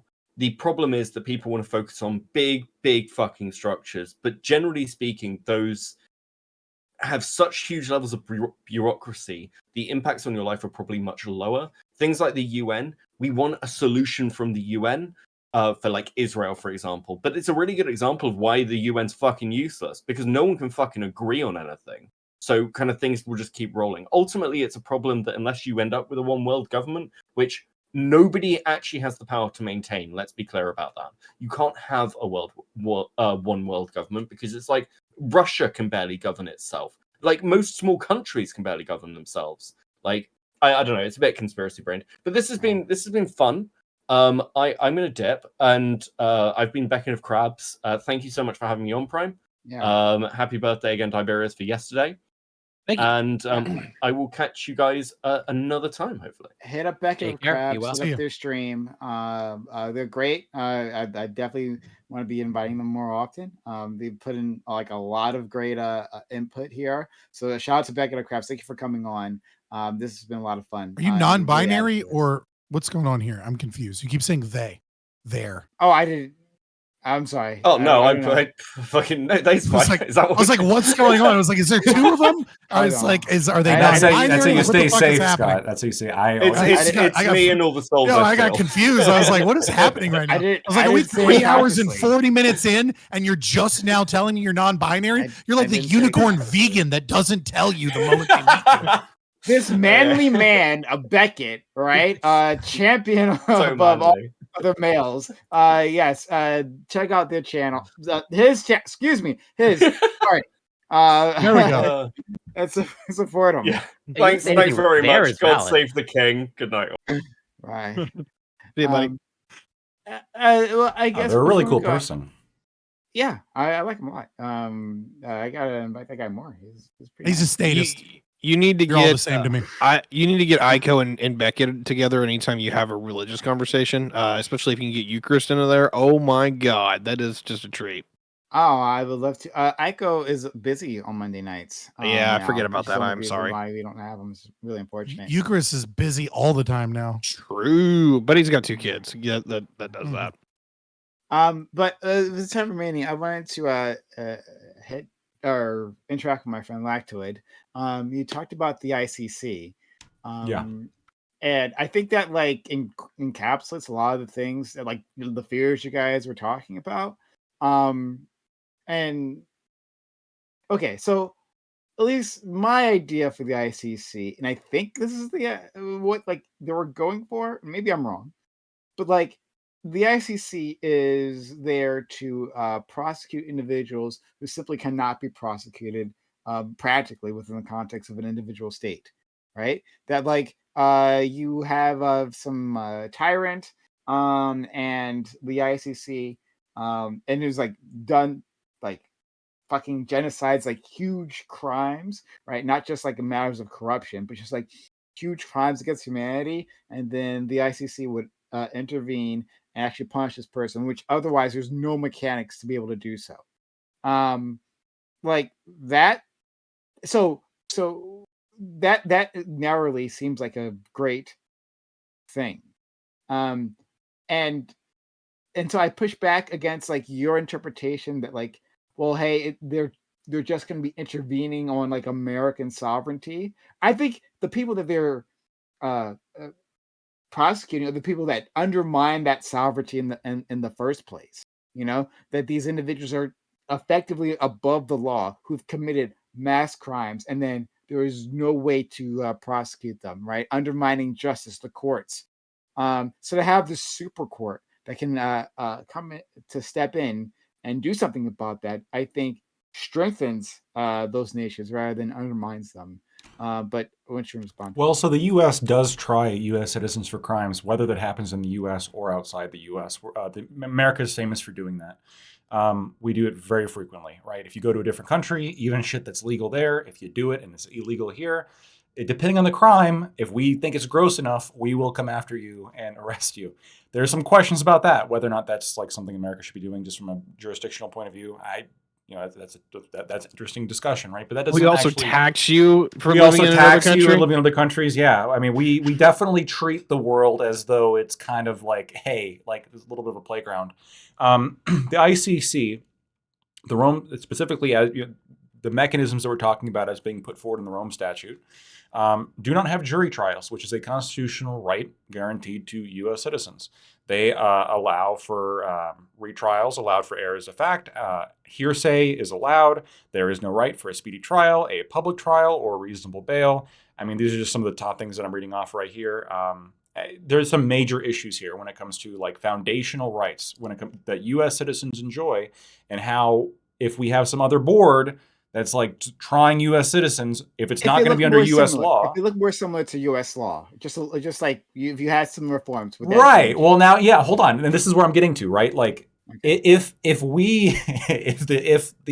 all people were given the constitutional protections that as U.S. citizens are, and we just enforce the law everywhere, well, now we're kind of getting back to that first premise that I said, which is I think the U.S. does law much better than China does. I think the U.S. does law much better than a lot of countries do.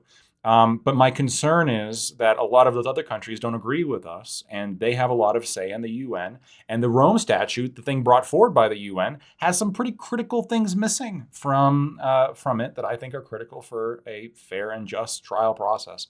So, and that obviously shows that there's not enough political will within the UN to alter the Rome Statute to fit within the U.S. Constitution, because the U.S. still has not ratified it because we have these constitutional problems with it. I mean, yeah, ultimately, maybe Scott, you would disagree with this. I think you might also agree. Ideally, the whole world would be run by like a libertarian superpower, right? That'd be the ideal, the one world government, but we are going to guarantee like the government, like the one world government's going to guarantee that it will not fuck with you, kind of thing. However, that can be done, right? Now, there's a healthy level of skepticism again for this, because trust us, bro, we're not going to fuck with you. Yeah, okay, fair enough. That's a tough pill to swallow. But in this case, not only do we have the concern about the UN enforcing law in America that I'm already concerned about, just on that principle of, well, when it's getting global, I mean, we got to be a little bit more skeptical of it just because it's so much larger. But then there's the other problem, which is, no, I can actually point to very key provisions in the Rome Statute that are missing or that suck, right? That are incompatible with the U.S. Constitution. That should not apply on U.S. soil, right? Every American has a right to a jury trial. That's how this country works. Okay, let me respond to this. So, like the idea that Okay, let me hedge my bets here, because I don't know the entire history of the ICC. I'm gonna be very honest about that. But from my understanding, it doesn't seem like we didn't ratify the ICC because just because it was missing constitutional protections. Is that because Americans, high-powered Americans, the same Americans who it would be up to ratify this, like they would be up for prosecution, that they would be under this. Like that's why. And not that there was missing like if they had all those constitutional protections, right? If the ICC in its functioning mirrored the courts in America, right? Then I very much doubt that we would have subjected ourselves to it because, like, why bother, right? Like, a president doesn't want to be subjected to it. They want to be able, just in their back pocket, to be able to do some crimes against humanity and then be able to walk away from it. Like, that is within their interests. I think you would agree with that much, right? No, I don't fully. Okay, this is where we maybe go move into a little bit of conspiracy brain, right? This could be true, perhaps, right? All I know is that consistently the U.S. position has been there are some fundamental incompatibilities between this and the U.S. Constitution. That in a bipartisan manner, right? This has been said by both Republican and Democrat administrations. Yeah, and maybe that's just because they're defending the genocide. I don't know. But then you have to ask yourself, look, if U.S. law, if the United States wanted to try you for genocide or try you for anything, any kind of crime, if U.S. law can't touch you, the ICC is not going to touch. If we don't gain anything by joining this, right? If we were going to prosecute these people that you're saying exist, I don't know who specifically you're referring to. Henry Kissinger. You think we should? Henry Kissinger. You think that if isn't he dead? Hold on. No, he's literally alive. He just had a 100th birthday. See, I say that every year, and I'm have a 50% chance of being right. No, he's 100 years old. Okay, yeah. You know what? I am. You think the ICC would try Henry Kissinger for genocide if we adopted it? Henry Kissinger needs to be tried for another crime, which is way worse than genocide, which is not taking 1 million Chinese women from China when they offered it to us because they had too many people. We could have had hot Chinese waifus all throughout America, but instead he was worried about communist infiltrators. Now I can never forgive him. I didn't know about that part. Now I can never forgive him. He was adamantly opposed. This is a person, sorry, who has... I'm sorry. I need to bounce out anyway. My brain is fucking fried, so... I was just thinking, Fabian, I know you would know this before I bounce out of here, but what's the meme? Is it like libertarians with hot Asian brides or something like that? I can't remember what exactly it is. The least libertarian person ever, Kissinger. He didn't bring us little Asian brides. Right. You got it. It is a meme. I don't there's a couple of old libertarians that do it. Usually it seems more like most of the time it seems to be Jewish men dating black women seems to be more common than libertarians with Asian waifus, but whatever. That's the meme. Love to see it. I guess. But thanks for being here, Ty. Shout out to you, friend. Yeah, it was. Brother. I went over for you. I wanted to give you more time. I appreciate it. I by the time we got to topic 2, I was just kind of burned out. There's so much, and minimum wage conversation's always fun. I know me, Lactoid, and Scott, and a few others have already had that at least one round of it. If we want to do it again, that's fine. So never-ending debate, right? Until we all collectively come together and we grab Paul Krugman and we sacrifice him to the volcano like he deserves. We will constantly be having this stupid debate. I will not simp for Krugman in any way, shape, or form. I can at least promise you that. I don't think that man understands much of anything, which is sad.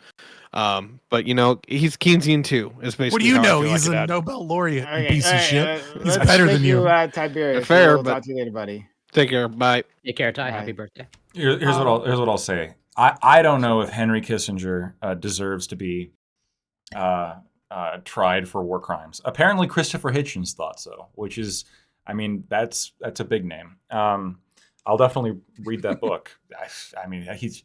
He's basically responsible for Cambodia. Let's just leave it at that. Sure, yeah. I'll definitely take a look at that. We don't get that without him. Sure. Now, and so many other problems in the Middle East. So we might actually have some disagreements about U.S. action in Southeast Asia during that era, due to some thoughts I have about communism. But anyway, so that's kind of influencing kind of my perhaps some hesitation I have here of like what was the context in which Kissinger did the things that apparently he did. I need to learn more about this. I'll be honest. I'm ignorant about some of these claims. But let's just stipulate, like, if he was responsible, we had good evidence to say that he was responsible for mass deaths there, right, with actions that the military has taken and diplomatic disasters that led to that. Like, if that was the case, right, do you think that he should be tried? I think he should be tried by a U.S. court with a jury. But if there is a political regime that is protecting because that's how these guys get away with it, right? They're unprosecutable because they have a little protection in these in these countries. They have a regime that simply won't carry out those laws. So they're going to subvert the U.S. regime. Like, I just don't.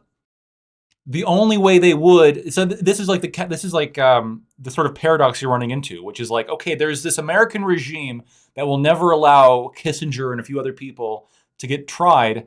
So we're expecting this regime to also agree to the mechanisms to try them. They if the regime is strong enough to not try them and like corrupt enough to not try them, they're never going to like agree to a system to try them. I mean, the U.S. has.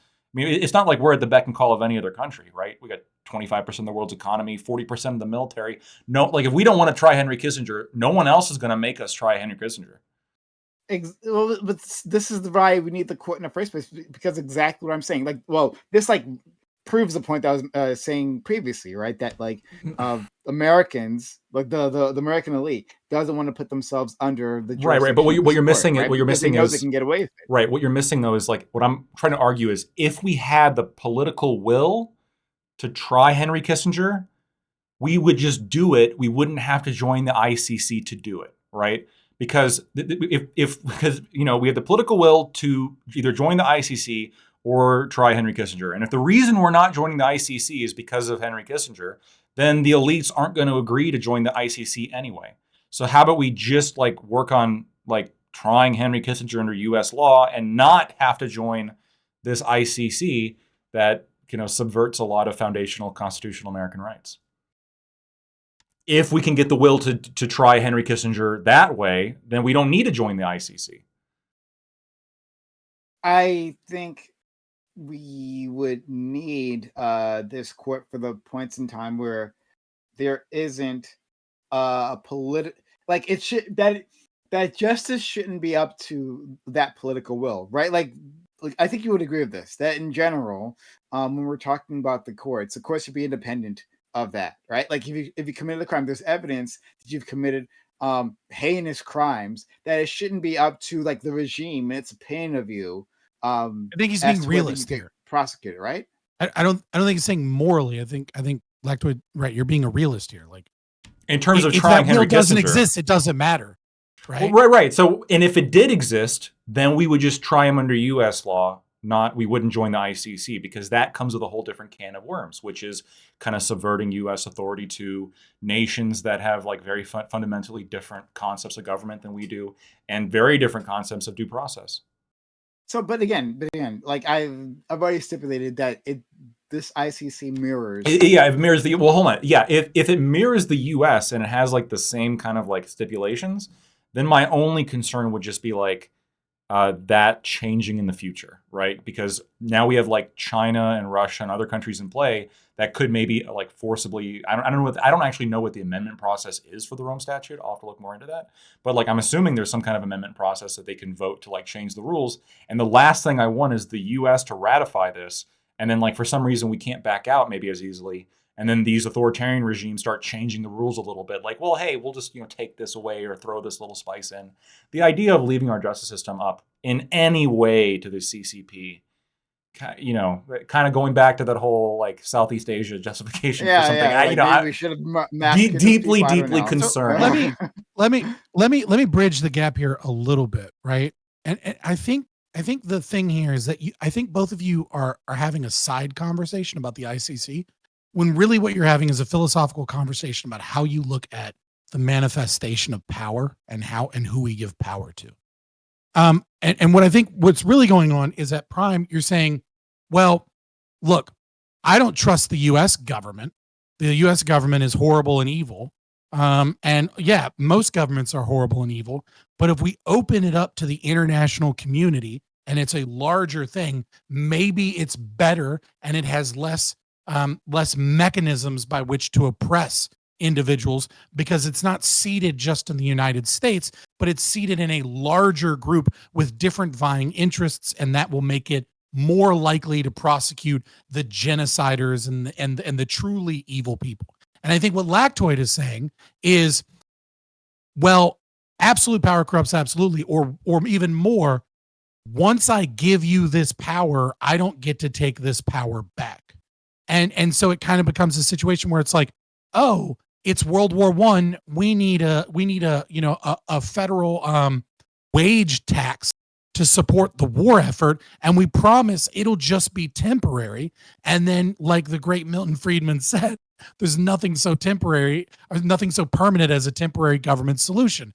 And so, like, I think Lactoid's looking at this from like, look, if we give these people power, sure, it might be utilized in a good way now, but that's not how power works. You give it up forever, and then it can be used against you. And I think, Prime guys, you're looking at this saying, yeah, but the people that have the power aren't using this responsibly at all. And here's my proof. Henry Kissinger just got celebrated for his 100th birthday, and he's one of the most evil pieces of shit on the world. So if I can find some organization that is more open to the world to judge like the U.S. hegemonic power when it goes too far, maybe that's a good thing in the world. And I think you both have points, and I would just say, fuck anybody having power over me. The ultimate problem is the state. Yes, I'm not. But what I'm trying. The bitch don't meme. All right, I just fucking solved your argument. No, you. Ultimately, the one thing I wish you said is just. I think it's a question of just like. Prime, do you trust the U.S. political hegemon more than you trust the international political hegemon, or vice versa? That's a good question. That's actually a really good question. Right, because for me, for this. Yeah, because for me, like, do I like the U.S. federal government? I got some. No. Do you know who I dislike more than that? A governing entity with input from the CCP. Right. I dislike that even more. Well, I don't know. I guess it's less about trusting the U.S. government or any particular government, but simply understanding that those governments can be. I understand that any organization can be subverted, right? Any organization. The UN is notorious for that. And the elites in that organization get unpunished. It seems to me that it would be great to have a separate organization that can look in, right, into these spaces and say, this is an individual who, like, this area has no capacity to try, right? And then giving them a fair trial, right? I'll stipulate the ICC's rules are not fair, right? But a fair trial, and giving them punishment, because I mean, I think that a lack of justice like undermines democracies and sovereignty when the crime is of scale, right? So, but yeah, it's not about trust for me. It's less about trust. It's just like an understanding that within any organization, there's going to be mechanisms and like preferences and like what Craig, you want The to- question I'm is always curious. who's watching the watcher, right? That's Yeah, ultimately well, the question. I was gonna propose the mirror. Like, what if your scenario plays out where it's like, yeah, the ICC, in the eyes of the ICC, this person's like innocent, but under U.S. law, the person is guilty. Like, is that also a good outcome for you?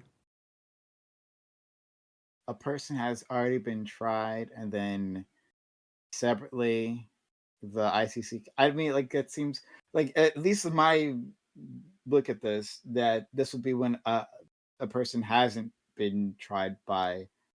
Oh, actually, I don't know. Oh, okay. Yeah, I don't know. I have not. I haven't considered that.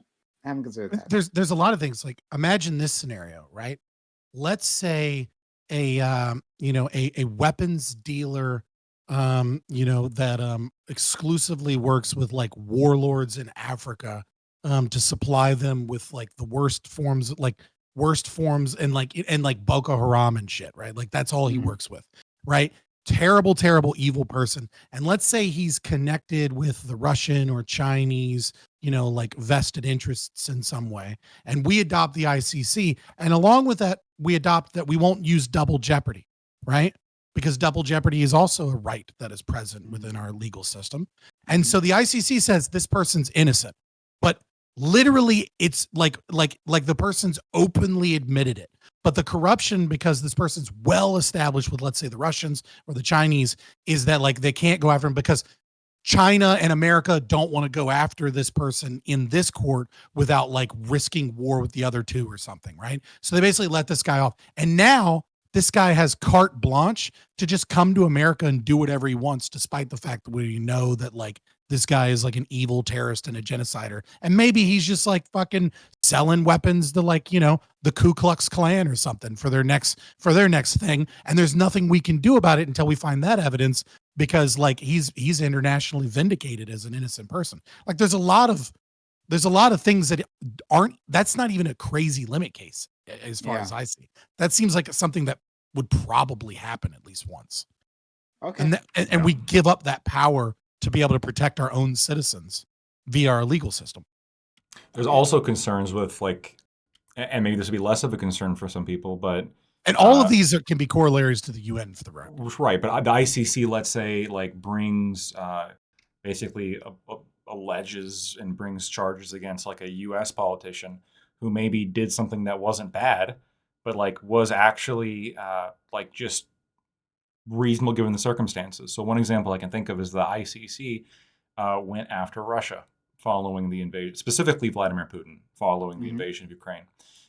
What if the prosecutors, let's say, happened to be from countries that were like within the Russian sphere of influence, and then they brought charges against Joe Biden for supplying weapons, like illegally supplying weapons to Nazi militia or whatever they want to phrase it, right, in the Donbass or something like that, right? There's like these kind of questions, like, are we going to have Joe Biden? That would be valid. Yeah, are we going to have Joe? Let's please arrest Joe Biden. See, and Scott would love it. Joe Biden rot in prison. Right, Scott would love it, but and George Bush and Obama, all of them can share a fucking cell. Now, and see who comes out last. Like every single president. Yeah. Now we're coming into some of the practical issues, Prime, that I don't think you would agree with, right? Because now Scott's on board because it's locking up all the U.S. politicians. Okay, fuck yeah, dude.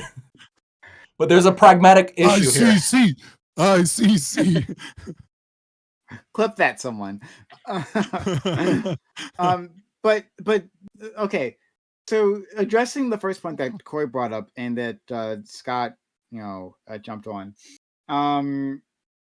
Like look at how courts work here in the States, right? Like, we have state level courts, we have federal courts, and like they have different jurisdictions, but like you could, if you commit a crime that like both like the state and federal courts want to prosecute you over, prosecutors want to go after you for, like you can be found innocent in the state court but still be guilty in a federal court, and there's like no problem there, right?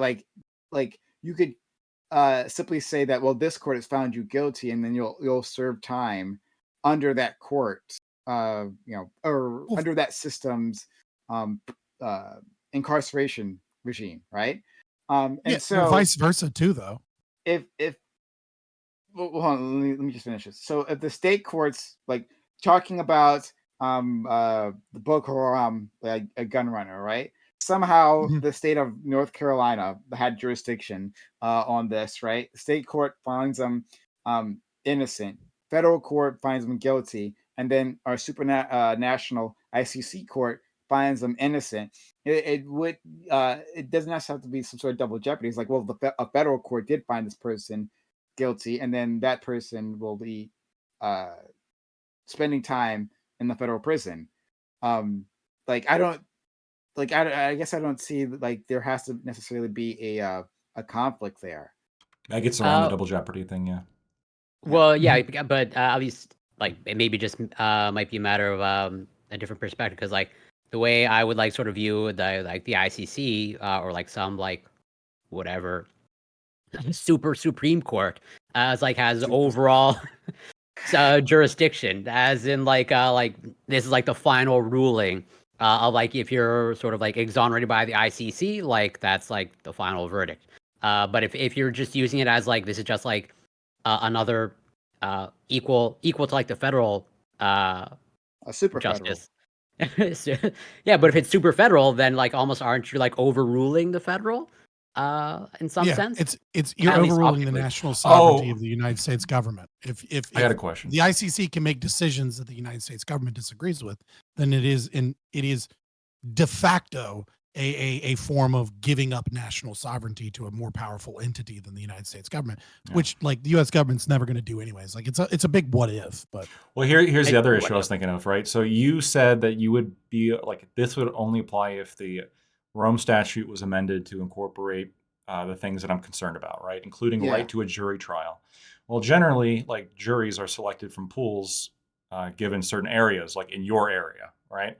So would the ICC just pick a jury pool from where you are? Because if that's the case, then it's just going to be another federal trial. All non-English speaking country juries. Or is it going to be like juries from like randomly selected across the world? Because that would be terrifying. Just a big bingo tumbler. Or can you imagine Can you imagine like a Russian like oligarch's cousin that was a weapons dealer in like some war against America, and they just picked 12 Russian nationalists to sit on the court, and they're just like, fuck USA, fuck yeah. Like I have a feeling the ICC would find them not guilty. Let's be honest. Jury trials are fucking stupid anyways. That's the least of my concern. Like, who gives a rat's ass? Juries are just you trying to convince 12 dumb people that like you're right. Like, Jesus Christ. Like, the idea that juries hold sway over other people's lives is just insane to me. That it's like fucking 5 Karens and fucking 4 dudes that just got members of the community, Scott. Yeah, they're hardworking taxpayers. To quote from Memory TV's greatest hits, America's government is for the people, by the people, and of the people, but the people are retarded. And there's a lot of criticisms you can have of the jury trial process, right? Like we're taught in law school, the juries have reading comprehension of about a 4th grader. You speak with them as though you're talking to a 4th grader. That's American 4th grader, so that internationally it's like super low. Yeah, attention. Well, no, the 4th grade like level, like the 4th you're supposed to be at, not necessarily like, which is still embarrassingly low for a jury. About 7 to 8 minute attention span, so try to keep all your arguments kind of within those time blocks. I mean, there's definitely stuff there that's like follow Scott's rants. There's some stuff that is like embarrassing for sure. I do kind of like the idea, though, of like some other entity making the decision as to questions of fact. And I don't like the idea of it being the government. So I guess with the jury thing, I think that's an interesting discussion. I have heard, I want to look more into this because like different countries have different ways of running their trials. Like some of them like don't have jury trials like whatsoever, and have like really interesting systems. So like just off the top of my head, like for jurists, you could have like panels of jurists. This is gonna look like, oh man, Death look panels, like if you will. Court. This is gonna look like my Supreme Court that I talked to you about. Are we before. bringing Like, back the death panels? We could have like Something about you and panels. You I know. you love panels. You love panels. It's in my DNA. I know. Who knew? But you could draw on like legal scholars, right, such as yourself. This is Lacto, a legal scholar around the world who are educated on international law, and you could randomly select them. You know, like they're like, you know, pre-vetted, but then you could randomly select them and put them like on a jury for this, right? Yeah, you could do something like that. What do you think would be worse, 12 random jurors or 12 people that went to law school and got and specialized in international law? Like it's either 12 random people or 10 communists and 2 lawyers that happen to not be communists. It's like there's like international law and like immigration law. Those are like the 2 worst for like the most absurdly leftist people to exist. Well, you're only selling me on my own idea. Thank you so much. Yeah, right? Yeah. Panel approved. Like, yeah. I would agree, but business law students only. And then oh man, that would be interesting. But yeah, I don't know. That'd be one way of dealing with that. I do want to, but go ahead. So I do want to point out though that like when you don't have a jury trial, hearsay is less of a problem.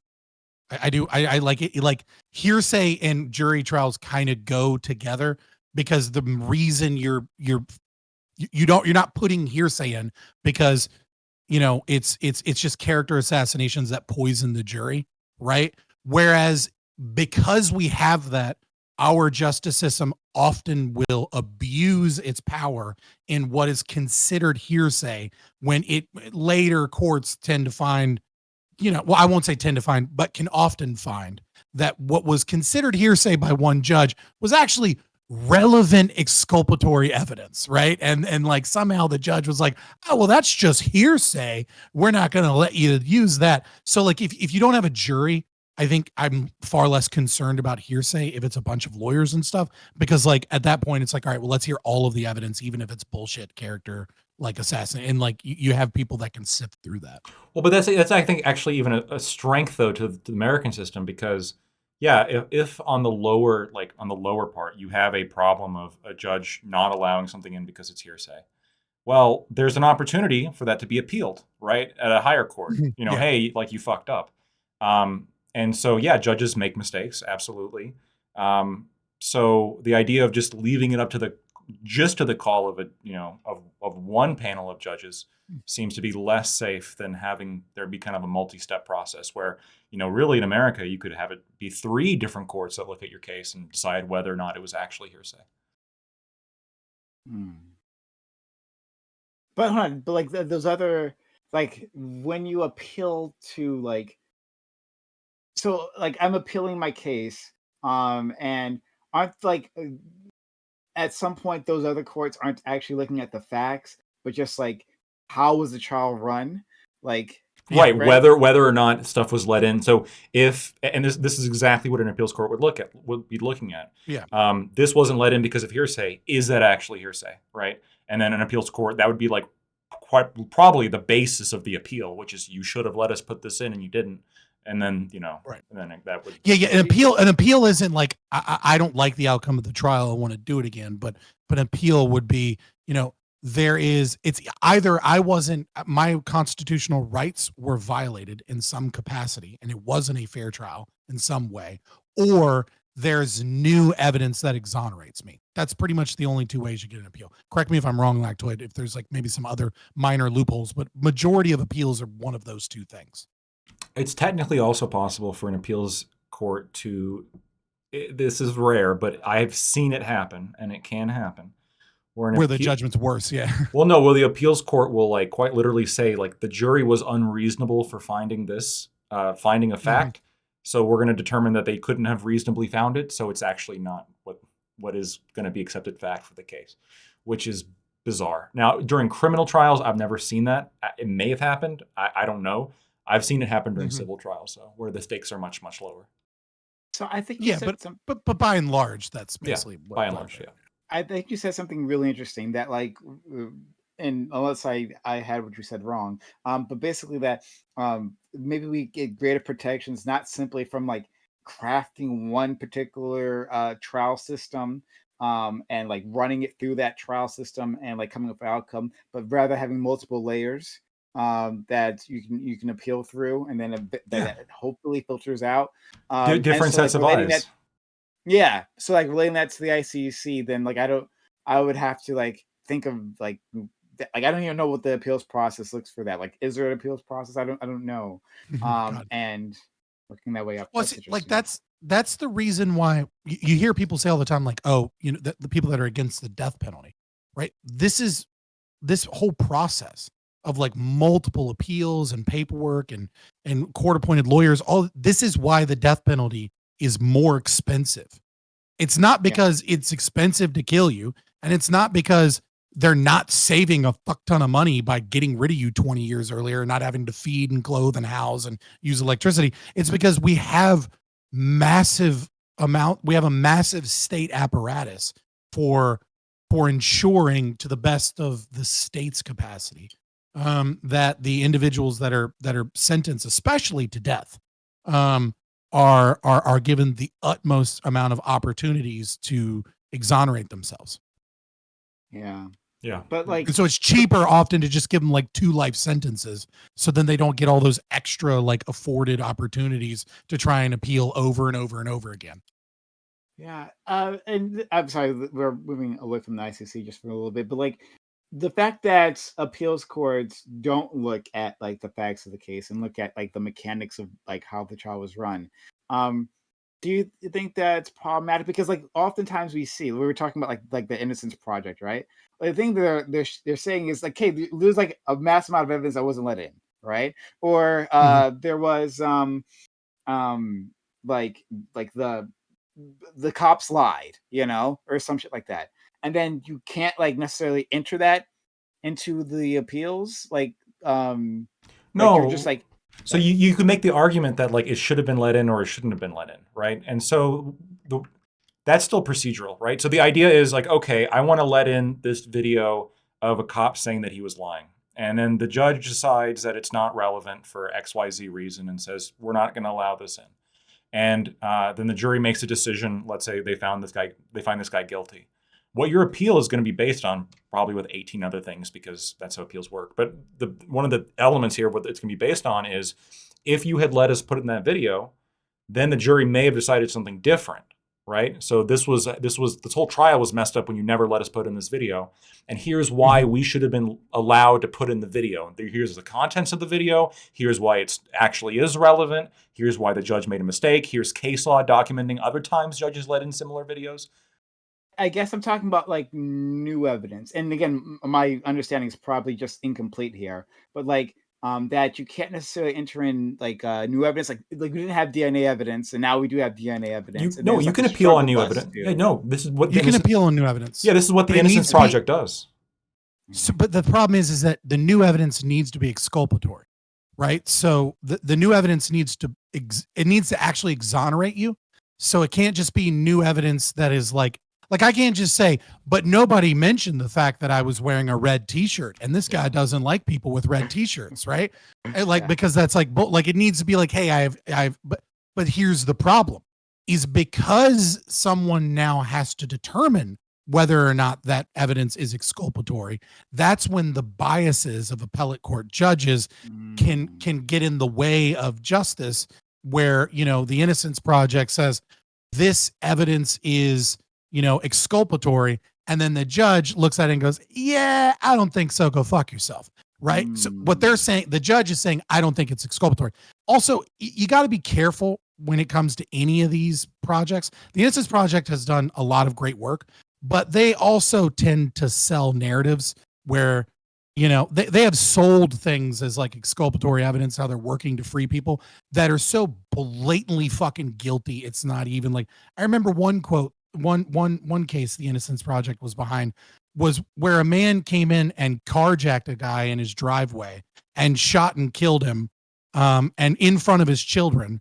And there was like blood evidence. They went to the house and they found at the house, the bloody clothing that he was wearing and the murder weapon. Like, I'm gonna kill this motherfucker today. Dog, it was basically everything you needed, right? And the Innocence Project was going around the media, trying to utilize the fervor behind Black Lives Matter to say that actually this is all bullshit. And the family was still saying that it was true. But one of the people that was like had dinner with them said that she was having dinner with him that night, instead of a different night, and she changed the date, and they were like, this is exculpatory evidence proving he wasn't there. Meanwhile, the murder weapon and the bloody clothing is at his house, and like 3 witnesses place him at the scene, included like one of which is like the neighbor. And it's just like, dude, like, so sometimes you gotta be careful about like any activist organization, because they have more than one goal. It's not always just the innocence of the person, but it's also getting donations, and it's also political goals, which is unfortunate. But the Innocence Project does, by and large, I think, do good work. I'm not going to sit here like some rabid right winger and be like, fuck the Innocence Project. And I'm like, no, they do good work, but they bullshit sometimes too. Sure. Yeah. Interesting. Every organization. So basically, I think True. Scott, I think you hit on exactly what I was trying to get to, and my lack of knowledge here makes it difficult for me to express. But like, it seems like a struggle bus for individuals who like get new evidence, right? Exculpatory evidence to get that presented and then like adjudicated. Like there seems to be, and I don't know, maybe I just don't have a sense of scale for this, but it seems to be a lot of individuals who have those similar stories, not what Scott said, but like similar stories, and they just like they need an organization like the Innocence Project in the first place, right? The existence of the Innocence Project seems to be because people don't have those resources, or like they, for some reason, they just can't get this. You're 100% correct. You're 100% correct. Like the justice system in America does a really good job of being fair and impartial to middle-class Americans. It does a pretty shitty job for doing it for the poor, and it does a pretty shitty job for doing it for the rich. And like the thing is that like without these organizations, poor people that run out of funds because they're in prison, they're no longer working a job. Like some states and sometimes they'll get like an amicus curiae that like works on their behalf or something, but like they suck. They don't know what they're doing. That like, you can be in prison for years before you ever get this next trial. Whereas if you had money, even just a little bit of money, right, on the outside from like family and friends, you can get these things kind of pushed forward. It's still a slow moving process, right? Like it still takes a long time. So you think the problem I'm identifying here is less with any of the procedures and more with like the amount of resources these individuals had, that if they were more resourced, then. Well, I would say that's you're it's both, right? Like I think our court system is swamped with tons of non-violent victimless crimes that makes our court system that abuses our judges of, I don't want to say abuses our judges, but our judges are busy doing shit they don't need to be doing, right? Like and even though obviously they're specialized to do that and they couldn't just tomorrow work in like murder stuff or like different things, we only have so much money and so many judges unless we tax more, and yes, so our system is overlogged with victimless nonviolent crime, but also a little grease gets that, the squeaky wheel gets the grease kind of situation. Like a little bit of money and an organization behind you with some clout can speed up that process way, way more than somebody that has no advocacy on the outside. There's also just a technological issue as well. Like most, I'm pretty sure, I can't think of any exceptions. Most of the Innocence Project cases revolve around like new DNA testing or new methods of testing that were developed after the person was convicted, right? So you had people who, were convicted off eyewitness testimony of like somebody, this is the person who did it. And then like later on, well, actually the DNA doesn't match up. Like this cannot be the person who did it, right? You must be mistaken. Yeah. Which eyewitness testimony is the worst. Yeah. It shouldn't. I think. And the most common eyewitness testimony. Yeah. I think eyewitness testimony, like from a single individual, should always be considered hearsay. Like if only one person sees you, I don't think that matters at all. Now, if one person is with another person and they both see the same thing, I think that's perfectly valid evidence. But I think when one person sees you, that might as well be like that. What the fuck does that mean? There is issues. Unless it's backed up by CCTV or something, right? Like if CCTV captures half of it and then there's a witness, like then I get it because his statement is corroborating what also exists, at least in part, in video evidence. But like, right, but what if one statement just makes more sense than the other person's statement, right? Because the outcome of this will be like we will basically lose the ability to try 99% of rape cases, a lot of robbery cases, violent crime cases, people fighting, et cetera, a lot of probably most crimes, to be honest with you. Yeah. I mean, doesn't that incentivize also like getting rid of all witnesses? Like, except for one. No, the Bob way of doing it, getting rid of all witnesses. Well, I mean, if you got rid of the witness, it wouldn't matter. I mean, like, I get what you're saying. Like, yeah, I mean, like, I guess it has to be there, but I don't know. Again, it comes down. You're 100% right in what I was spitballing off the top of my head. So like, you're right. It's a bad stance, but it's just the fact that we're allowed to like that we sell to juries and stupid juries actually think eyewitness testimony is like reliable in any capacity. It's just not. It's not reliable at all. That's the problem with rape. Like people, like feminists love to bring up rape as being like, no one's ever convicted. It's like, yeah, it's you and someone else in a room alone. Of course, most of them aren't convicted. There's no fucking evidence. That's not like the patriarchy's fault that we don't just like, that we don't just put people in prison on trust me, bro. Right. Like that's just an unfortunate reality that rape tends to be one of the most difficult things to prosecute because it's more often than not simply he said, she said. I can't unless you get a rape kit done and then your rape kit sits in Detroit, Michigan for like 15 years without ever being tested. Or they're too busy fucking prosecuting other shit. Yeah, or it sits in a Minneapolis police precinct that then gets burned down, so you lose that evidence. Well, this is where hopefully thanks BLM. This is hopefully where technology fills in the gap of like somewhere 50 years, 70 years when we have that mind where we can actually see what's contained in your memory. Hopefully that solves that issue. And that wouldn't even solve that issue though. Why not? People have memories are much more of a play than they are like a recording. People will misremember things. Yeah. Like people will be convinced. No.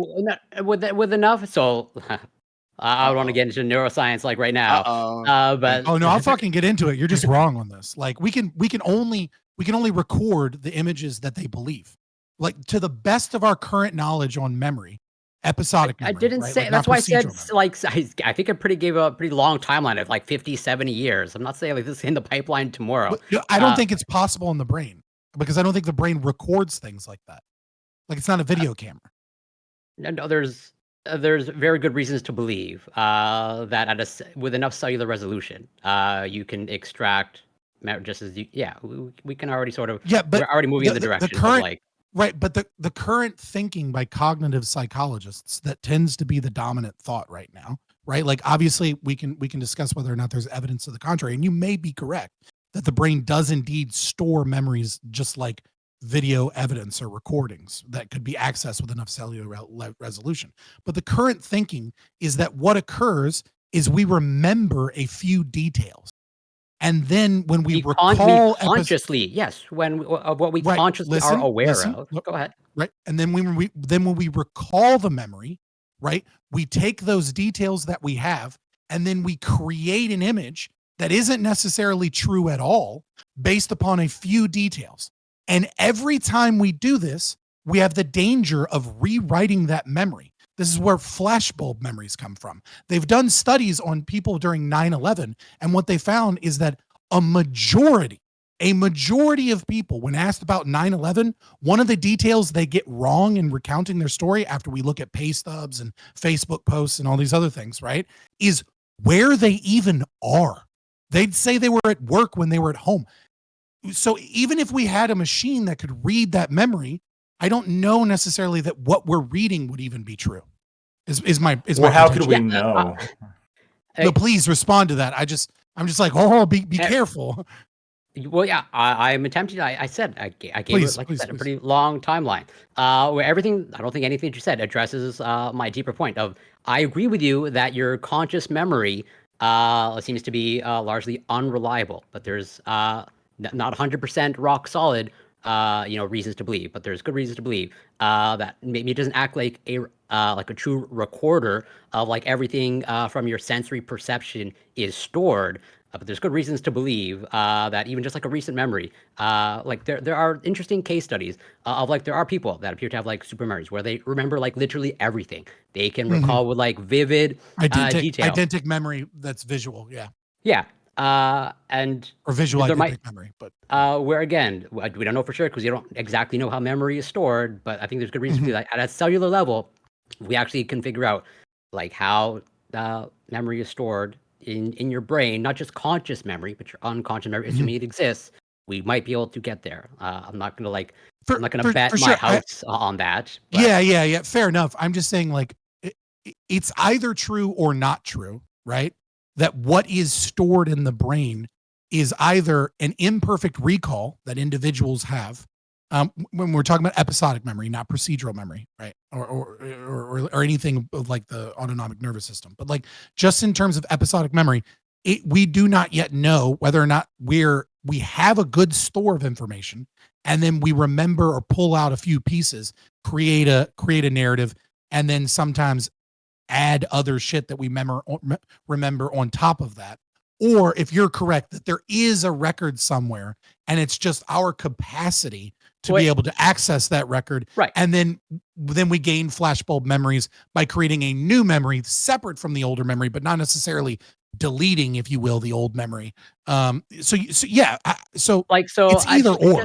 Just as an example, like, it's an interesting phenomenon. Like, I'm sure everyone had, like, I think there's almost like a universal human experience of like, you encounter someone and like, you know their name, but it's not like coming to you, right? Like, you know something, and then just like maybe 10 minutes later, it's like, oh yeah, I now know this person. It's like something is there. Like, you have forgotten something, but it's in, like, you are consciously aware that there's something stored in your brain, and that somehow just like floats to the surface. Now, what's going on there, I don't know, but that is like an interesting phenomenon. Yeah, at my point. Yeah, they call it TOT, tip of the tongue, right? Like it's almost there, but you can't quite access it. Yeah, exactly. And so, like, again, I'm not going to say that your brain works as like a strict like hard drive where everything is stored, but there's clearly some sort of interesting phenomenon of like you are consciously aware that there's something stored in your brain that's on the tip of your tongue.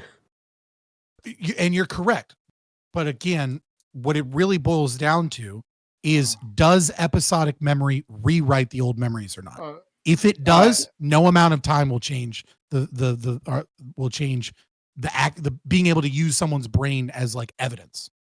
Yeah, and if not, then even then, like, we might just quickly because someone actually gave a super chat, which is thank you. This is from Lawson Harrison, $20 super chat. Mind reading / accurate lie detection technology will be what destroys society, not what fixes it. I think some people here would actually agree with that. I just wonder if it's so. To that person's point, I think it comes down to two things. Yeah. Lawson, you said? Yeah. Lawson Harrison. To that person's point, I think it's two separate things. One, is mind reading and lie detection actually accurate enough? Right? Because if it's inaccurate, as current technology is, right? Even if all of society hails it, if all of society were to hail it and it was inaccurate enough to cause significant problems, I think that person's absolutely correct. But if it's perfect, let's just say it's perfect, or 99.9 repeating, it will certainly destroy society as we know it. But I don't. What do you mean by destroy? Right? Like, I don't know. I mean, it would certainly change the way humans interact at a crazy way. And it's almost no way to be able to predict what that would be. But I don't know that it's necessary that must be a bad thing. I remember there's a show, a sci-fi show called Andromeda. It had I remember what's that. this? Kevin Sorbo. There. He was the lead. Hercules. Back when I loved Kevin Sorbo. Oh man, you must be so disappointed now. Oh my god. First of all, what yeah, how could you Christian ever movie like is he him to working begin on with? today? Yeah, he was a little fucking hero for me as a kid. I'm sorry to hear that. My heart goes out. Yeah, but Andromeda, like they explored this, right? It was like a Star Trek analog type thing, right? And they explored a world where they had this technology and like what it did. When they had absolute lie detectors. That was pretty interesting.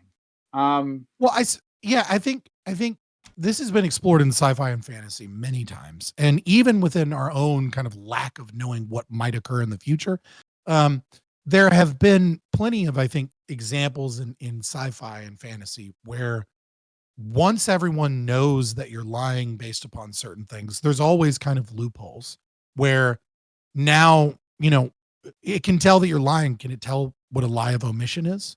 Right? If you're actually telling the truth, but you're lying by not telling certain details. Or, are people wary of making promises? So they say things that make you believe one thing, the art of saying something that makes you believe one thing that is actually opposite of marketing, the truth in the way that you're saying. Yeah. So, I mean, like, I think language is could put, depending on what the technology looked like, right? If it didn't look at intent, but instead looked at just lying at face value, you could see the kind of the era of doublespeak beginning. I think the concern that maybe the other concern that Lawson was pointing to is the, if you have an authoritarian regime who can now tell whenever anybody's lying, right? Like, True. hey, are you part of a rebel cell against the government? I mean, they're going to know. That would be interesting. Lawson said in a follow-up, it's not a super chat, but like I'll definitely want to read this. But it says, I know it seems counterintuitive, but there is an interesting argument that most of our current society is held up by more of a theater than anything concrete, and without it, society would panic. Yeah, maybe they would panic, but also, you could also see the inverse, kind of what Lactoid said, right? Which is that the authoritarian regime can do they have a monopoly on whatever technology this is, or is this technology widely available? Because if the technology is widely available, the shoe's on the other foot too. I think most of our nation state's power is backed up by its lies. If Joe Biden or Obama or Trump or George Bush, pick your fucking poison of whichever guy you don't like, right? Goes up on stage and is like, we had nothing to do with arming those moderate rebel, and there's just like a little, and he's just bullshitting you the whole time, and it's like, nah, motherfucker, we all know, you know what I mean? Their power is sometimes vested in the lies that they tell as well. So it's just it's nigh impossible to tell what society would look like. But I do think that it would have to be a wildly different society. I think he's correct in saying that theater and half truths and lies prop up many, many things. In Japan, I've talked about it before, but like they've got like this system. It's like I'm gonna fuck up the name because it's been a long time since I brought it up. But like Hone and Tatame, but basically, right? It's like it's talking about the phenomenon of having a public mask. 3 masks. But like, and they are it's almost it's like semi-formalized. And that like you just don't reveal like your true intentions. Even for simple things like, hey, Lactoid like says like, hey Prime, like let's go to movies, right? And I'm like, Lactoid's fucking lame. I don't want to hang out with this dude. But I don't. He just wants to see Atlas Shrugged and all the Ayn Rand. Yes. The first one's okay, all right. It's the second and third one that are rough. Yeah, he said this like second and last third week. The third one is so bad. It's so bad. It's so bad. It's so bad. It's so stupid. The first one's all right. But like it's like the way they like make excuses or maybe go along with things that's like really formalized in a way that you don't see in other cultures. But in any case, like if you had this technology and you knew someone's bullshitting, and I don't know, it's because I think you're lame, Black Truth. That's why I don't hang out with you. That would all collapse.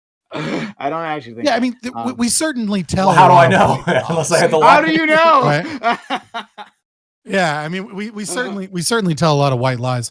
I do think too something interesting in East Asian languages is they found certain success in switching to English in certain tasks because of the formalization of East Asian languages requires that like people that are like beside you or near you be given some level of respect if they're technically older than you, and this makes like working in a collaborative process very difficult at a language structure. And they find that like you can fix these problems with just by switching to English.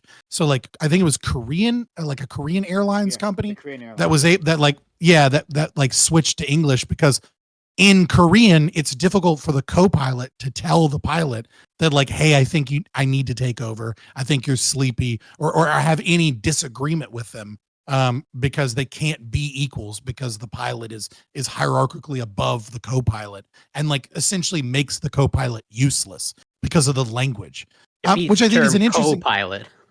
right, but I think that is like an interesting way of looking at what a society might look like in the way that if we can no longer lie, is that like we may end up operating very similarly to East Asian cultures because of the same, similarly, not the same, but there are similar kind of barriers, or I don't know how to put this word, like similar kind of constraints on our actions because of the way that culture and language kind of forces you into certain domains. And I think the same would be true if you were incapable of lying. All right. So I'll let you guys go. This is almost I mean, we're like over an hour. Yeah, I gotta eat and pee like really bad. I've been holding it a pee for like 30 minutes and being like, it's gonna end soon. So I won't hold you. Corey, thank you so much. This is gonna be a bitch to edit. He's lovely and amazing, and I'm glad to have him here. Lactoid, Lactoid, what I want to do, I want to deploy more of you, right? I want more jobs for you. So I want a local, state, federal, then an ICC court. Abolishment of minimum wage. Yes. One day, and then we'll have more galactic jobs. Court, right? Why stop there? I just want to start adding more layers inside the layers. Yeah. Yeah. I just want to say, it's funny to see it play out that you're pretty much like, from what I could tell, like you're grappling with what like Captain America Civil War tried to grapple with, where, to quote Captain America, we may not be perfect, but the safest hands are still our own. Where it's like, I agree, in a perfect world, having like a supreme super court would be great to enforce, but in terms of practicality, I think there are some glaring issues. In a perfect world, all courts would be voluntary. As in, you'd voluntarily show up as the potential criminal. I'm sure Lactoid does not agree with that part. Oh my god! But no, not that. Like that, you would voluntarily choose which systems you want to do before you do business. All right, I'll serve my sentence. That's not what that means. I know. I'm joking. And then it's my man Scott, who I'm also very, very grateful for coming through. This was a lot of fun. Yeah.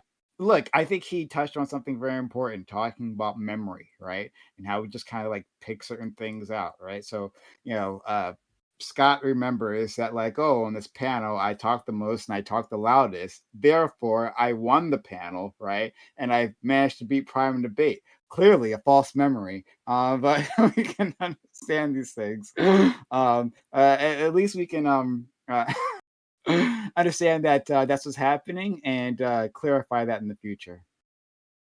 Well, first of all, you hold the volume. so I don't know how I talk the loudest. Clearly, I've defeated your entire argument right from that because what you said is bullshit. Because you could just turn me down and I would no longer be the loudest.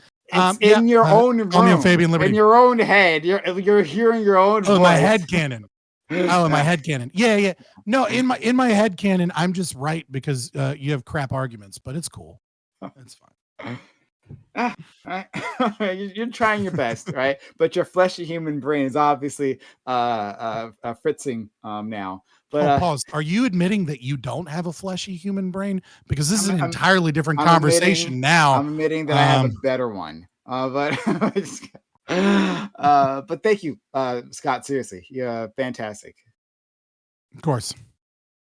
I know I am. Thank you. Okay.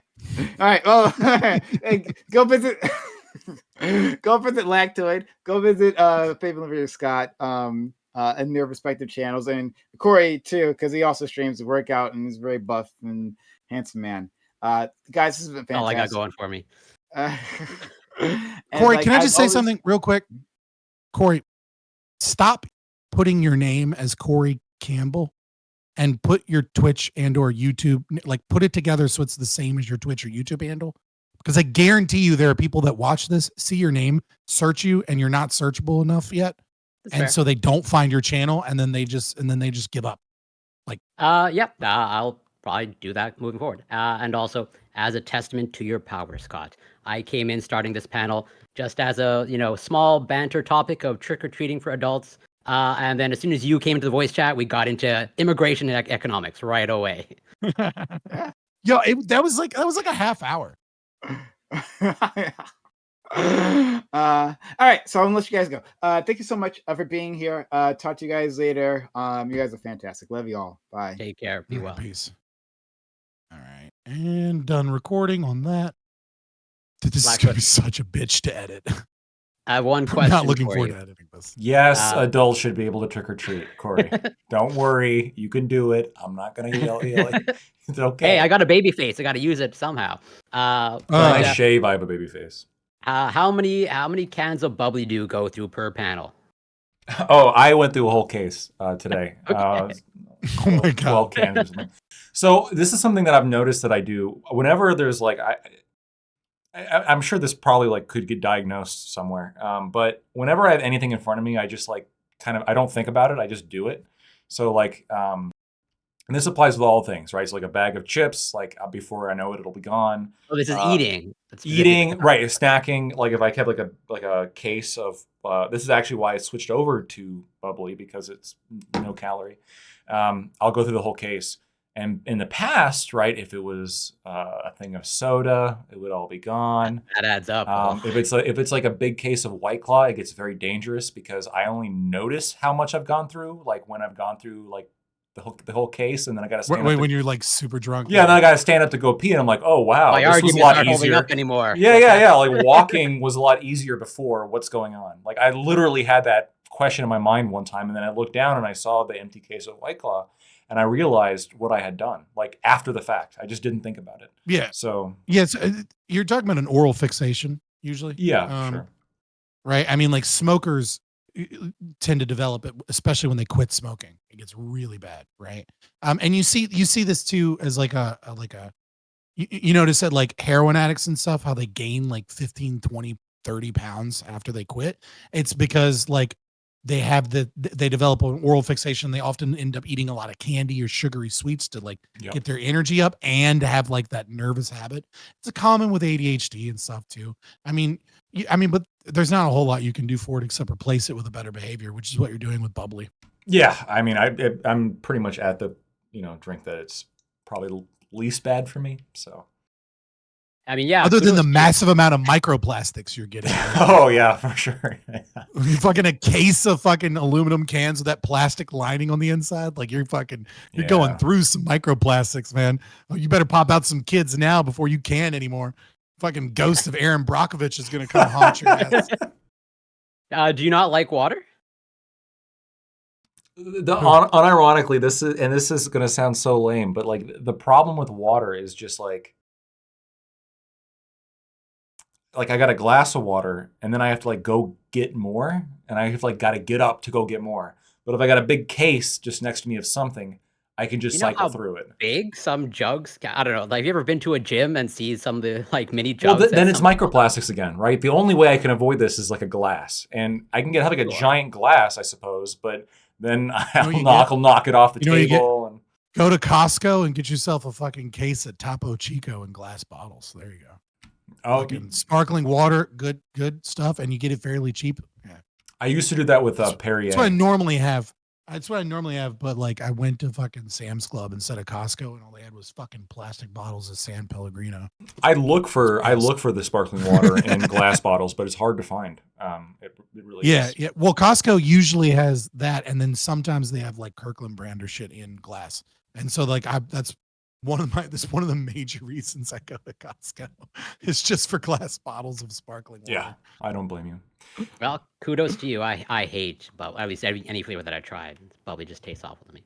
But hey, harm reduction. It tastes like soda to me now at this point, right? It's. Alrighty, gentlemen. It's been great. 5 hours? 4? I don't know. I lost track of time. Waterloo. Have you tried Waterloo? Oh, I did. I did try it one time, and it was like flavored sparkling water, and someone had the bright idea to add double the flavor so it doesn't taste like the ghost of whatever you're drinking. Like it actually tastes good. It's like one of the few where it's like, oh, this is advertised as ginger and it tastes like fucking ginger as opposed to like hint of ginger. No, it's good. The best one so far has been Klarbrunn. I'm not paid by them or anything, but it's the best one that I've tried so far. Okay. I haven't tried that one. Klarbrunn? Klarbrunn. It's like some Scandinavian word. I don't know. Can you say that shit? Spell it. KLARBRUNN, I think. Okay, I'm gonna try and find some of that shit. They have the strongest flavoring, at least, that I've been able to find. So deuces, gentlemen. Take care. Be well, everyone. Till next time. Always a pleasure. Peace. Take care, Lactoid. Take care, Corey.